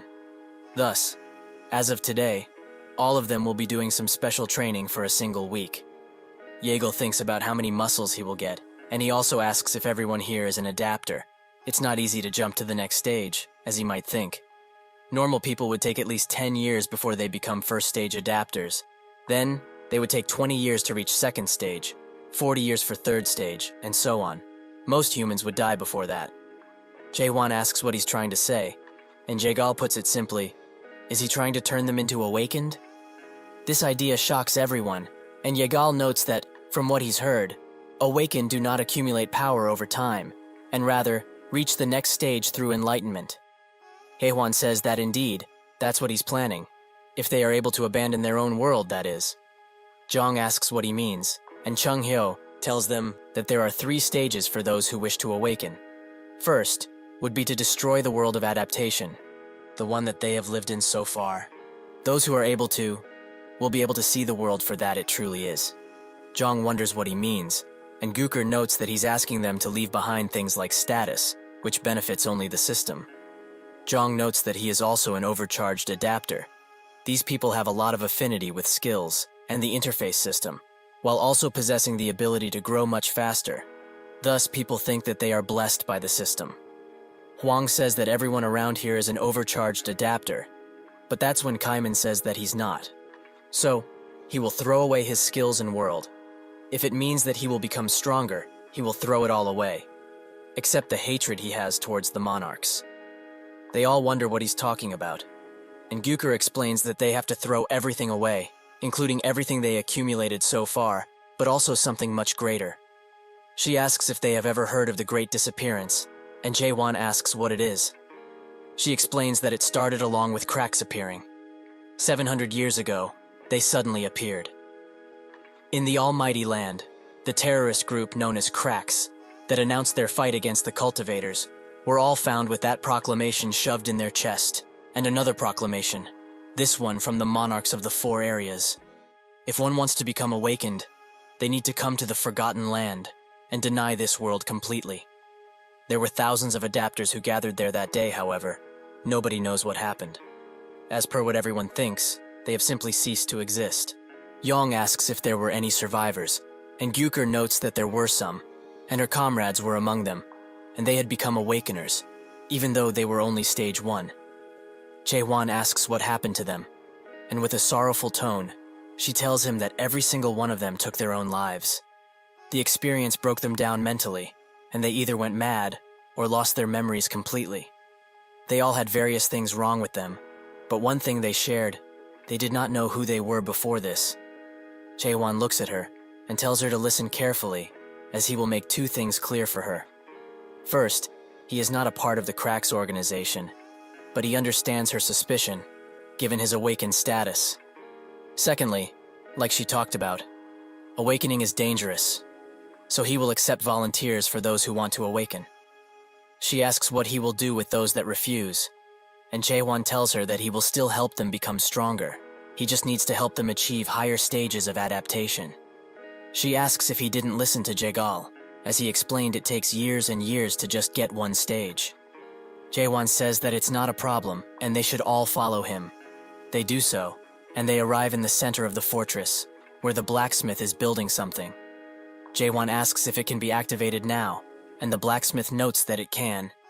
And so, the tower beams a bright light, and they all get one question. Will they accept the summon to the Tower of Nightmares? Carpe diem? They all accept the invite, and are surprised when they get inside, as they did not believe that a human could actually create the Tower of Nightmares like this. Even if it doesn't have a second floor, it is still rather impressive. Yagal says that he's actually touched by this. He never expected there would be a place like this that is not meant for domination, but rather, to break it. Yong is equally as excited, and Jaewon explains that from here on out, their training will be done in here, as it will be much more proficient, since time in here flows 100 times slower than the outside. 1 day outside is 100 days here. This means that a mere week outside would be 700 days here. So they have approximately 2 entire years to train and become better. But the speed of the soul corruption is inversely proportional to the rate at which time is slowed down. Just to be safe, when one of their soul's corruptions goes past 80%, they will be kicked out instantly. Additionally, the horns of horned beasts would always be on standby outside, so there shouldn't be a need to worry about the corruption. Yong is surprised to find that Jaewon isn't just a cold-blooded and self-centered person, and promises once again to follow him for all of eternity if need be. With that explanation out of the way, Jaewon gets to separating those who want to awaken and those who do not. Those who want to will stand on his right side, and those who only want to increase their adapter level stand on the left. After they do that, training begins in earnest, and Yong seems to be attacked by Gyuker. But still, he mocks her, as she is far too slow to catch him. Suddenly, a flaming fireball comes in front of him, from Huang, who is trying to third-party him. He explains that speed isn't that important. What is important is destructive power, and he, the mighty Fire King, has that. Jago looks at their squabble and sighs, as they are all pathetic, and there's no way they will improve. The three immediately team up and look at him with glowing eyes, and get to chasing shortly after. Muguk looks at this, and thinks of what happened previously, when they were choosing. As everyone expected, Cayman is the only one who chose to go through the awakening, and he seemed pretty confident about it too. Gyuker also asked how he's going to raise their adapter levels, as it's not easy for high-stage adapters to become even more stronger than they are already. They need to get a certain level of enlightenment, or learn new top-level skills to increase their proficiency. Chaewon told her that this can be solved quite easily, which she was angry about, as a top-level skill book, which they would need, isn't easy to get. Is he also planning to steal from one of the great clans, like Zhang did? Chaewon said that they don't need a skill book. All they need is to learn from a teacher. But he will not be that teacher, because from now on, they themselves will become each other's teachers. Muguk thinks that this idea for them to learn from each other is very revolutionary, as since the clans are all stupidly prideful, this is something that they could have never done under normal circumstances. And seeing how hyped up these youngsters are, to prove themselves and their skills, the plan that Jaewon proposed might actually work quite nicely. However, this makes him wonder about Cayman and what he's going through on the second floor. On that second floor, Cayman keeps thrusting and wonders just how many times has he repeated this action. 10,000 times? 100,000 times? Maybe it goes beyond that, but still, Chaewon tells him to increase his speed, and he does just that, but can't help but ask if he will really be getting stronger like this. Chaewon is surprised that he keeps asking questions like this, as he should feel something right about now. Cayman does indeed start to see something, and Jaewon asks him if he's feeling uneasy because he hasn't fought against the other adapters. Cayman notes that he knows he's not someone who is talented. Jaewon thinks that this statement is wrong. He is different from the other clan leaders that were blessed with being overcharged. His consistency and sheer hard work has brought him to being the strongest out there. Additionally, his mental fortitude allowed him to not lose his self despite having reached the question stage. The only thing that leads to an awakening is not talent, but willpower. Suddenly, he tells Cayman that he believes in him, so he asks him to trust him and continue. Cayman is clearly touched by this, as he hasn't heard those words in a long time, so he clenches his sword even tighter and thrusts his sword even faster. Near the improvised tower, the woman who is at the arena looks at it while drinking and finds it quite impressive, as this is not an easy thing to make. She also asks her master, Chung Heo, if he also doesn't find it impressive. He looks at her sternly and asks Seola what she's planning this time. She notes that he's being quite mean and that they haven't met in a long while. However, he should just come back, as everyone is waiting for him to. Chung Heo explains to her, like he did all of those times, that he will not be going back, because there is no way that he will team up with them ever again. They are a bunch of inhumane bastards. Seolha gets up and tells him that they are actually fighting for humanity. They are the only ones who do it so earnestly. Only them. Crack. Chung Hyo says that this is a lie, as they are using humans to an end, and their organization is already on its way out after the Great Disappearance happened.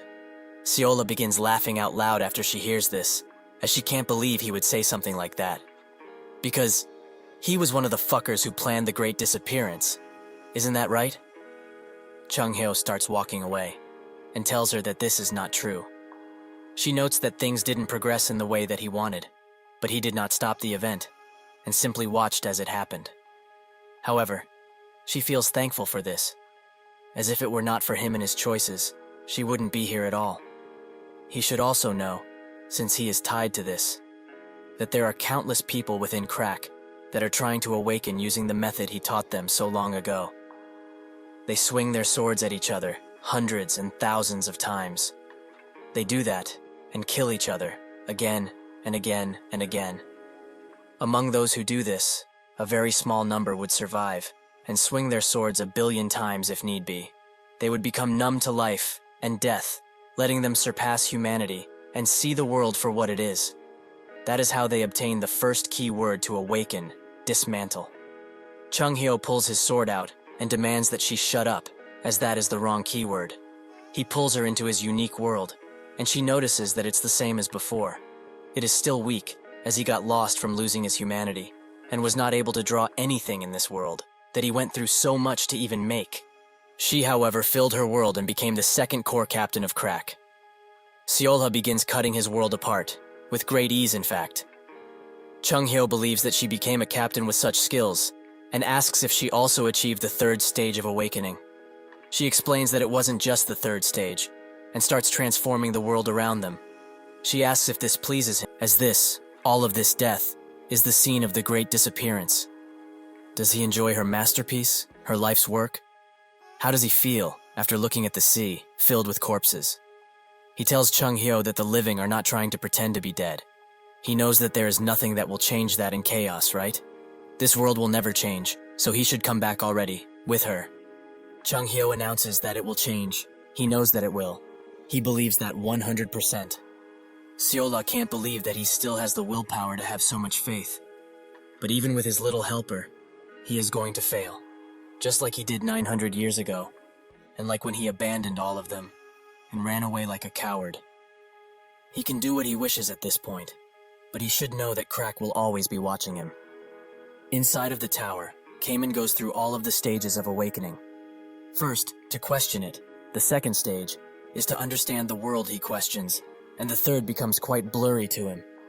Suddenly, Jaewon attacks him and shouts at him to wake up. His sword falls to the ground, but Kaiman dodges and barely lands on his feet. Jaewon says that he did not want to see such a pathetic display from him. He should fight, like he is fighting for his life. Kaiman feels all of the strikes, and can't even think of him winning this fight. He can't even comprehend just how powerful Jaewon truly is. This also makes him wonder if he even became stronger than before. He closes his eyes and accepts his defeat, but Jaewon tells him the final key to unlock the third stage, to remove the limits that the world dared to put on him. With that, Kamen opens his eyes wide and unlocks the third stage of awakening, to forget him, that the world decided on. They both attack each other with mighty strikes, and Kamen uses the Moon Eye ability to unleash an even mightier attack. After it's all said and done, raindrops fall and he stands on his knees. Jaewon congratulates him as he has reached the third stage. Kamen asks if he really became stronger, and Jaewon confirms that he did. But still, Kamen feels nowhere near him, even though they are both at the same stage of awakening. Once their training is over, everyone meets inside of the fortress meeting room, where the other fortress masters reject the idea of them going on an expedition, as it would break their treaty that has been standing for a long time. Jong immediately gets on their case, as if they did nothing until the expedition was made. Then they should just shut up, as they have no right to talk. Yurin explains that the reason they are all gathered here today is because of the Forbidden Heaven Clan incident, so they should all relax and return to the topic at hand. One of them suggests that they continue on this topic, since they already started to talk about it. This is Garuda's fortress master, Gal Huidong, an 8th stage adapter. He says that the captain for this expedition should be picked through voting. The Dryad fortress master, Aisha Lind Croft, kind of agrees with him, and also asks where the current Gorgon fortress master is, as he should have received the information about this meeting. Yurin thinks that this was all a setup to not have him here, as the moment Jaewon left this place, a suggestion for the 3 fortresses to meet was made, and before they could even hope to reject it, they got a messenger eagle that announces their envoys have already departed. While it is true that the adaptation team returned, the Fortress Master and Kamen, who are in the Awakening team, have yet to do so. This was all a ploy, as they wanted him gone, so they could sway the conversation in the way they wanted. Gal notes that they should not put their trust in a child who only lived for 50 years. Are they mad to let such an inexperienced man take the role of expedition captain? He continues to disrespect Jaewon, but suddenly Jong puts a knife to his neck and dares him to talk shit again. Gal asks what he is trying to do, and Jong explains that if he wants to talk with abilities, they should do so. If they really want to change the expedition captain, then they should deal with them first, as they will not stand by while they change it. Gal and Jong go to an arena, with Gal asking if he really wants to go through with this. and Zhang in turn asks if he's scared. Gal allows him to make the first move, and he does just that as he pops behind him and tries to attack. Gal dodges, but Zhang continues to move even faster. Gal commends his speed, and Zhang flies into the air and lands directly on Gal, who has no choice but to defend himself against such a powerful attack. He is quite surprised that a 7-stage adapter got so powerful and admits that he did not expect this. However, no matter how hard he fights, he can't hope to surpass him, as he is an 8th stage adapter. With that, Gal unleashes his golden chakrams on Zhang, which hits him pretty hard, making the spectators wonder if he will be able to do something now. Gal, thinking that the fight is over, commends him for his skills, and announces to everyone that, since the lighting god has fallen, just as promised, they will change the expedition captain. Suddenly, Zhang gets up and tells him to stop speaking, as he hasn't lost yet. From now on, he will show him something very interesting. They both attack each other, and surprisingly, Zhang uses an ability from Huang, which burns Gal's chakrams. He is surprised to see a technique from the Fire King, and Zhang also uses an ability from the Savant clan leader, Jegal. Gal screams at them for teaching their sacred techniques to each other. Have they really thrown away all pride? Zhang rushes in with extreme speeds, and notes that pride does not win battles. He manages to land a mighty blow, but Gal still stands, and announces that, if this really is the case, he must get serious too. He unleashes all of his power into a mighty chakram, which makes the normal spectators just run away, as they don't want to be caught in it. The chakram grows even larger, and when it touches the ground, it raises most of it, as stone is thrown around and sent flying in all directions. Aisha watches this in amazement, and Gal taunts Zhang, as he wants to see if he will really survive such an attack. That's when he notices that Zhang was in the air all of this time, and tells him that he did great, as he unleashes one of his mightiest attacks yet. The attack only reaches his forehead, as Muguk stops Zhang since the fight is over. He tells Gal that his match is over, and also asks if he was really going to use the guardian horned beast Garuda in this situation. Gal clenches his fist in shame, as this is an anti-dead weapon, and announces that he lost. With that, Muguk asks, who will be the one to fight him, Aisha? If she feels worthy enough, she should come down right now. Suddenly, Guker gets close to Gal, and Muguk asks what she's doing. She announces that she's simply going to the winning side, much to the others' dismay. Suddenly, out of the blue, a man announces that he will be the one to deal with Muguk. This man is the Jade-masked Golden Monarch, Bang Chianil, a 9th stage adapter. Jurin wonders what a monarch is doing here, and Muguk notes that he is the enemy of Chaos, who took all of the fruits after killing everyone. How dare he step foot in this place? Chianil tells him to stop talking like this and invites him back, as the Monarch of Steel misses him a great deal. Muguk asks if he's really working for the Steel Monarch now, and Chianil confirms that he indeed is, as his king has a soft spot for martial artists.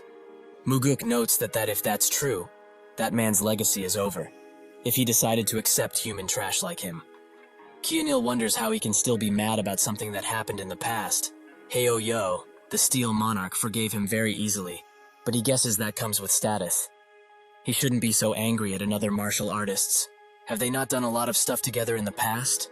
Muguk's eyes widen with rage, and he charges in, while reprimanding him for saying such a thing, as he was the one who betrayed the entire Muram world.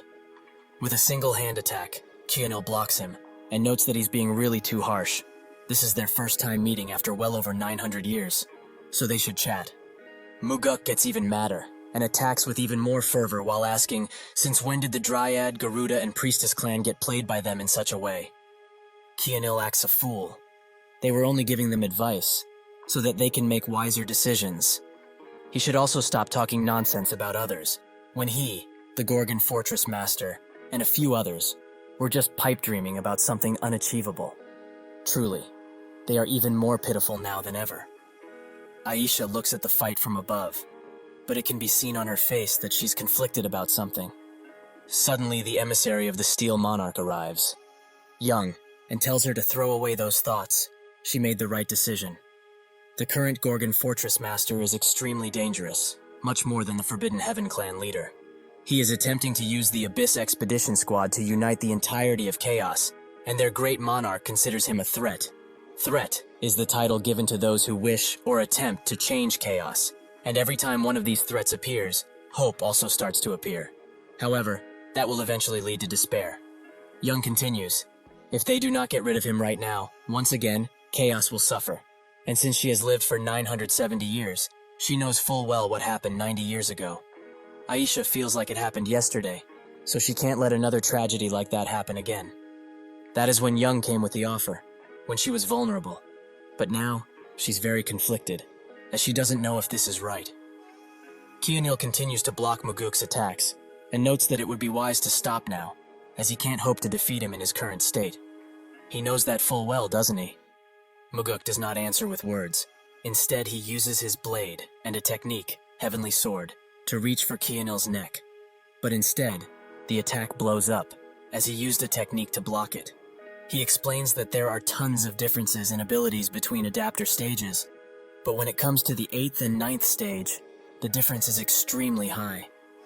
He pulls Muguk closer and tells him to get to the 9th stage before he thinks of coming back to them, because somebody like him, who does not possess the class of a monarch, cannot hope to even put a single scratch on him. He unleashes a mighty palm attack on Muguk, and Gyukur thinks that this is the true power of a monarch, as Muguk was taken down in one single hit.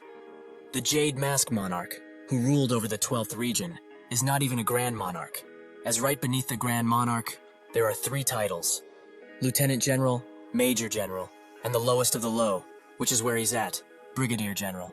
Gyukur's suspicions are now confirmed. If they really had to fight such monarch on their expedition, there is no way they could have won. Kionil tells him to give up on his dream, as they cannot hope to win, ever.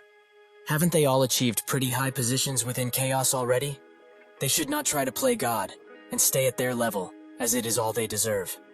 Muguk seems to have given up, but his eyes glisten once again, and he strikes at Kionil while he's still talking.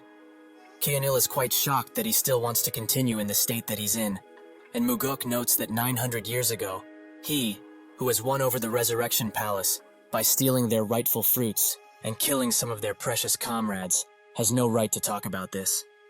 He has never once forgotten the disgrace he put on him and the others on that day, and things are a lot different now.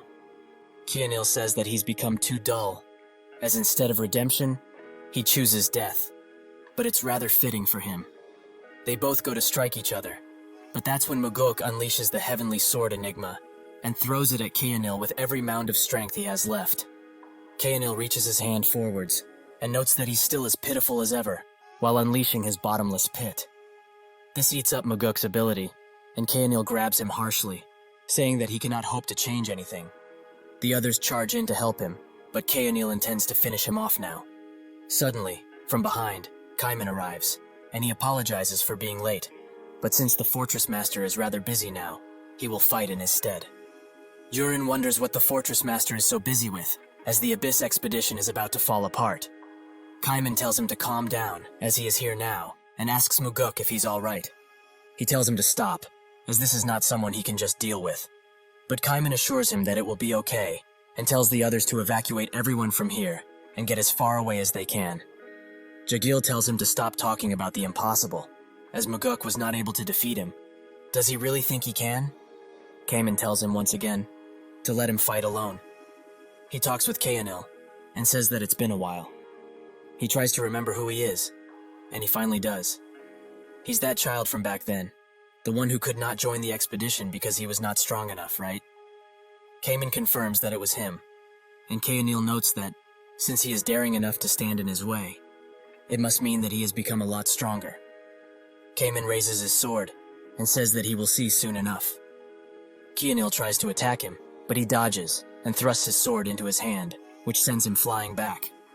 Kionil notes that it's not bad, but also asks, what kind of skill is it? Kaiman explains that it's a simple thrust, but it's not as powerful as a strong thrust. However, he shouldn't be swayed by that, and fight him with everything he's got, otherwise he might just die. Kionil finally shows anger, as this child is deluding himself, killed by someone like him. He unleashes 2 golden hands on Kaiman, forcing him to dodge constantly. But when he finds the opportunity, he thrusts through one, and announces that today will be the day that he will die. Kionil continues the onslaught of hands, but Kaiman remembers what he talked about with Jaewon. When he finally reached the 3rd stage, Kaiman asked, did he really grow strong in only 2 years? Jaewon then told him that on the 2nd floor, where they are at now, time flows much differently, But he should have known, as he could have not performed 10 billion thrusts in only 2 years. Kaiman unleashes his world, much to the surprise of Kaenil. Kaiman's eyes glow a light blue, and he thrusts once again, now with an even more powerful attack. He doesn't stop there, however, as he unleashes a mighty wave in Kaenil's direction, and moves with it. Finally, he uses one of his strong thrusts, and leaves Kaenil defenseless. After the rain finally settles, Kaiman still stands proud, while Kaenil is on his last legs. Kaiman thinks that he needs to finish this once and for all, but Gyukur gets in front of him, and Yong picks Kaenil up. Kaiman anticipated this, as Jaewon told him about it, but Gyukur demands he stand down, as no matter how strong he has gotten, he cannot hope to defeat a monarch with just 2 years of training. Kaiman then tells her that it was not 2 years, but rather 200, and unleashes a mighty death blow in their direction, which makes everyone recoil back and create a gigantic hole through the arena. Muguk is amazed. Kaiman really won. Jaewon must have predicted all of this and sent Kaiman here. Because of this, he showed that, instead of chaos relying on him constantly, they can forge their own path and stand proud on their own. Later, while Aisha watches the replay of the match, Kaiman arrives and asks if she is the one who changed her mind among the delegation. She confirms that she is, and she did come here because of what he said. But it's because she knows better than anyone how much everyone fears the monarchs. She also asks if he really intends to fight the monarchs, and Kaiman says that he will. Aisha explains that the Resurrection Palace is a much stronger foe than the Forbidden Heaven clan ever was, and while he did defeat Kaenil, he is the lowest of the low, a brigadier general. That means that in the future, he will have to fight generals far stronger than that. Kaiman knows full well, but they already ran away once 900 years ago, which is why they must not do it anymore. Aisha is surprised by his transformation, as in the past, he was someone who was crippled by his inferiority complex, as he was not born an overcharged adapter, and he always despaired when facing something that he could not pass. To think he would have changed so much, is he really the same person? Suddenly a commotion can be heard outside, and when Aisha looks, she sees tons of people gathered near a tower of nightmares. Kaiman explains that it was made by Jaewon and the Artisan of Dawn, but it was not used for cultivating, as nobody became a product, because in that tower, someone like a cultivator does not exist. Aisha is shocked. A tower with no cultivator. Is that why Kaiman became so powerful? He tells her that she should see for herself now, that chaos is able and willing to stand up on its own. Aisha notices that even common people are willing to train, but they were extremely afraid previously, so why? Kaiman explains that it is because they desire free choice, the freedom that they lost 900 years ago. If they do not get it back with their own abilities, then it's useless.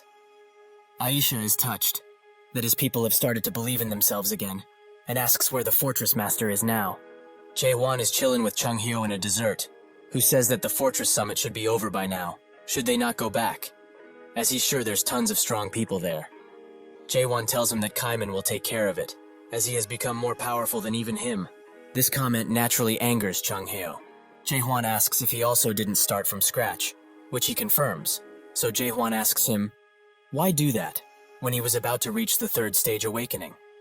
Chung Hyo tells him that he did it because his method was wrong, and Jaewon notes that it must be because of the keyword he used, which surprises Chung Hyo, as he didn't think he would know about something like this.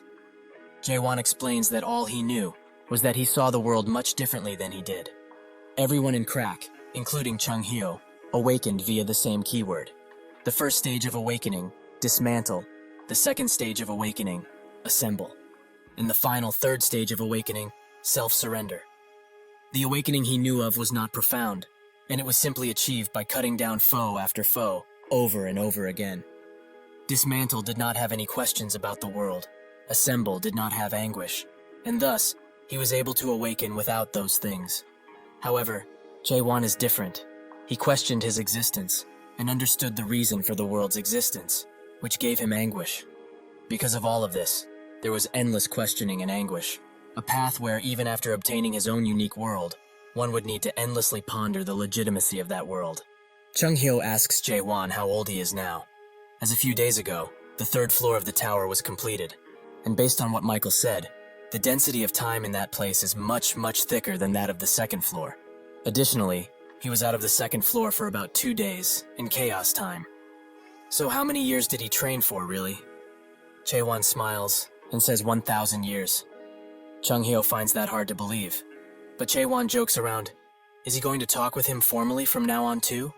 Chung-hyo tells him to stop playing and tell him just how long he was in there. Chaewon explains that it wasn't as much as he wanted to, but they should get going. With that, they get running, and Chung-hyo asks, is he really going to the Resurrection Palace? He says that he is, so Chung-hyo warns him, that place is extremely dangerous, and he would be better off fighting them after getting more awakened. Chaewon says that the monarchs will not just wait around. That is why they need to attack now, when they least expect it. Additionally, he will only be getting rid of the most important people in the Resurrection Palace and stealing a fruit, along with one other thing. The treasure of the mares that turns the living into the dead. The narrow gate. If one uses it, they can pass to chaos alive. And if that is the case, if he steals every fruit and destroys the gate, then the monarchs will not be able to cross over into chaos anymore, without dying first, that is. So in order to achieve all of this, he will go to the Manticore Fortress, which apparently has an alley which leads to the Resurrection Palace. It is currently occupied by the Forbidden Heaven clan, so they will not just let him pass, but well, he will do what he does best, thrust. After Jaewon blows a giant hole into the Manticore Fortress gate, Chung-hyo asks, why did he do such a thing? If they did it stealthily, they wouldn't have needed to fight the whole fortress, like they are about to now. Jaewon notes that he told him earlier why, and Chung-hyo gets it. But they need to preserve their energy, as this is just the place that they need to go through in order to get to the Resurrection Palace. Jaewon knows that full well, and uses a few light thrusts to deal with the incoming attackers. At his palace, Jin-hong looks at the fight, and notes that this time, he doesn't think the rumors about this guy are exaggerated, as he has done many other things to impress. But to think he's actually just a product, if he had seen all of this earlier, he would have dealt with him much swifter. Suddenly, a woman notes that he must be thinking deeply about something, and snaps her fingers, saying that just looking at that chaotic man is getting her excited. It's no wonder that pitch darkness wants a piece of him. Who wouldn't? This is Siren, and Jin-hong tells her to stop dressing like this in chaos, but she retorts by noting that he looks like a scarecrow with those long clothes, so he has no place to talk. She sits down next to him while talking about some gibberish, but that's when she notices he's looking at Chaewon, so she steals one of his screens and wonders what kind of technique he's using, as he's destroying everything in one hit. Jin-hong asks why she's here, besides annoying him, and she explains that she's here to tell him about something very interesting. The Jade Mask, Golden Monarch, has appeared in chaos. He probably knows that already, as all of the forces sent to Garuda right before they were about to take over are all dead. After looking deeper into it, she found out that it was done by the Jade Mask Monarch, as it seems he won over Garuda and Dryad in return for helping them with something. That something is a promise, to keep the treaty where the Supreme Monarch promised to not interfere in chaos business no matter what, so he swore to not break it. However, it was Pitch Darkness who ordered this, and now even the subordinates of Iron Steel are dilly-dallying in chaos like a bunch of children. This resulted in a proxy war of the monarchs of the Holy Land. But the most interesting thing about all of this is that she heard the Jade Mask Monarch was beaten to death. Jin-hong is interested now and asks who killed him. Siren says that it was one of the 10 clan leaders, which Jin-hong doesn't believe, as they are not strong enough to kill the Jade Monarch together. She asks if she knows about those guys in the Abyss Expedition team that the Gorgon Fortress Master made, as one of them, the Southern Sea Clan leader, is supposedly the one who killed him. Jin-hong has spoke now. That should be impossible, as the Southern Sea Clan leader was never that powerful, and even if he had hidden all of his powers until now, there is no way he would unleash them now, on something so idiotic. The Jade Mask Monarch is one of the ones under the Iron Steel Monarch, one of the 12 Supreme Monarchs, that together rule over the Almighty Land. Any monarch that's Brigadier General and above are all important people, since the Almighty Land is currently going through a power struggle. So if the Southern Sea Clan leader really did what he did, things will go bad for him, fast. Siren asks, what is he going to do about Jaewon, as he was supposed to capture him, but he let him become a fortress master, and now he's also poking around things he shouldn't be. Jin-hong explains that this just saves him time, as he didn't want to look for him, and additionally, He sent out the dead demon warriors that she made. Those beasts who can use dead power will most certainly deal with him. After Chung Hyo and Jae Won clear the way, Chung Hyo feels that something's off, as there should have been more Forbidden Heaven Clan soldiers around here. How else could they have fought the entire chaos? Jae Won says that might not be entirely true, as the dead warriors approach. Chung Hyo is shocked by their presence and by their stench, as he can smell them from here, the smell of the dead. Suddenly, someone from above notes that it's an honor to finally meet the protagonist of this case, and jumps down, noticing that the divine physician is also here. How quaint. Chung Hyo asks for his identity, as he speaks like they know each other. The man is sad that he forgot, but he will remind him. He gathered horns for the clinic, and transported patients too. That's when Chung Hyo notices that the man in front of him is Heinz, the righteous warrior. But what happened to him? Why is he meddling around with the Forbidden Heaven Clan? It is not suited for him. He should leave while he still can. Heinz asks him a simple question. Can he still say that, despite knowing what he went through in Gorgon? 100 years ago, Gorgon was in a war with a clan, the Crimson Marshal Clan, which no longer exists. A total of 50 guards, including the Southern Inspection Gate captain, had died forever, because of the Crimson Marshal Clan's cowardly ambush. Out of everyone, only one man survived, and that man was Heinz. That is why, a little later, Heinz begged Chung Hyo to help him become stronger, as he doesn't want to experience what he did again. Chung Hyo explained that he understands the sorrow he must be going through now. However, he has seen thousands of people like him during the 1,000 years he has lived in chaos, and he cannot grant his request. It's funny, really, when he thinks about it. He remembers the words he said, to work hard if he wants to become stronger. However, working hard is a luxury for those who are actually able to. Most other people in chaos were not in a situation where they could just work hard, like he said. So, he's wrong. He has worked hard to protect the justice he's protected his whole life. And where did that lead him? Here, where he had to break that belief. Chung Hyo asks why he looks the way he does, but Heinz ignores him and explains that the friendly and righteous man who was a second stage adapter died 100 years ago. He was reborn, and now is the vice clan leader of the Forbidden Heaven Clan. He moves his attention to Jae Won, as he has heard that he only uses thrusts, so he will play his little game for now. He uses Balkan's 8 fangs and a secret technique, the carotid sever, in order to unleash dead like hounds on Jae Won. He remains calm, however, and thrusts into Heinz's spear, which angers him, as he wants to know how he did that. One of his men suggests that they should attack together in this situation, which Heinz agrees with, and so they charge them all at once. Jin Hong looks at the fight, and is angry at his soldiers, as they are being cut down with extreme ease. However, if he also goes there and attacks with them, they will surely take these guys down, as he is close to Monarch level. Even with that, though, he can't even comprehend the amount of losses they would have if they did that. If he loses all of his dead soldiers, his plans will be ruined.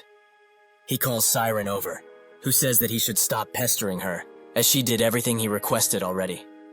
The Spirit Stone research was completed, and she made the black cloud that created the dead warriors for him.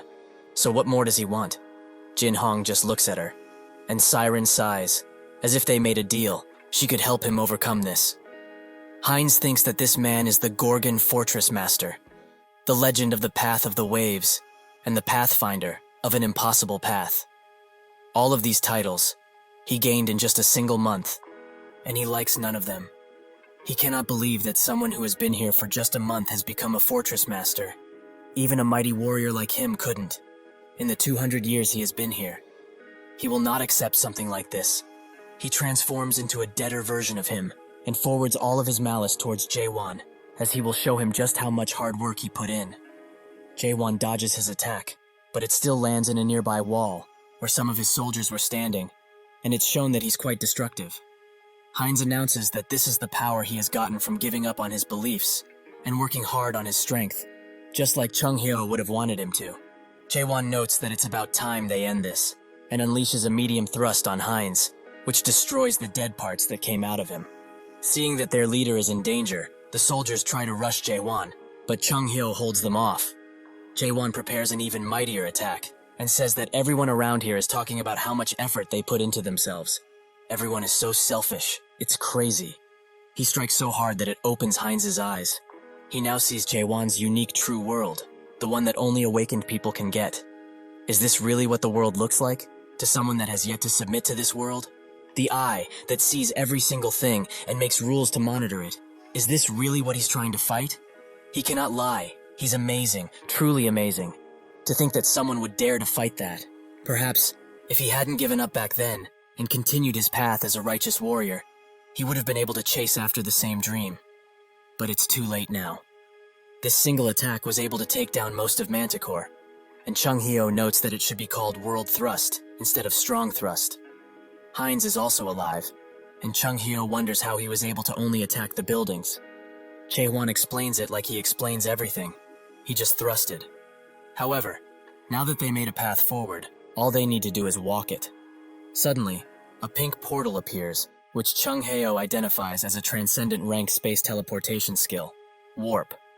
Out of it, Siren appears, who says that she can't believe the dead warriors she made are so afraid.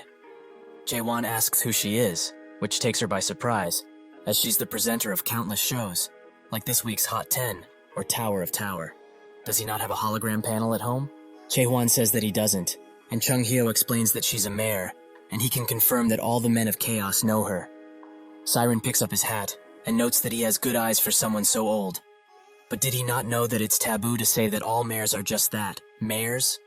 Each mare is known as another race, but enough about that. She introduces herself. She is Siren Armeld, not just a mare. Jaewon thinks that it's unfortunate, as he wanted to ask her tons of questions, but now, they don't have the time. So he asks her to get out of the way already. Siren explains that she cannot do such a thing, as she received a request to stop him. Jaewon does what he does best, and puts his sword forward to thrust, but Siren tells him to wait, and just hears her out for a second. She offers him a deal, to become her product, as the person who asked her to stop him is in that broken down building, almost dead from that strike of his. She will forget that promise, if he becomes her product. Jaewon unleashes a light attack on her, but Siren notes that he won't be able to keep this up for long, as he must feel it too, right? Jaewon does indeed feel that the spiritual pressure is way stronger around here, so she might be a major general by the looks of it. She explains that pitch darkness is after him, and that guy is no good. She can hide him very well. If he becomes her possession, nobody in the 12 regions will dare touch him. Haehwan refuses, so Siren snaps her fingers and notes that it's time to do it the hard way. The ground suddenly shakes as 2 sand demons appear, since Siren has used her authority magic to make them. With that, the beasts attack, but Jaewon thrusts, and Siren tries to control her minions, but Jaewon just continues to kill them. Finally, he unleashes an attack in the ground, which creates cover for him, allowing him to dash across and get directly to Siren. She isn't shocked by this, as she could see everything he was doing already, so Haehwan is caught by a snake, and Siren bargains with him. In reality, she's the one losing out on this deal, as she is Siren Ahmed, the bewitching flame, that easily gets number 1 on any popularity vote out there. Suddenly, her snake minion starts convulsing, and Jaewon appears right in front of her as it explodes, which allows him to grab her by the neck and slam her on the floor. Jaewon doesn't want to kill her, as she's a mare, who would be quite useful on the Abyss expedition, and he might even find out about the first mare that's said to be at the top of the illusion tree. He asks her to surrender, but she doesn't want to, so she frees herself from his grasp and leaves, as this is too tiring for her. Suddenly, though, she appears behind him and uses the 8 Gates of Hell technique. Inside, Siren says that she expected him to be more surprised, but Jaewon experienced something similar before. Siren explains that what he experienced was a fake, as the real 8 Gates of Hell is a skill that was made by a mare. Jaewon goes through the first gate, Gale Hell, the 4th, Black Chain, and easily plows through the 6th, Frost Hell. Siren is shocked by this, as she did not expect for him to go through them so easily. However, she wishes him luck on the next gate, as this one is a doozy.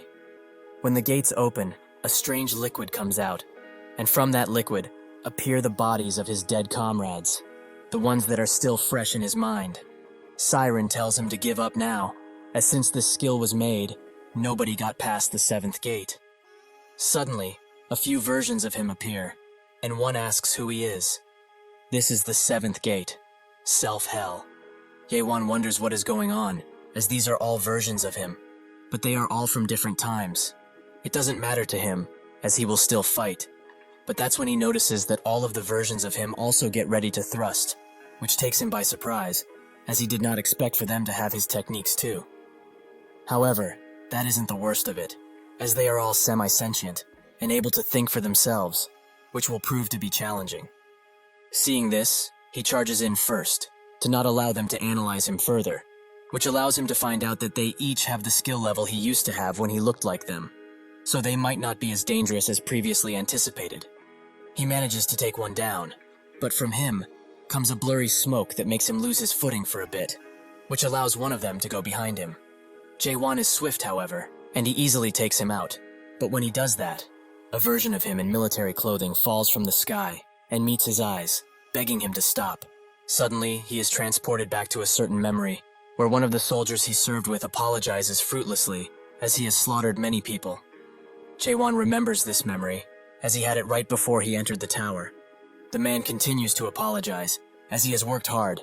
He knows that too, but now, it is too late. With a heavy heart, he thanks Jae-won for everything, and points the gun at himself. The bullet casing falls, and Jae-won remembers that this man was his successor, and also a counselor. He was harassed endlessly by others, which caused him to shoot all of his predecessors and executives in the middle of the night. He was the only one that survived, and all of the leaders, platoon commanders, and battalion commanders were placed somewhere else. Fortunately for him, he was acquitted of any suspicions, because that man wrote in his diary that he was one of the ones who was really friendly. But still, he was thrown in prison for 15 days. In that solitude, he began questioning everything, and maybe then, he really started to hate the system. Naturally, he did not know anything of the world of skills or status, but maybe he was already living in a world of the system, where it suppressed individuals wherever it could. Jae-won starts to damn everything. As his life flashes before his eyes, his friends, his comrades, himself. Was any of it even true? He continues to thrust and thrust, until a child version of him asks, "Who is he?" This makes him experience fear, something which he hasn't in a long time, but it also makes him tear up. Even still, he strikes himself, and Siren asks him, "How does it feel to experience this gate?" Awakeners say that self-surrender is becoming a new existence, which will make them forget their original self entirely. So awakeners like him, who have experienced self-surrender, receive much more damage from the 8 gates of hell. Even mayors would take their own lives when they experienced something like this, because they simply could not handle that their ego had gotten too large. But to him, it's entirely different. Suddenly, Chung-hyo slashes the 8 gates of hell away and tells him to come to his senses already. Siren holds him gently and whispers in his ear, for someone like him, the ego that he has forgotten after self-surrender, will he really be able to handle going back in time like this? Jae-won thinks that these are all memories he has thrown away, and this place is a world where he has to end himself in order to continue moving forwards. The gate once again asks who he is, but when he wants to answer, the memories start flooding in, making him think that this place truly deserves its name. It's hell. His body is heavy, and he cannot see anything. Suddenly, he remembers when he and Chung-hyo were teaching Kamen about awakening. Awakening is learning to see, the ability to see the world for what it truly is. There is a difference from awakeners and adapters, however, as the awakened see the values that are truth, and the particles that make up the world. Adapters are able to read the data that cannot be seen, and see things very differently. That is the stage of self-surrender mentioned in Awakenings. In return for this, awakened need to be careful of neglect, as being able to see so many things will eventually make a person blind. Jae-won finally gets it. What is happening to him now is the neglect that Chung-hyo was talking about. Those who see too much become blind quicker, and those who hear too much become desensitized quicker. Jae-won is saddened by this. Does it really not matter? To come this far, he has done his utmost. Nobody else was able to come this far. However, now, he knows that he just wants to be able to say that he's having a hard time easily, like everyone does. The world changes around him, and he sees a blue sky with falling stars, which are his memories. He starts to feel a deep understanding, and connects the dots. Who is he? Well, he does not know, but at least, he is here. But maybe, the countless memories he has gotten over the 2,000 years he has lived, and the connections of all of those memories. Maybe, Just maybe, that is him. Out of nowhere, the seventh gate begins to crumble, and Siren begins to vomit as she is experiencing rebound. Jaewon opens his eyes with a new deep understanding and pushes her away, whilst also destroying the gate entirely. He looks at the next gate and wonders what the next keyword is, as he has almost gotten past self-surrender. He will have to leave that for later though, as now, he needs to challenge this final gate. Jaewon looks at the 8th gate and touches it, fully prepared for anything that is to come out of it. Suddenly, it starts opening itself while glowing brightly, and when Jaewon enters, he finds nothing except a large, serene space. He wonders what to do, but that's when the stars begin writing a message. He would like to tell this visitor about his trivial story, since he has passed all of the gates of hell. Jaewon guesses that these are just the records of the one that made the gates, so he watches eagerly. The text notes that he still remembers when the first Abyss expedition started, and identifies himself as Mulark Armelt. This is simply a record of his failure. Outside, chatter can be heard around, and Chung Hyo begs Jaewon to wake up. But he doesn't move an inch, and the same goes for Siren. Even though she used the technique, she's as unconscious as him. He is weary of this because the people from the Resurrection Palace have arrived, and among them, there's a major general-level guy. The general asks his men if they have found anything yet, and when they reply with no, he commands them to search even more thoroughly, as he is sure those weaklings are around here, somewhere. This is the 11th stage adapter, the hidden scent monarch, Samyong Garam. Chung Hyo is very scared of him, as he is one of the main fighting forces of the 9 regions. Just what is someone so powerful doing in chaos all of a sudden? Suddenly Garam feels something, and sends his attention directly to where Chung Hyo is. He starts preparing a mighty attack, and congratulates them for having hidden for so long, like the little rats they are. He throws a mystical punch at them, but fortunately Siren has woken up, and she teleports them out of there just in time. With his prey gone, Garam focuses his attention somewhere else, and orders his men to reclaim Manticore and search for the Forbidden Heaven Clan leader. While getting out of the portal, Siren wonders, just how many times has she died today only? She also asks Chung Hyo if he has nothing to say after she saved his life so graciously. Naturally, he starts screaming at her, as he is the one who looked after them. Shouldn't he be getting the thanks, not her? She notes that this means they are even, and thinks about what to do, coming to the conclusion that it's better to go to the Gorgon fortress first and foremost.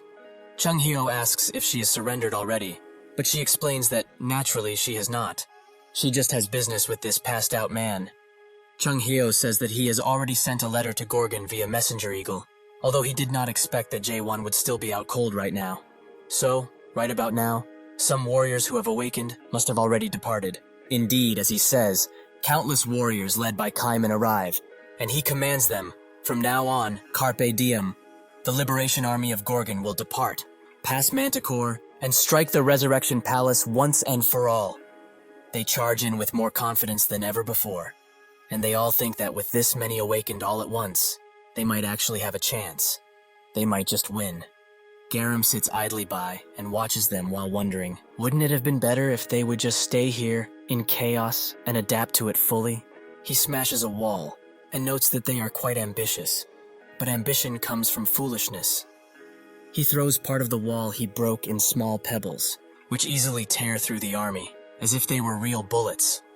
Yegal is left awestruck, as he has never seen this kind of power, and so is Jung, who watches as Yegal is killed right in front of him, without any way to defend himself, and without mercy.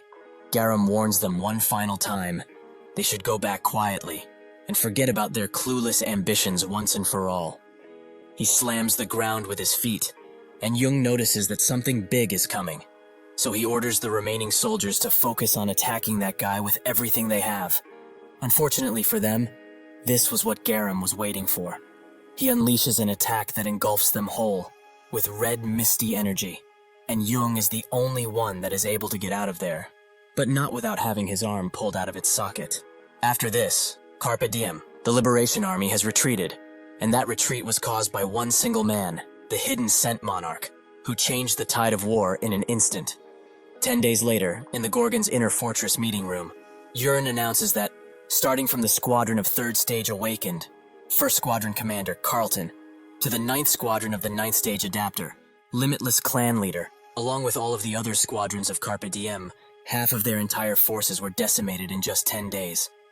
This is a mighty blow to them, because they lost 5 third stage awakened that were crucial to their fighting force. Aisha trembles and notes that it would be difficult to continue this war. And what's more, the Resurrection Palace has already reached the doorsteps of the Gorgon Fortress. If they accept the offer that they proposed, they might just make it. The Fire King clan leader asks if she really is suggesting that they hand over the Fortress Master along with the tower, just so that they can survive. Kaiman agrees. They cannot hand over Jaewon, and even if she might be extremely keen with her eyes, he knows that she can't see the future. Jaewon already commanded them anyway, that they should just pave the way. That is all they need to do. Aisha notes that with things going as they are, they have no chance of winning. Maybe they should ask the other monarchs for help, as currently, all of the monarchs that have been dispatched are a part of the 9th region, Pitch Darkness, and most know already that there is still a long-time grudge between the Strong Steel and Pitch Darkness. Jurin wonders if that's wise as they killed his emissary already, the Jade Mask Golden Monarch. Aisha explains that technically, he isn't dead, because those who enter Chaos via the narrow gate like he did would just return to their original bodies once they die here. Kaima notes that even if the Monarch of Steel chooses to help, they should refuse it, because Chaos must be the one to liberate Chaos, and nobody else. Chunghyo and Siren sit beside Jaewon, who is still very unconscious, and Chunghyo screams at her to wake him up, since she was the one who made him like this in the first place. What kind of illusion has she cast to make him fall asleep for 10 damn days? Siren screams back at him. He is the doctor in this place. So if he's that upset about it, shouldn't he do something about it? Chunghyo ignores what she said for now and asks what she is still doing here. Is she not in cahoots with the Monarch of Pitch Darkness? She explains that the contract they made doesn't matter anymore now, since there is a human who is able to break free from the 8 gates of hell now. Chunghyo wonders what's so special, as that is just an illusion skill she cast on him. Really, it's nothing to write home about. Siren gets even madder, and through her screaming, explains that the 8 gates of hell is not just a skill, it's incredible. And it wasn't even made for humans to use. Its true power is shown when a real mare starts to use it. However, he had hoped that anyone could use this skill, and so, she thought it to the Savant clan, since nobody has ever been able to break through the 8 gates of hell. She has seen it broken a few times though, but when that happened, it was used by humans, so it wasn't at full power. Additionally, what was broken was not the skill, but the mind of the user. But Jaewon is different from the others, as he managed to break her mind, but broke the skill completely too, as he broke through the 7th gate and arrived at the final 8 gate. For his information, the 8 gate is the gate of rewards, and it's said that those who get there get a very generous reward. Chunghyo has heard about this before. If there is a human that could pass all of the gates and get to the 8, they would become the king of chaos. He heard this from Jagal, but he did not expect it to hold some truth. Siren notes that what is behind the 8 gate is the legacy that her godfather has left behind, his knowledge. Before she can explain further, Jaewon suddenly wakes up and is very confused as to what just happened. He explains what he saw to Siren and Chunghyo while getting dressed, and notes that now it's time to go to the meeting room. Chunghyo tries to stop him, as he mustn't go there now, since there are people who are suggesting that they hand him over to the Resurrection Palace. Jaewon ignores him figuratively and literally as he steps over him, leaving Chunghyo shocked. When Jaewon arrives in the meeting room, some are glad to see him, and some are ashamed, as they have considered something extremely bad. After a few moments of silence, he announces that he will go to the Resurrection Palace, which nobody expected. Kaiman asks him, what is he talking about? He cannot do something like that. He should reconsider. He just cannot go there. Suddenly, Jung includes himself in the conversation, and asks him, does he not know that a lot of their comrades have died while he was passed out? They wouldn't have died if they hadn't come to know of freedom and hope. There was not even time to hold the soul farewell procession for them. Jaewon apologizes, and Jung explains that he hates him to his very core, that he dared to give them life, freedom, and hope. However, despite all of that, they really need him right now. He begs him, along with everyone else, to not go to the Resurrection Palace and stay right here. At the very least, they would rather die while fighting with him. Chunghyo is shocked by their reaction, as he has given them something unbelievable that he should not have. And now, in order for them to protect what they got, they will all give up their lives for it, if need be. Jae-won says that they are mistaken about one thing, though. He is not going to the Resurrection Palace to surrender himself. He is going to the Resurrection Palace in order to send all of them flying. Everyone in the room is shocked, and Chung Heo, who knew it was coming, is still just as shocked. Young asks if he has gone insane, but Jae-won notes that he's always clear of mind. They all start screaming at him, and asks when he will do it, and he replies with, "Right now." Siren finds him quite strange but intriguing, as reality does not exist for him, but it does for these humans, who always kneel in front of reality. Knowing this, nobody will be following him in that suicide mission. She is proven wrong, however, as they all throw themselves at him, as they all want to go, in order to free themselves. Siren thinks that they are all insane. So far, they have been living with no problems as souls. Why care so suddenly about life and freedom? Is this really the effect Jae-hwan had on them? Jae-hwan is grateful for their thoughts, but he will only bring 3 people with him, Chung Hyo, Kaiman, and Siren, who did not expect to be invited at all, so she is rather scared. But Jae-hwan just smiles. Siren asks why she would go there, but Jae-hwan keeps talking to the others, and notes that even if they are not coming, they will each have their own tasks. Siren screams and screams at him to get his attention, but Chung Hyo tells her to give up. They ask what kind of tasks, and a myriad of other questions, like if destroying the Resurrection Palace really is the end, and what will happen once Chaos is united. Most importantly, Chaos wouldn't recognize Chaos as the core, and many will try to cause division, which is bound to appear at some point. Young says that they should worry about that when they get to it, as once they destroy the narrow gate, the monarchs will not be able to pass anymore.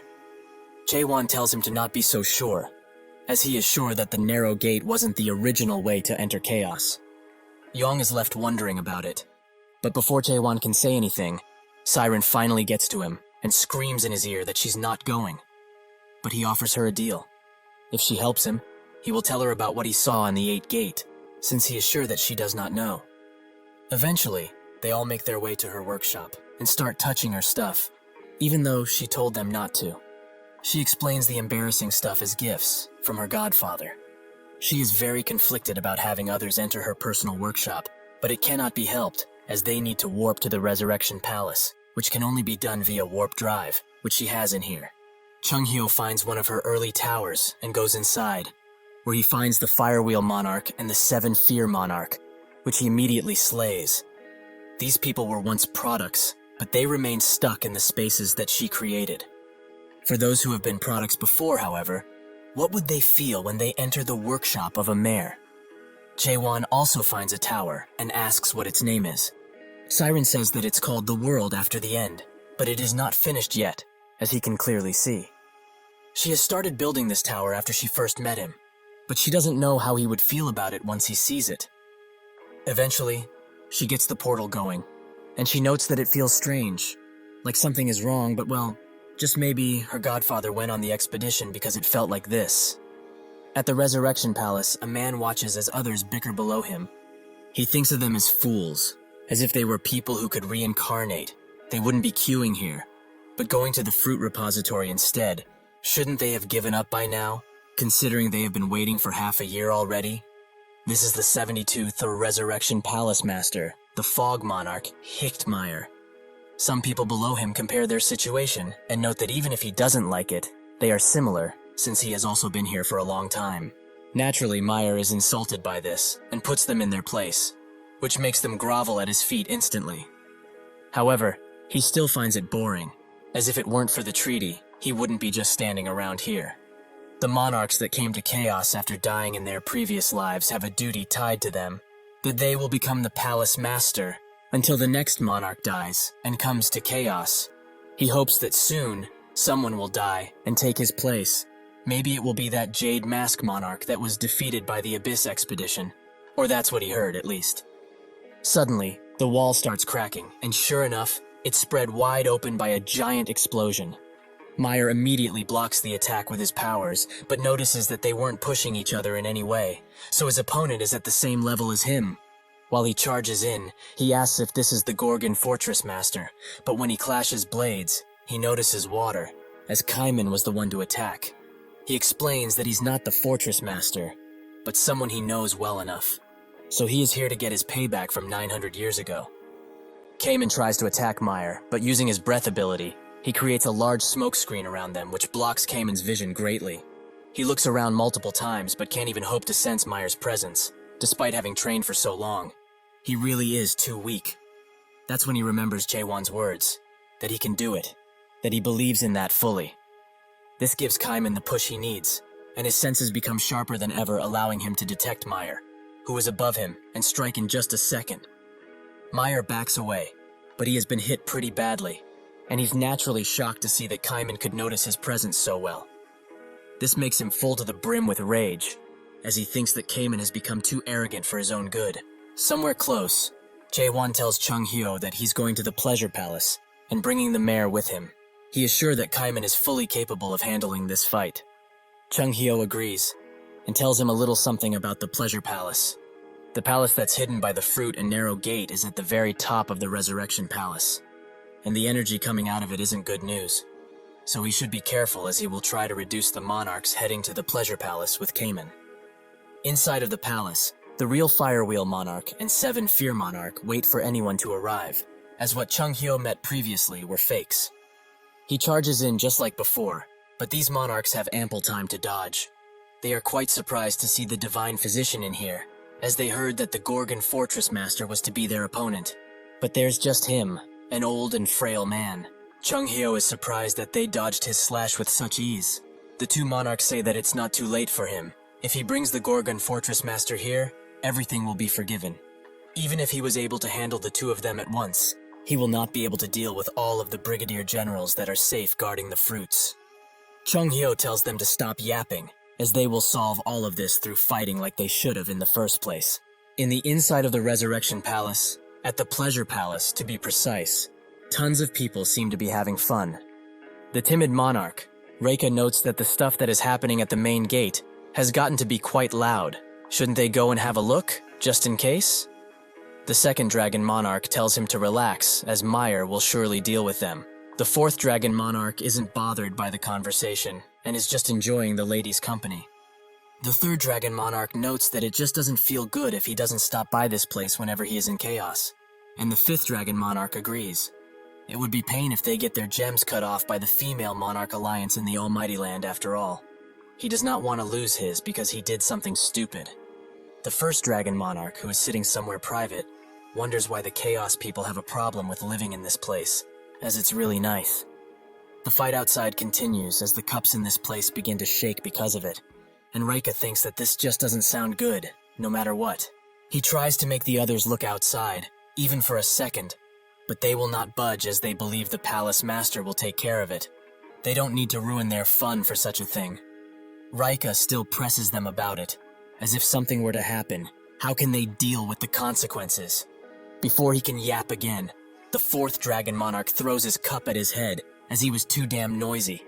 He should just shut up and stay still, instead of ruining their fun like this.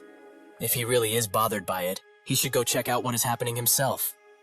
Reika starts gripping his staff out of anger, and the 4th Dragon Monarch sees this as an invitation to fight. The others start looking at Reika with vicious red eyes, which makes him tremble. So he notes that it wasn't his intention to insult.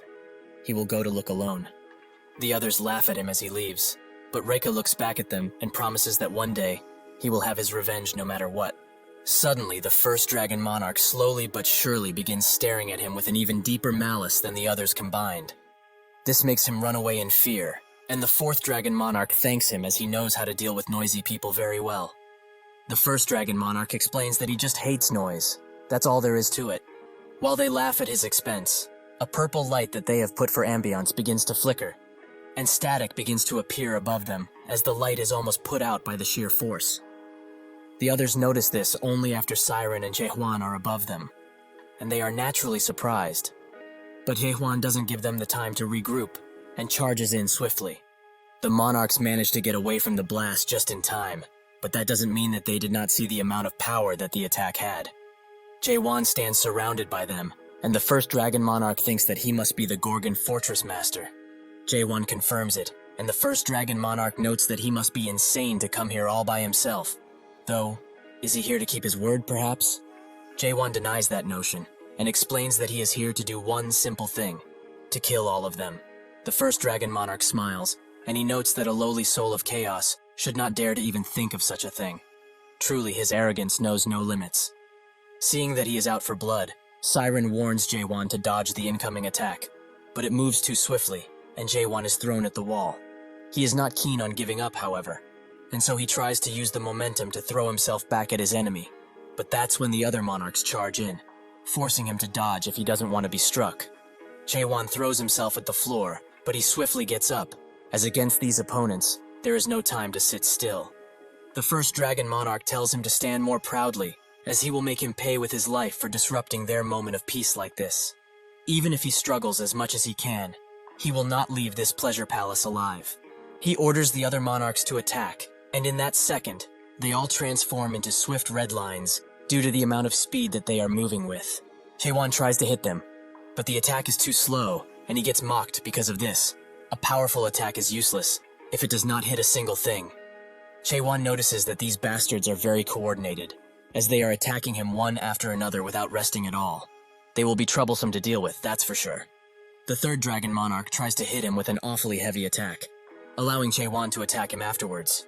But the attack was quite weak, so it bought him only a few seconds of time. Seeing an opportunity, the second and fourth dragon monarchs attack him at the same time, which deals some decent damage.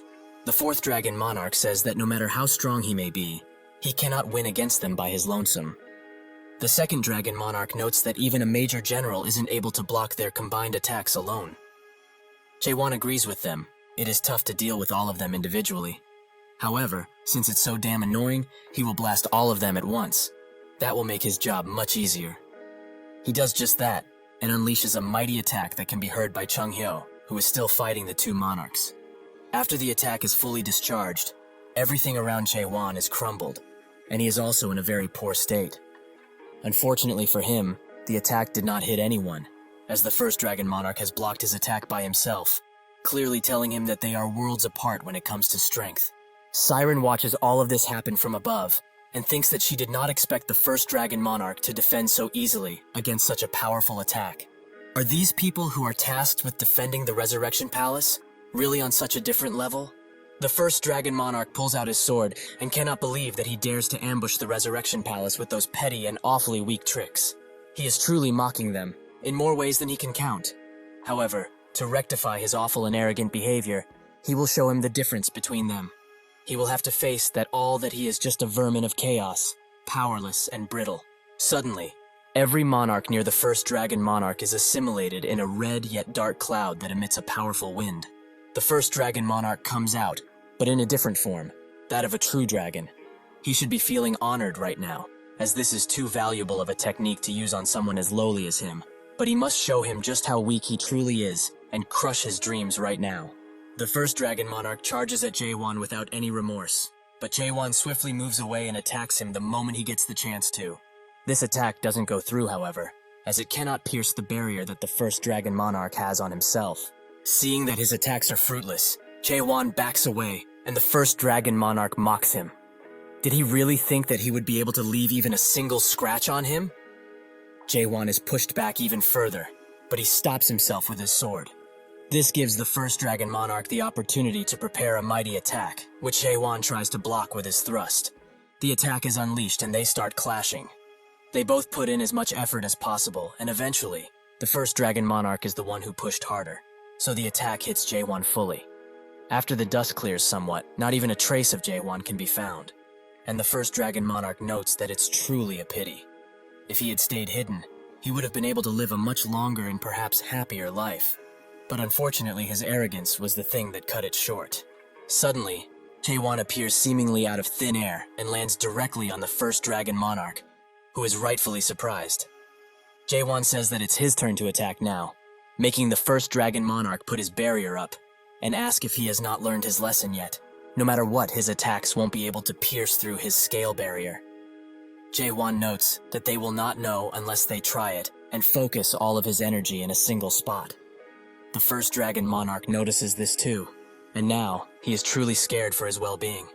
He starts gliding around and eventually bashes his head in the floor, as he will not let Jaewon do whatever he wishes. After he does that, the first dragon monarch expects to see Jaewon on the floor, but he is not there. Jaewon is above him. He notes that he talks too much for a dragon and unleashes a strong concentrated thrust that sends the first dragon monarch even deeper into the floor and breaks the palace's roof entirely.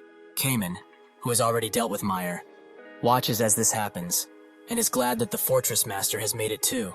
Chung Heo, who has also defeated his opponents, hears the attack and the quietness that follows, so it seems that everything has ended pretty well considering. The once mighty first dragon monarch now sits on the ground, felled by Jae-won and his blade.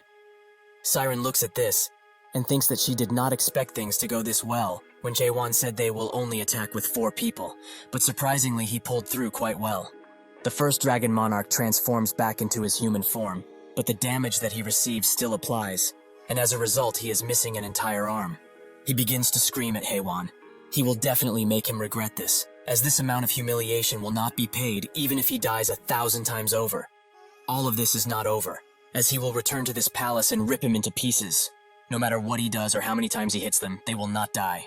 Jae-hwan says that he's correct, as they came through the narrow gate after all. The first dragon monarch is surprised that he knows about it, but that means he also knows that as long as their bodies and souls are connected to their brains, they will not die, as they will return to the almighty land if that were to happen. Before he can celebrate too early, Jae-won cuts the link between him and his brain. The first dragon monarch starts to wail in pain, and Jae-won asks how it feels now, that he is facing true death. The first dragon monarch looks at his hand and can't believe that Jae-won managed to cut off the brain link. Something like this shouldn't be possible. That is when he finally realizes that he does not want to die, so he resorts to pleading. What does he want? Skills? Maybe status? He will give him anything he wants. He will ask the Grand Monarch to do so. The monarchs who are still left conscious hear all of this, their once venerated leader, now groveling on the ground, begging to be spared no matter what. Both Jae-won and Siren look at him with disgust in their face, and without a single shred of mercy, Jae-won jabs his sword into the first dragon monarch's neck, killing him on the spot. Reika, who has watched all of this go down, falls on the ground, as he cannot believe that one of the 5 dragon monarchs has perished. He was going to check around when he heard a commotion inside of here. But anyway, now he must inform the major generals about this whole ordeal, and he must be quick. Suddenly, Chung Hyo appears from behind him, and with an awfully creepy expression asks where he was going, and to whom he was going to report to. Both Kaiman and Chung Hyo arrive where Jae-hwan is, and they are both dragging the people they beat up. Jae-hwan congratulates them on a job well done, and Chung Hyo notes that they captured everyone alive, like he told them to.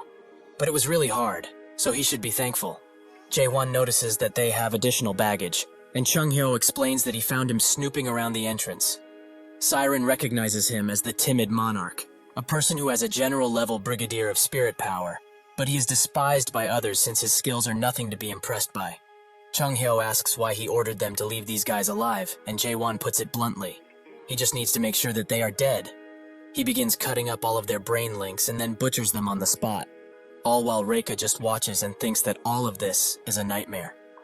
After the Resurrection Palace appeared, the monarch seemingly obtained immortality. Mortals need to count up the days they have left since their lifespan is limited, but the monarchs who gained immortality because of the fruit need not do so. So they have forgotten even the concept of death at this point. However, Reika feels that soon, he will die by this person's hands. He has refounded his fear of death after all of this time. He begs Jae-won to spare him, as he had no intention to fight. But Siren thinks it wouldn't be wise to leave him alive. Jae-won decided to leave him be, as he needs a witness, and also the location of the fruits.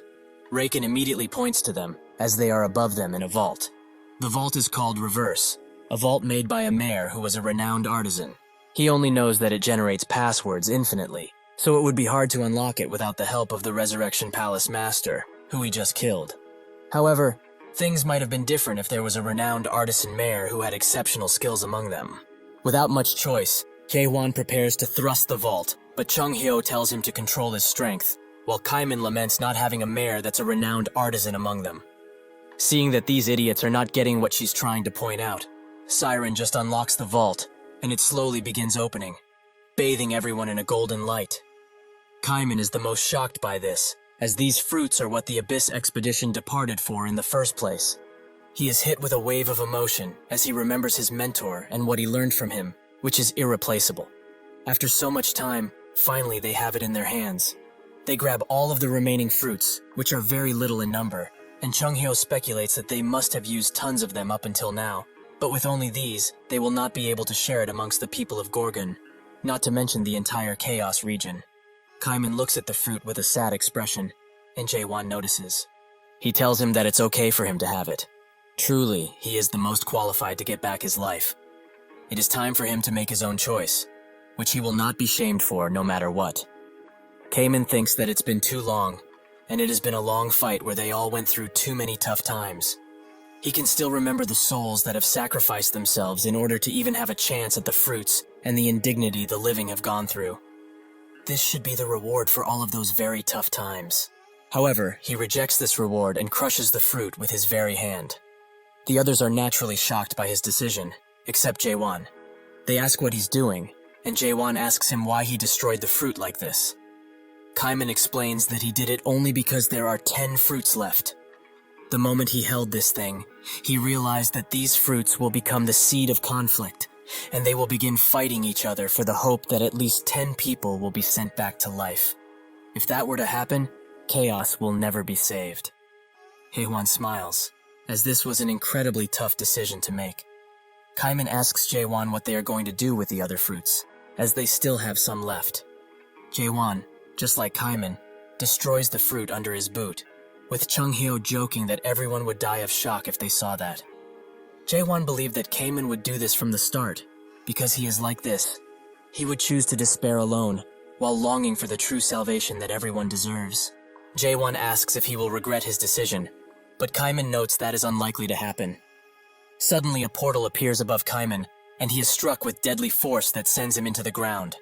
This was done by the Major General Storm Monarch Kanael, a 10th stage adapter. Before Chung-hyo can get into action, he is grabbed from behind and thrown into the wall by the Silent Monarch Magito. Haewon doesn't know where to focus his attention, but suddenly a man notes that he has crossed the line after all. This has now become a matter that cannot be solved by just taking his life. Raika recognizes this man. It's Samyong Garam. Even among the major generals, he is considered a monster because of his strength, so he must hide now to not get dragged into his sights.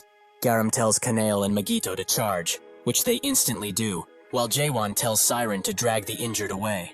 Magito binds his hands and feet, allowing Kanale to strike him, but he manages to dodge. Even if he does all of this, the relentless attack does not stop, and Jae-won is getting pushed back by the sheer volume of their attacks. Seeing a clear opportunity, Kanael uses his abilities to push Jae-won into the wall, which makes both of his attackers think that he is just a weakling that dreamed too much, an insect. With that, they both charge in to finish him off, but with a newfound confidence, Jae-won looks at them with his glistening golden eyes. Back when Jae-won destroyed Manticore, Chung-hyo told him that his abilities are truly amazing, and this ability shouldn't be called a strong thrust, but a world thrust. However, he personally thought that he should avoid overusing such powerful attacks. He explained that the Awakened can use their spirit power without any sort of restriction, but in exchange for that, they will consume an amount of mental power. If he were to use such a messy and huge technique constantly, he would be sure to collapse. Jae-won thinks otherwise now, as the guys he's fighting are at the same level as he was when he got to Chaos, so he needs to get rid of them now, while they are still underestimating his strength. He breaks out of his restraints and puts his feet firmly on the ground to prepare for the attack he is about to unleash. His sword starts glowing an electric red, and it opens its gaping mouth as it shows the true reality of this world. With a loud scream, Jae-won unleashes 5 consecutive world thrusts, all stacked into one, which instantly takes out the attackers that were toying with him earlier. Garam watches all of this with eager eyes, and Siren barely manages to get out of the attack range. After all is said and done, Garmin notes that he did not believe he could exert so much power just with his physical force. What a truly incredible individual. Truly, it has been too long since he found someone worth fighting, like him. Many moons ago, there was a mayor that searched for the monarchs of the 12 regions. All of the monarchs he had met previously rejected his request, but this did not make him give up. The last region he visited was the 9th one, where he met Garam and asked him to join the Abyss expedition. He tried to plead with him, explaining that this world's value of existence and exaltation of life is not normal in the slightest, and that he should remember the suffering mixed with anger that he felt when he was weak. This entire world, This entire system can be destroyed if they eliminate the first nightmare at the very top of the illusion tree. Garam refused and said that he was dreaming of delusions. This must have been why Pitch Darkness did not wish to meet him. He should already know that the Almighty Land is a place that is reserved only for the strong. So if he wishes to change that, he should show him what he's truly capable of. What followed was a battle that lasted 3 days and nights. But on the third day, Garam finally acknowledged the mare's pure strength. Back then, Garam thought that if the mare is this strong without using any magic, then he is the only one qualified to talk about the illusion tree. After their fight, the mare ran around various places, including Chaos, and gathered enough people to head for the abyss to change the world. However, after the monarch stole the fruits from them, the mare seemingly disappeared and nothing had changed at all. Jae-won is the one to attack first, and Garam notes that he does indeed have powerful attacks. However, that is not enough to be considered powerful. He puts his hand forward and blocks the attack with ease, while saying that he has all of the cards he needs in his hand, but he cannot use them, as he does not have the right class. At this level, he is no different than a squire raising a sword for the first time. Does he not agree? In that second, Garam closes the distance between them, and before Jae-won can react, he punches him so hard he is sent flying at very high speeds into the nearby wall. Garam tells him to stand up, as he knows he's not done yet. Jae-won does just that, and the same fiery confidence burns in him once again. Garam notes that if he dares to speak of the illusion tree, he should first show how truly strong he is. Jae-won thinks that this guy is stronger than the two weapons combined, but he's not using a special technique, it seems. So even if he tries to read him with question, the amount of experience he has gathered is too stacked up. Still, he is too strong. But why is that? Can simple experience truly be this strong? He charges in once again with a much powerful attack, but Garam is not impressed, and hopes that this rather weak attack isn't the only thing he has left. However, Jae-won changes his footing, skillfully dashes towards Garam's back, and uses a world thrust to potentially finish him up. Garam notes that he's relying only on cheap tricks, and also changes his footing, allowing him to challenge his world thrust with a very similar punch attack.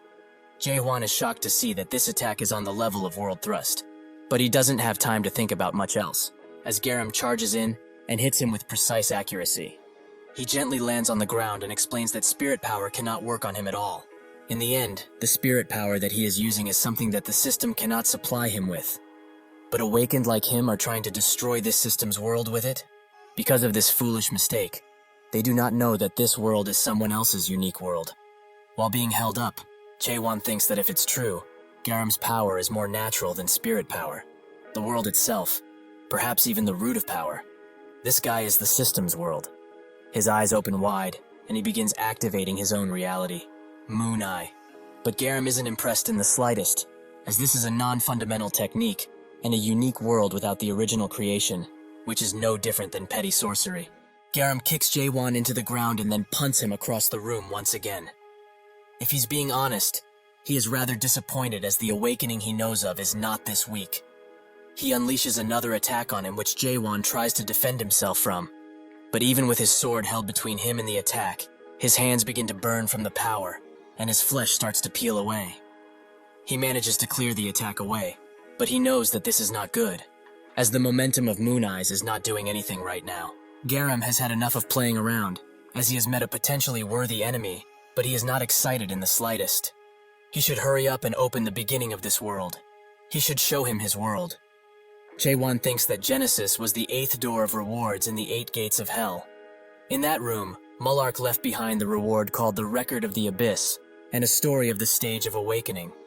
Following the rules of awakening, the keywords can change, but the awakening itself is almost always composed of 6 stages, created this way in order to destroy the existing world. The first stage is doubt, the second is understanding, and the third is self-surrendering. These 3 stages are a part of the first half, named Fallen World. After they are completed, stages are needed to create a new world. The last 3 stages are a part of Genesis, the latter half. Jae-won felt that the next stage of awakening was happening to him, but he did not understand what Genesis truly meant. Garam thinks that he is truly pathetic. Does he really have difficulty with using his own world? He is not the patient type, so he will need to forcibly open it and check it himself if he wants to have any sort of fun. He aims an attack directly at where Siren is hiding with Chung Hyo and Kai Men, which Jae-won notices.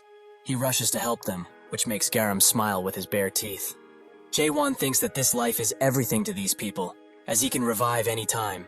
But to them, this world is the only world that they have and know. Siren notices that he is standing right in front of the attack, but she cannot do anything to help him, so he takes the full brunt of it. The dust slowly begins to clear away, and Siren is surprised to see Jae-won still standing. This occurrence has made him understand something important. The only world he knew was growing up with his parents, going to school and making friends, crying, laughing, being sad or devastated. All of these countless and precious memories. The him from back then could never question the world he was in. He existed only because he did not question the world, and the world system was created through absolute certainty. That means the thing he needs to start Genesis is true conviction in his own world. Belief is a strong conviction that is sometimes forgotten, and in order for a world to be born, it means that it needs overpowering belief, something which he cannot hope to do alone. Not only the him from the present, but the him from his past memories needs to yearn for a new world. Garam charges in with another punch, as he is tired of waiting, but Jae-won doesn't pay it any mind, as he begins pleading with his past self. Some say that the world he wants is fake, and it's only a method for him to escape reality. There is no reason for them to help him with this. Haewon knows that he cannot convince every him there is, so if they are not going to help him and only drag him down, they should get lost, as he doesn't need them anymore. Jae-won and Garam continue their fight, with Garam putting Jae-won in his place by beating him again and again, something which seems to begin boring him. He notices that Jae-won is not moving and asks if he's really exhausted after only this. His past self appears and asks if he's really planning to die in a place like this. As if he dies, they are all going to. They have all come so far. Did he truly forget what they went through? He should not make a fool of himself and run away. Hasn't he been met with enough despair already? With Jae-won on his knees, Garam thinks that their battle has ended. It is truly a shame. However, Jae-won hilts his sword into the ground, which surprises both Garam and his past self. Jae-won slowly stands up, and once again, his confidence is shown through his eyes. This impresses his past self, as he knew that he was always a crazy bastard, but it also seems that they have forgotten who they were. If it's like this, they will help him, just this one time. Garam begins shaking and laughing with excitement, as every Haewon that has ever existed seeps into the current Jae-won, which allows him to break the world and reach Genesis. Siren cannot believe her eyes, and Haewon's world stands proud behind him. The stage 4 of awakening is the power to turn lies into truth, the power to turn any belief into reality. From purple fragments, a sword begins to form, and when it has taken its full form, it falls directly into Jae-won's hands. This is the 4th stage of awakening theory. Garam notices that sword must be his world, and truthfully it does suit the word end, the appearance of the world where everything is corrupted. It is truly an unfortunate world that was born in order to destroy and nothing else.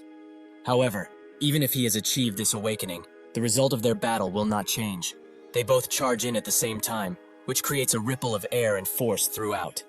Garam begins pushing even further and notes that this power, this is what is called a real fight. They begin to trade blows so fast only their figures can be seen, and Garam says that this is very fun, just like when he fought against that mare 1,000 years ago. He thanks Jae-won for letting him have so much fun again. However, they need to end this one way or the other. He grabs Jae-won's shirt and throws him against the wall. Jae-won moves swiftly to land with his feet on the wall, but Garam's attack does not end here, as he charges in with even greater malice. Their powers clash in one point, which creates a very large explosion in the area.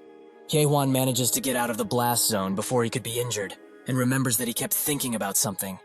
For what purpose did he thrust, and most importantly, live for?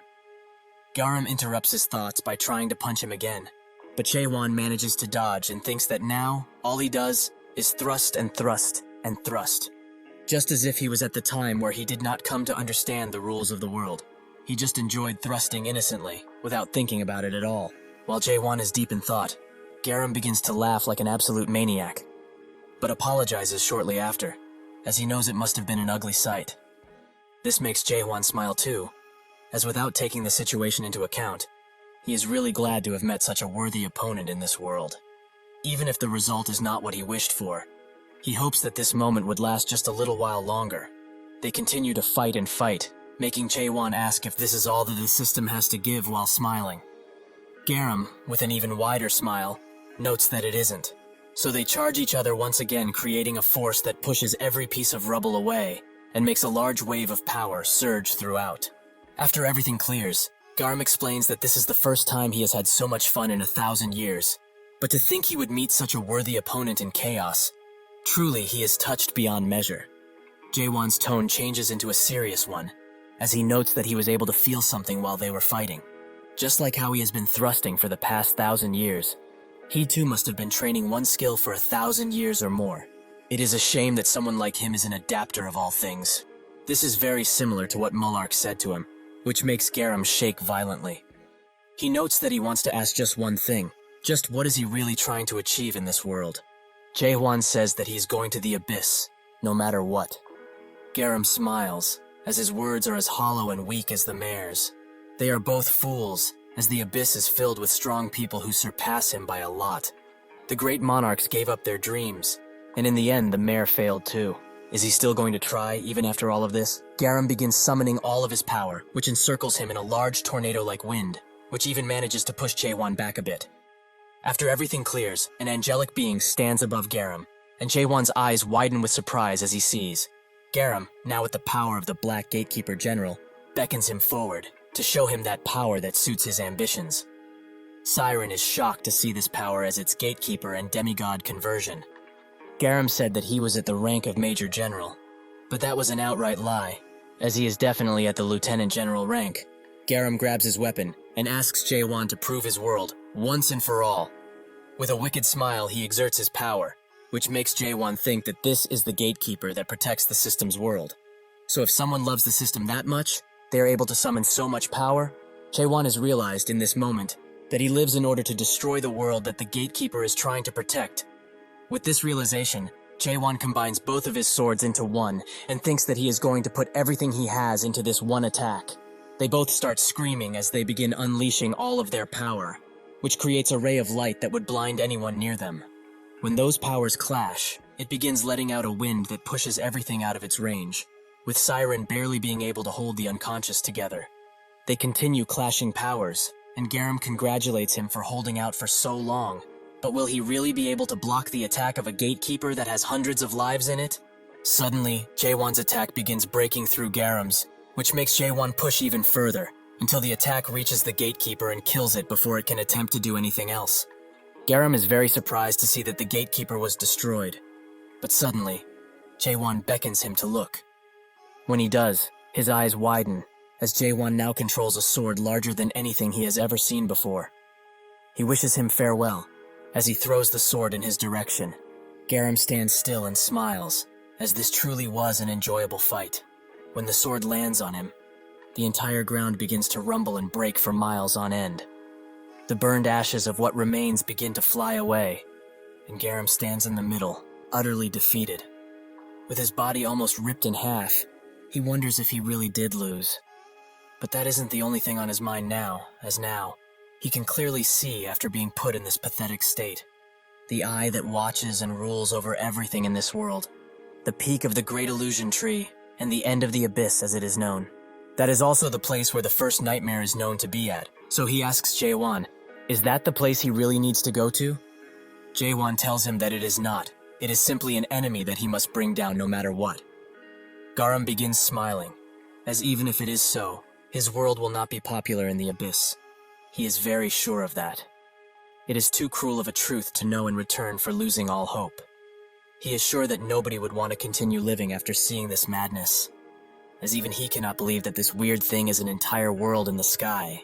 However, if people that believe in his world would appear, they just might be able to find something in them which everyone has lost by now.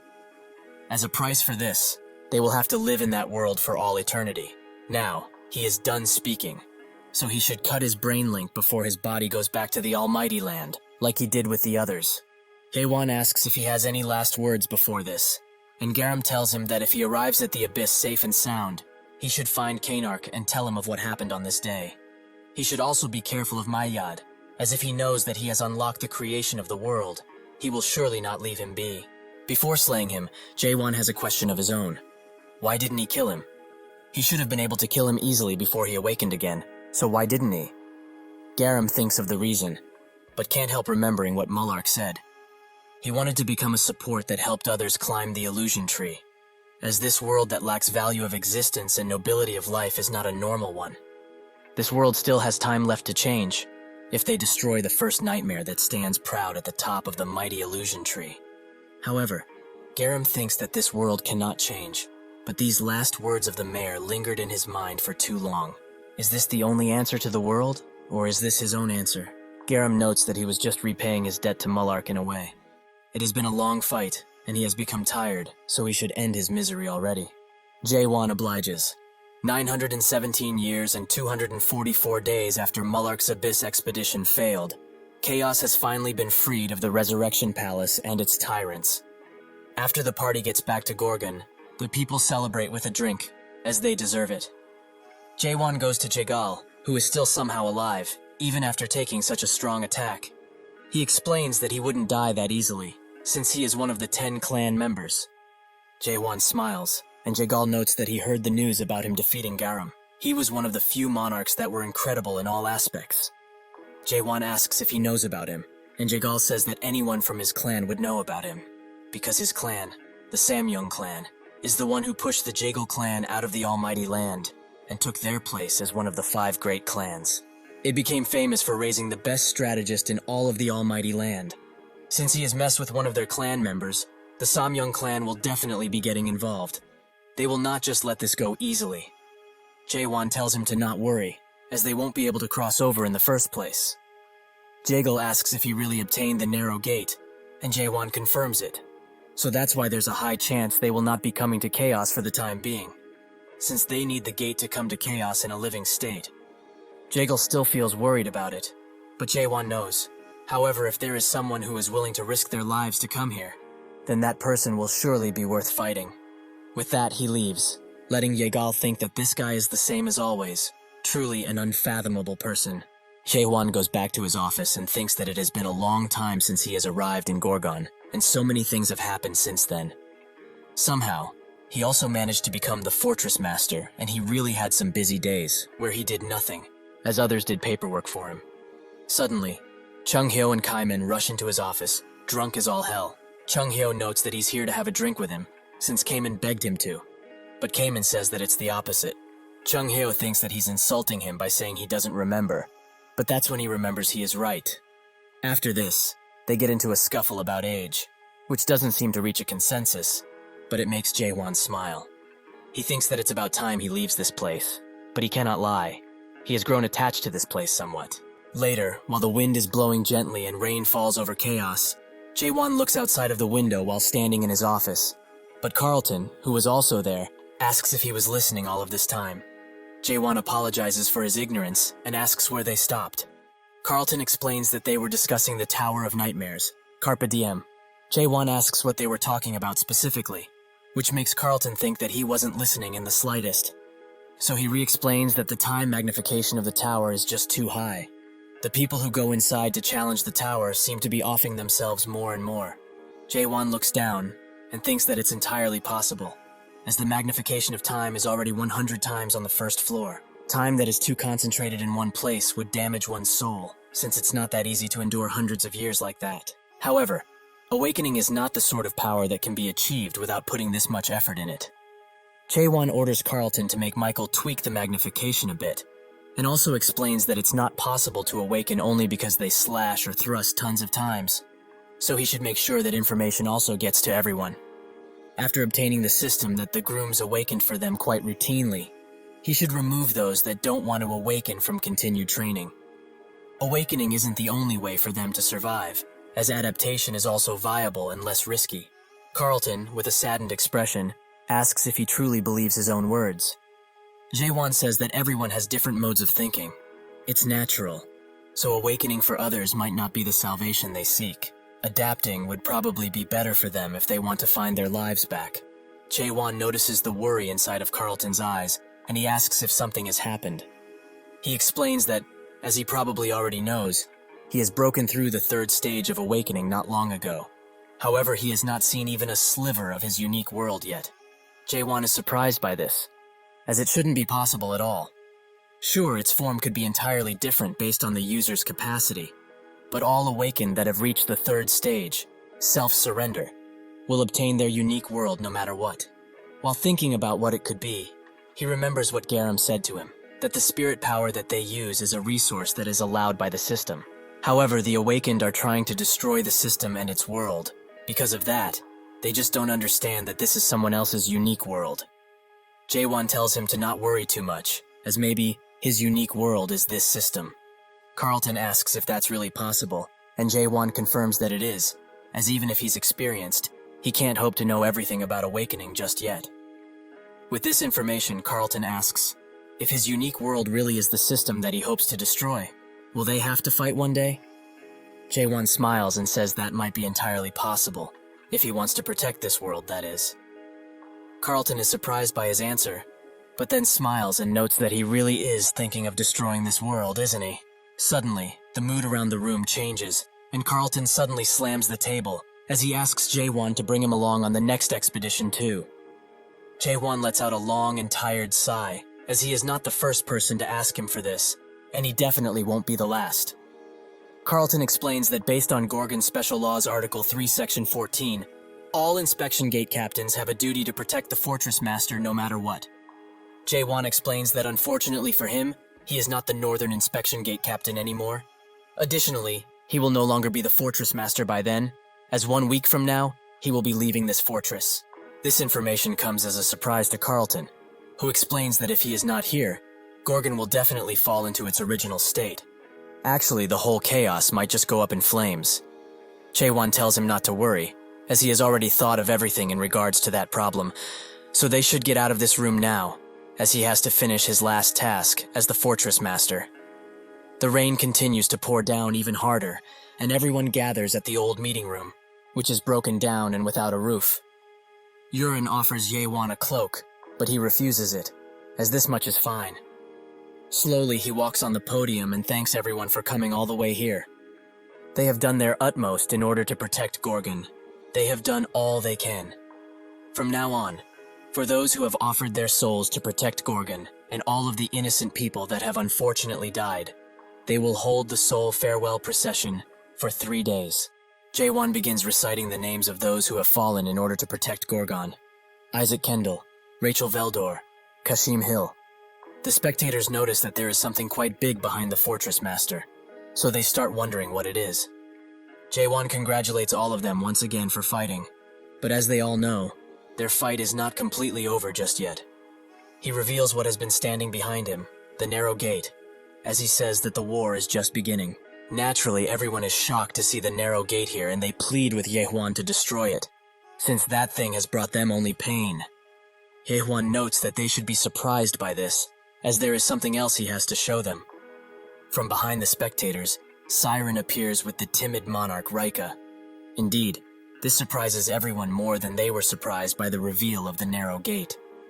Siren puts him in front of Jaewon, who slowly reaches for his sword while looking at Rika with a deadly expression. The timid monarch knows what's coming and tells Jaewon to kill him as swiftly as possible if he wants to. But they will not be able to get out of this without punishment. Pitch darkness will not forgive them, no matter how much they plead. Jaewon tells him to shut up, while he strikes both of his hands, which removes them from his arms. The realization of what happened slowly falls on Rika, and he begins screaming at the top of his lungs while the pain begins. Jaewon explains that he will not slay him here, as he wants him to return to the Almighty Land and tell this to his dear master. If he wants a war, he can come find him at any point in time, as he will be waiting for him at the very top of the illusion tree. Later, after the rain is cleared and everything is done, Siren follows Jaewon and begins screaming at him for doing what he did. For someone who wants to quit his position as Fortress Master tomorrow, just what was he thinking when doing that? Does he really intend to fight the Monarch of Pitch Darkness? If he really wanted to destroy the narrow gate, he should have done it quietly. Just what is he trying to get by sending Rika back? Now they will most definitely attack them. Jaewon tells her to stop making such a ruckus. Even if they are coming, they will send someone who is at least Lieutenant General. Because they are at war with themselves, they cannot send someone of superior rank, like a supreme monarch. Siren believes that he has really gone insane. What makes him think that they will send only one lieutenant general? Now that the silent monarch is dead, 2 or 3 will definitely come at least. Additionally, if people of the 5 great clans also arrive, this whole thing will blow out of proportion. Chaewon explains that is exactly what he wants, because it's only after he defeats so many enemies that the whole situation will change completely. Siren just keeps silent, as she cannot say anything else. Jaewon, seeing that she has fallen silent, asks if she's here only to ask him questions, or is she interested in the affairs of chaos too? That reminds her of what he promised to tell her. More specifically, what he obtained in the 8 gates of hell. Chaewon tells her everything, which takes her by surprise, as this is not something that Mulark Armelt would have left behind. Chaewon confirms that it is indeed a memory of his, but she just doesn't want to listen. So he captures her attention by saying a specific sentence. A cold winter, the egg Mulark picked up. The winter of the illusion tree, that is in the 6th region. At the very base of it, in fact. In that dangerous land, where a vicious ice storm would occur naturally. An egg that was shining with brilliance was waiting for Mulark. At the time, he was nervous to touch it, as it was the first time he picked up an egg like this. He could never forget that moment, though. The sprouting of an existence that is born by eating dreams and dreaming once again. The little life that peeked out of its weak shell. The moment he saw the face of the child that awoke from within the shell, he had realized that his godmother's words were true. A child that was just born is the loveliest creature in the entire world. Siren physically recoils after Jaewon pulls so close to her and asks what he's talking about. Jaewon notes that this should be enough proof for her, which makes Siren mad, as he shouldn't speak of others' memories like they are his. He says that based on this, the mares seem to be born from an egg, but what's the winter base of the illusion tree?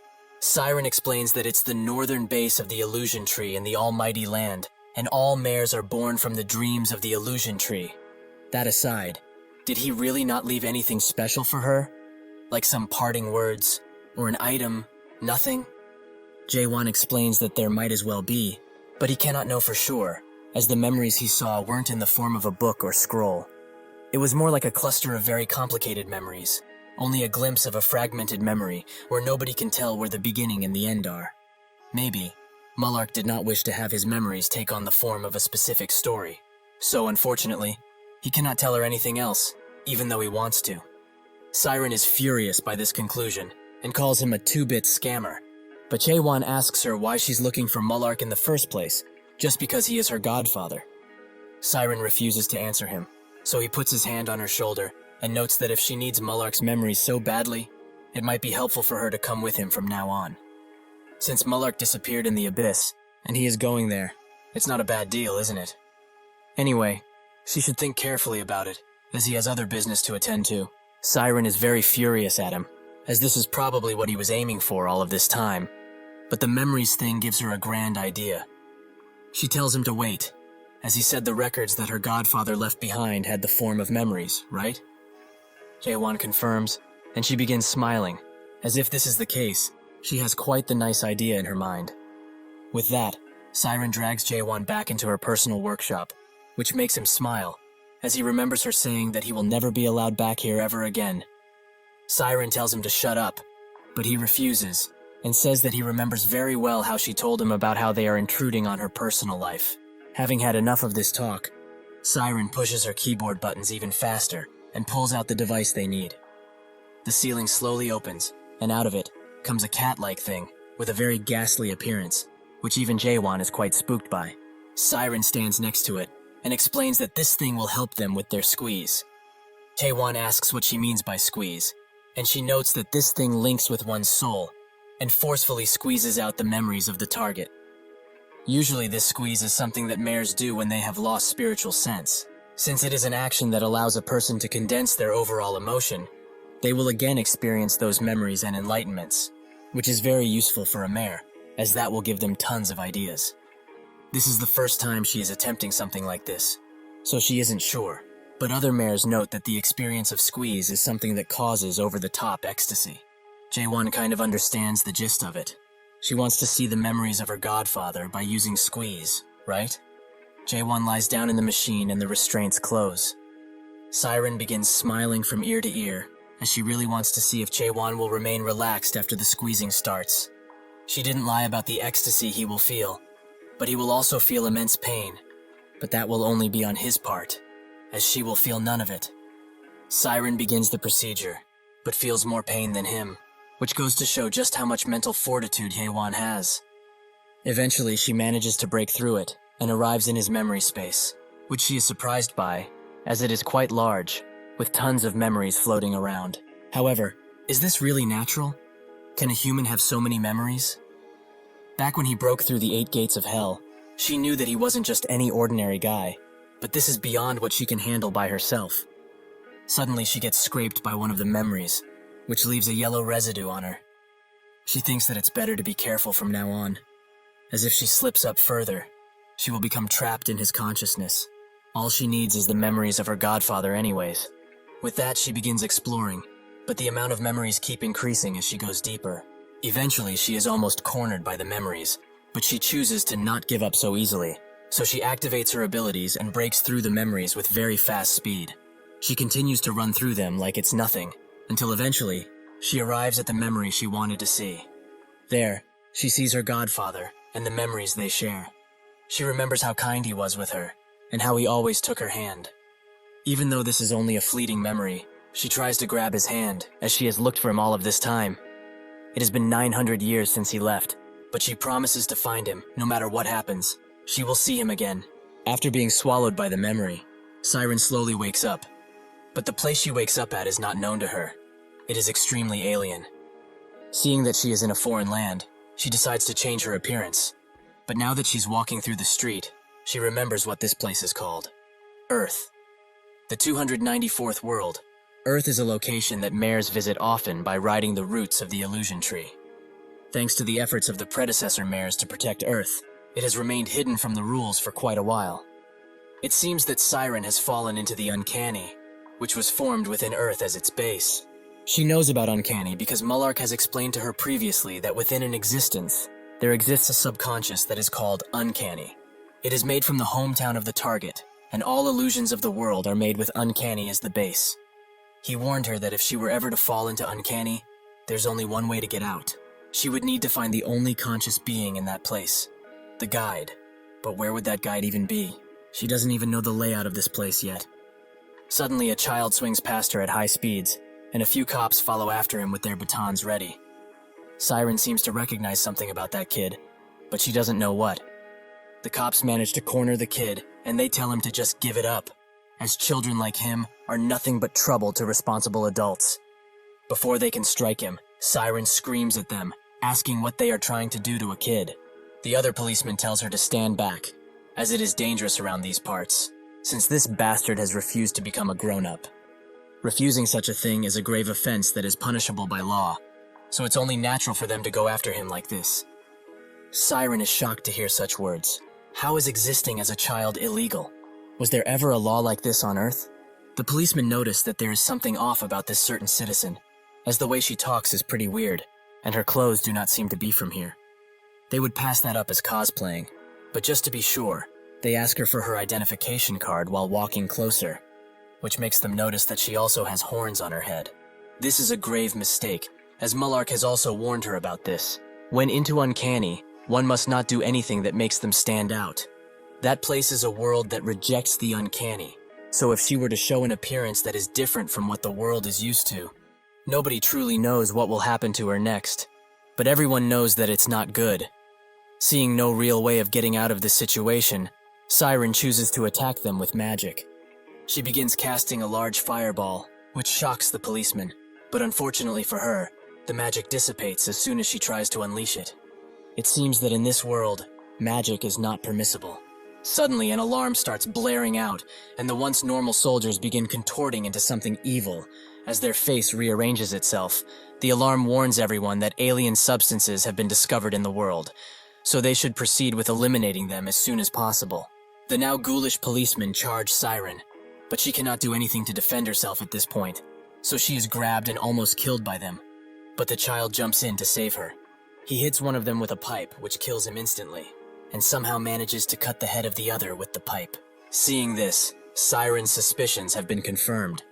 The only consciousness within this place is supposed to be the reflection of the ego's mental age, so that kid is most definitely the guide of uncanny. She begins following him and says that he sure walks around fearlessly around this place. The guide explains that it's only natural, as this is what must be done in order to survive. So can she survive out here? She is confident that she can, so he tells her to continue following, as he knows a spot. While she does that, she starts remembering where she knows those eyes and face that resemble a bull.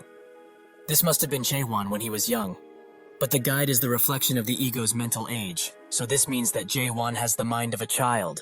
The guide explains that she must have been swept in here due to the canals of memories.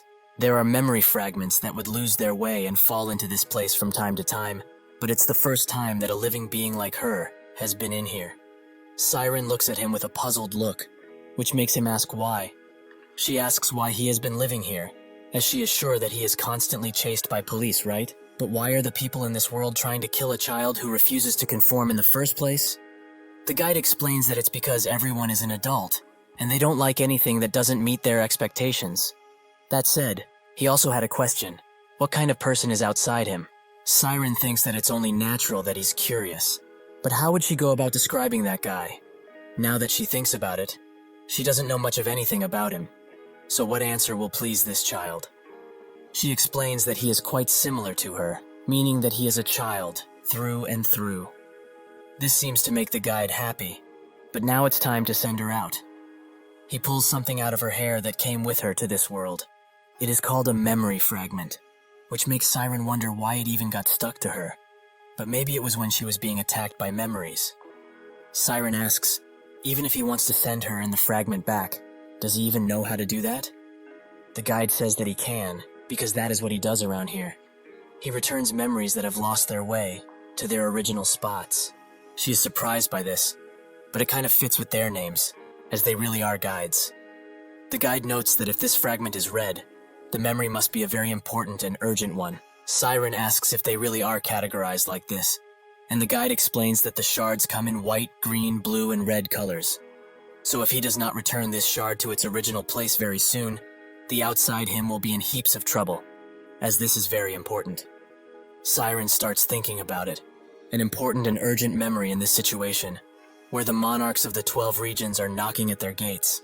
She asks if she can send them both back right now, but the guide says it's impossible, as he can only send her and the memory back if the passageway is fully open. Normally that would not be a problem, but unfortunately, he doesn't know when it will open up. He says that since it's late now, they should rest in the underpass and move around tomorrow, when the sun rises once again. Siren asks if he lives here alone, which he confirms, so she then asks how he will know the passageway will open if he is not there to confirm it. The guide explains that once it opens, Wi-Fi signals will start to go haywire and become unstable. Once that happens, he will use this device to capture the highest signal. Siren asks if the only thing they can do in this situation is wait, which the guide confirms. But they should wake up early tomorrow morning and head to the convenience store for now, since there are tons of tasty things they need to provision, or rather steal. The days continue to go by, and Siren would have liked to ask him if he's okay, but she didn't. Maybe this little guy is trapped in here because of a mare, because there is a high chance that his world became like that, due to the Tower of Nightmares, the experiences he suffered through the wounds he garnered, and the nature of Jaewon, who refused to bend a knee despite having gone through more suffering than any other human. All of these created this world. A week passes since Siren has been in this place, but there has been no signal. Even other shards of memory haven't fallen in here, as he would have gone to retrieve them personally. Siren asks if he's not scared of the cops following him like last time, but the guide explains that it doesn't happen often. He was just really unlucky. Siren then asks if all he does is just return memories, but the guide notes that he also looks at memories, as not all of them are returned, because he doesn't want to. Siren wonders if it's really okay to hold on to a memory like that, but the guide notes that it's a white memory, so it shouldn't be hurtful, right? He tells her to look carefully, as the memory will be replayed once he touches it like this. Suddenly, a film roll begins coming out of the stone, and it begins transporting them into the memory. This particular memory is from Jaewon's early days, when his mother read him a book. Siren knows of this book.